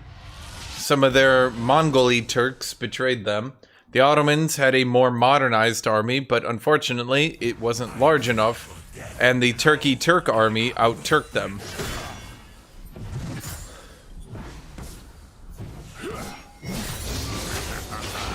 Like the thing is, you think I'm exaggerating all of this, but I'm really not. Timur didn't even conquer the Ottoman Empire. He literally attacked it just because they were exchanging hate letters at each other.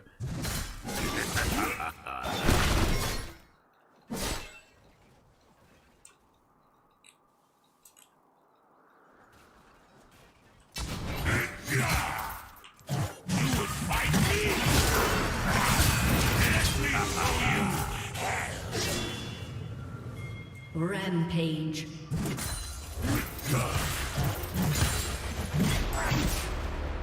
And yes, that is literally one of the insults he used. He literally, okay guys, I shit you not, this is true. He literally took out a letter, took a fucking medieval pen, and wrote down, Ottoman Sultan, after I kill you, I'm gonna fuck all your wives. Gave it to a courier and said, dude, give this to the Sultan of the Ottoman Empire.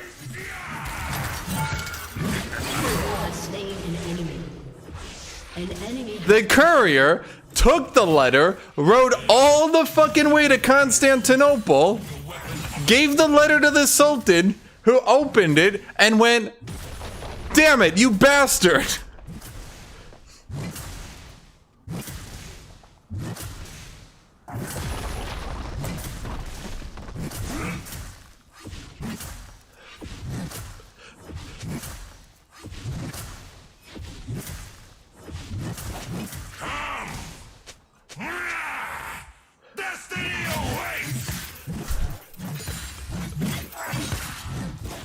So when I call it a Turk-off, chat, I'm really not exaggerating that it was a Turk-off. It was the two large Turkic empires of the time squaring off against each other and throwing down in a Turkey.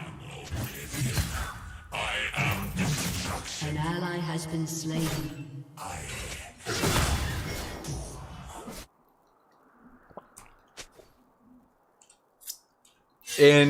Okay, well, it would probably still been Ankara, but I don't know, man. You're right about that. I'll admit that one piece of information I did get wrong.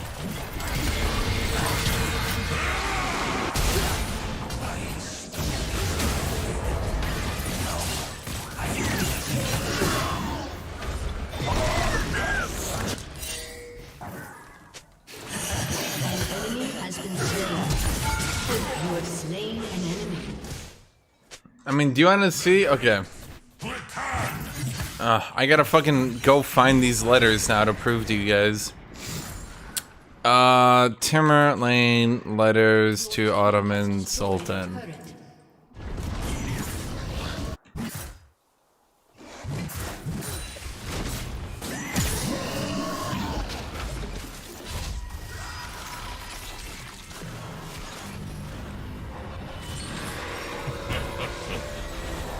An exchange between Emir Timur and Ottoman Sultan Bayezid.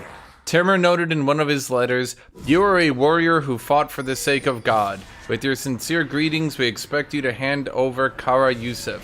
Let's have brotherhood between us. We are willing to give you in marriage a daughter, and from you let us expect in marriage a daughter for the son." Must destroy.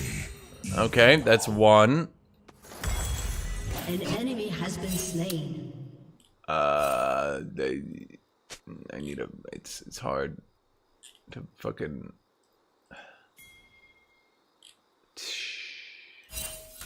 I'm trying to find these. They're like really hard to find. Not gonna lie.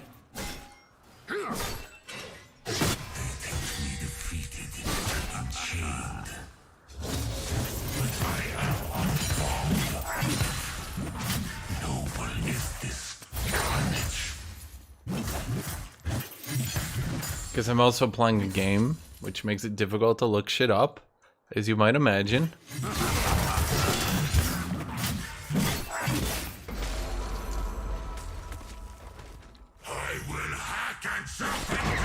team has destroyed a turret. An enemy has been slain.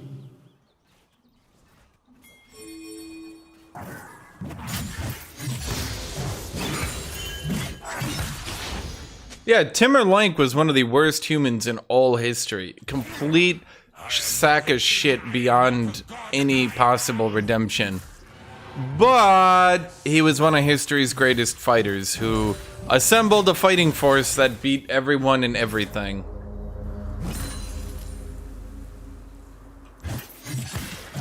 And even the Ottoman Empire couldn't stop him.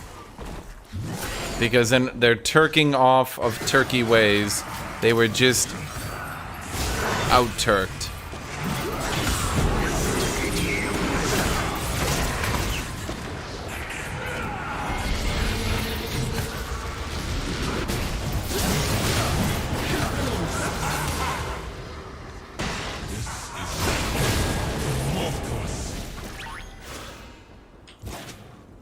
Don't get me wrong, Timur-Lenk was an absolute trash human being.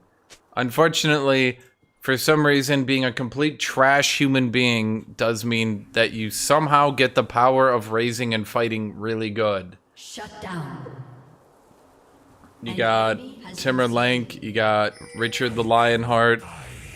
Killing spree. Yeah. For some reason, being a complete sack of shit seems to help you.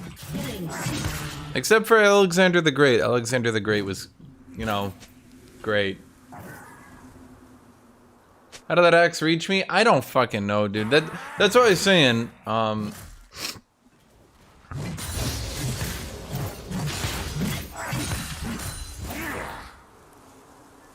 Like, you lose to Darius when one of his bullshit pulls happen. Rampage. Hitler sucked. I don't think Hitler was renowned for being a good general. He did earn a medal in the army, so he got that going for him.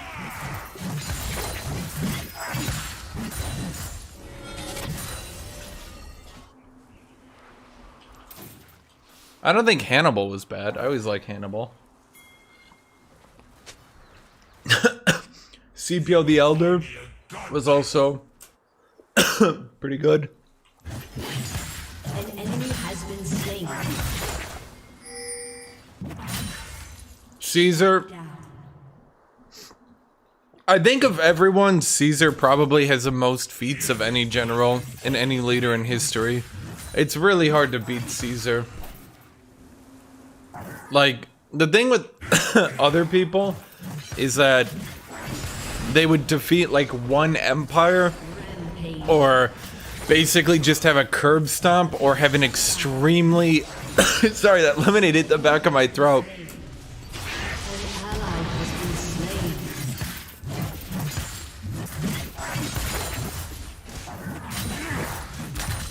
I gotta get my hair cut after this game, by the way. So most other people had some huge advantage or a reason they did well. Well, you could say in Gaul, while in Gaul, Caesar obviously did have the Roman legions beating up on a bunch of Gallic people. Once Caesar was beating up like his contemporaries, like once his opponents ended up being other Roman legions, he didn't really have any advantage.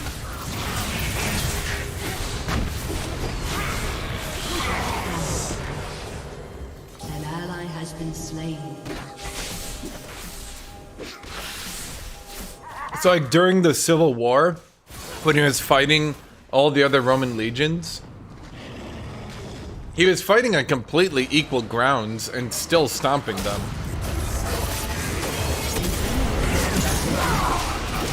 And a lot of people think of Caesar as like, oh, Caesar, he just beat up Gaul, but he was fighting other Roman legions in the Civil War, and he was beating them consistently. And he wasn't just beating them while like commanding from the back, he was fighting on the front lines while doing it as well. If you actually watch a video on Caesar, you'd know that he was regarded extremely highly, and modern history kind of downplays him even. And I think they downplay him just because everyone talked about him for hundreds of years to the point where it kind of became lame. You know, like, oh, Caesar, he's everyone's favorite character. But have you heard of Hannibal Barca? Like, you know? And, yeah. Shut down.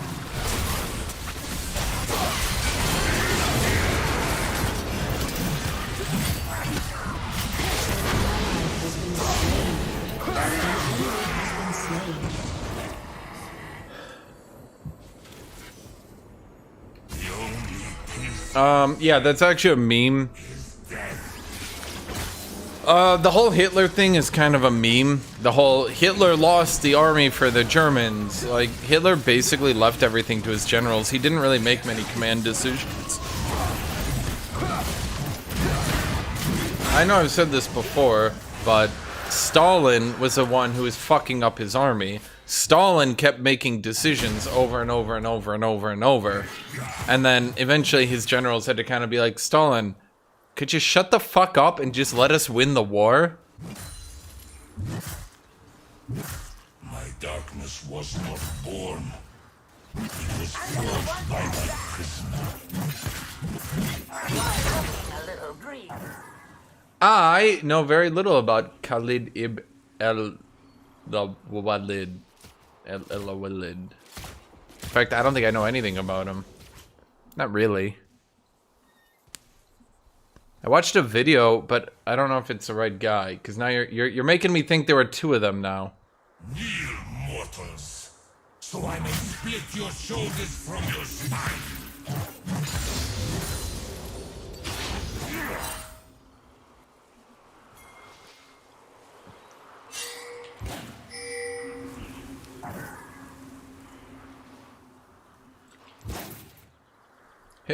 Germany lost the war fair and square, outnumbering their opponents. The Soviet Union only outnumbered the German combined allies after the first year. That's just facts. Everyone knows it. Double kill. The Germans outnumbered the Russians on the first year of the war.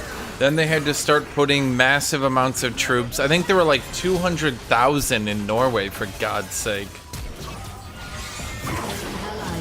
And once they started having to defend against too long a front, it became an issue. The Soviets, on the other hand, although extremely outnumbered, relied on the idea of, and quote me on this, they're gonna kill everyone, so everyone needs to join the army. Holy fucking shit, they're gonna slaughter every Slav. The Slavs responded by going, yeah, that actually makes sense. So the Soviet army grew, I'm stuck. The Soviet army grew considerably as the war went on. Because, again, the idea of, you know, their entire race being genocided became a very good recruitment tool.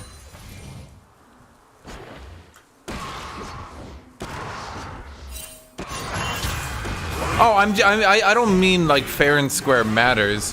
What I meant more was like,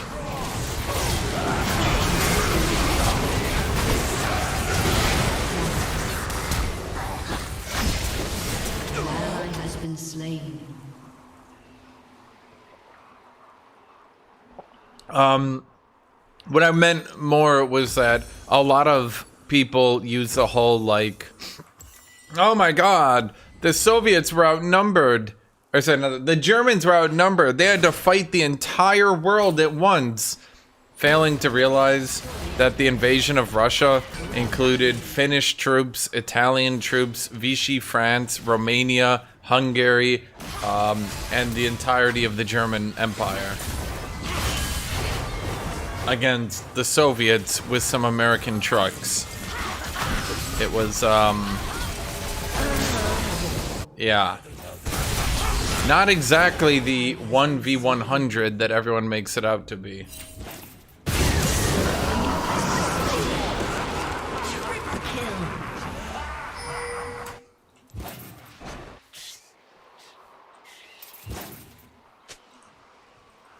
By Bars, I know that name. By bars?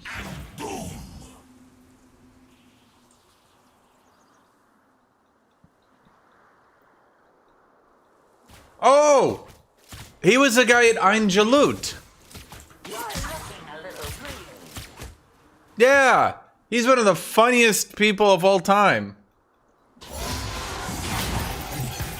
You know, mostly because tragedy is funny.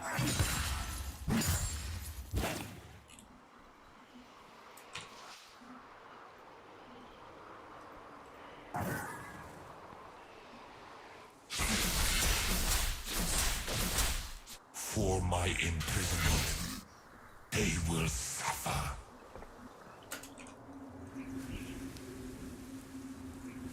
Those you don't know, Baibars was the guy who finally beat the Mongol Empire. He came from the Mamluk Sultanate of Egypt. And if you read his story, it's really actually disheartening. Because he fought in the battle, and he prepares this battle against the Mongols, right? And the Mongols fight really fucking well. Really, really well. He sets up this perfect battle. He leads them uphill into a wooded area. He ambushes them, surrounds them.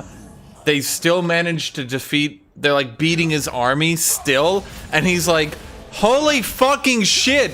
They literally can't hit any harder, and we still can't beat them. So he decides he has to make one last-ditch effort to try to win the battle.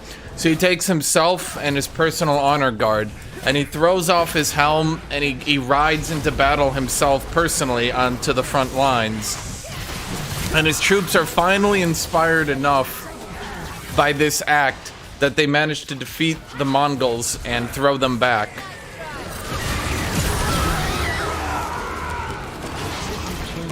And you're all thinking, wow, that's so cool, right? He promptly gets backstabbed and assassinated after the battle.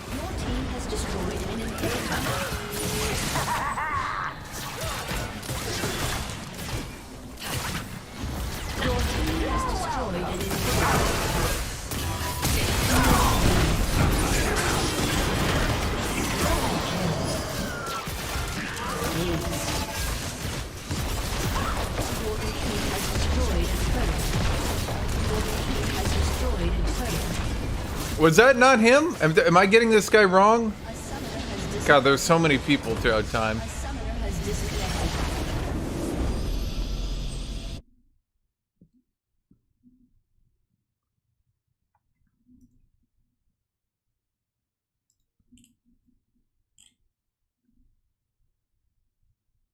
No, I'm right. It's just speculated that he was backstabbed.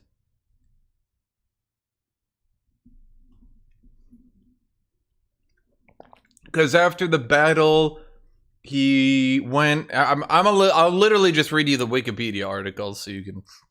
Baibars died in Damascus on the 1st July 1277 when he was 53 years old. His demise has been the subject of some academic speculation. Many sources agree that he died from drinking poisoned kumis that was intended for someone else. Other accounts suggest that he may have died from a wound while campaigning or from illness.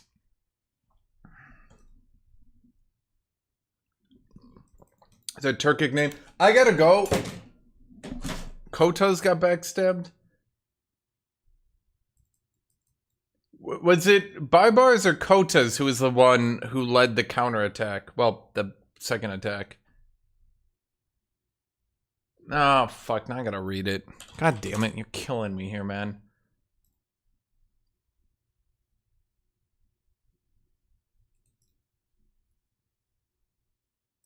Okay, if I Google, ironically, Baibars is the one of it. Well, fuck Baibars then.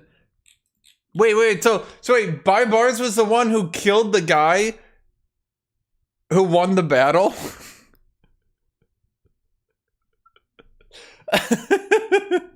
Dude, fucking Islamic history is so funny. So wait. I gotta go because I have a haircut in 5 minutes. I literally only have 5 minutes. Are you talking about this dude? Yeah.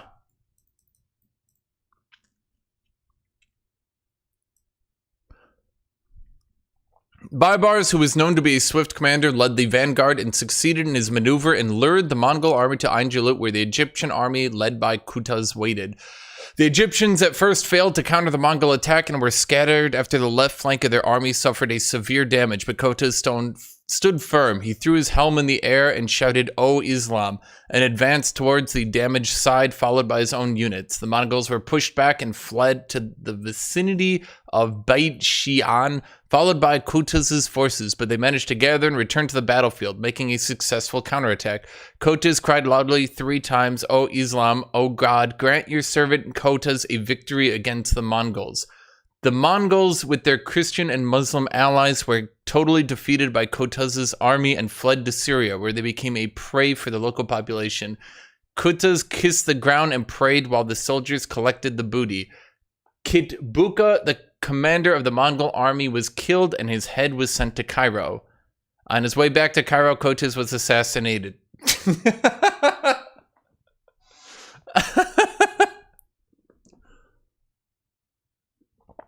Dude, Islamic history is hilarious. You guys wonder why... Okay, like, in all honesty, the reason why, like, Islamic history is a lot funnier than European history, Islamic history had a lot more scholars and people, like, chronicling shit. So a lot of European history will just be like, they won the battle because they were, like, super cool. And then, like, in Islamic history, we have, like, actual people sitting there writing down the battlefield as it's going on because they're...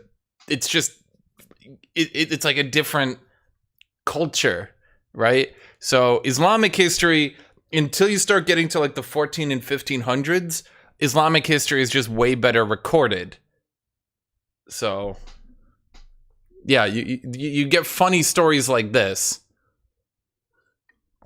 where this guy's just like, he's like doing the most heroic fucking attack in his entire life, and for the first time in history stemming the Mongol horde, and then he promptly gets assassinated on his way back. Like, just instantly fucking gets assassinated. Anyway, I gotta go, so I'll talk to you guys later, okay? Bye-bye, everyone. I'll be back after the haircut, okay? I'll be back. Just, it'll be like half an hour, probably, somewhere around there.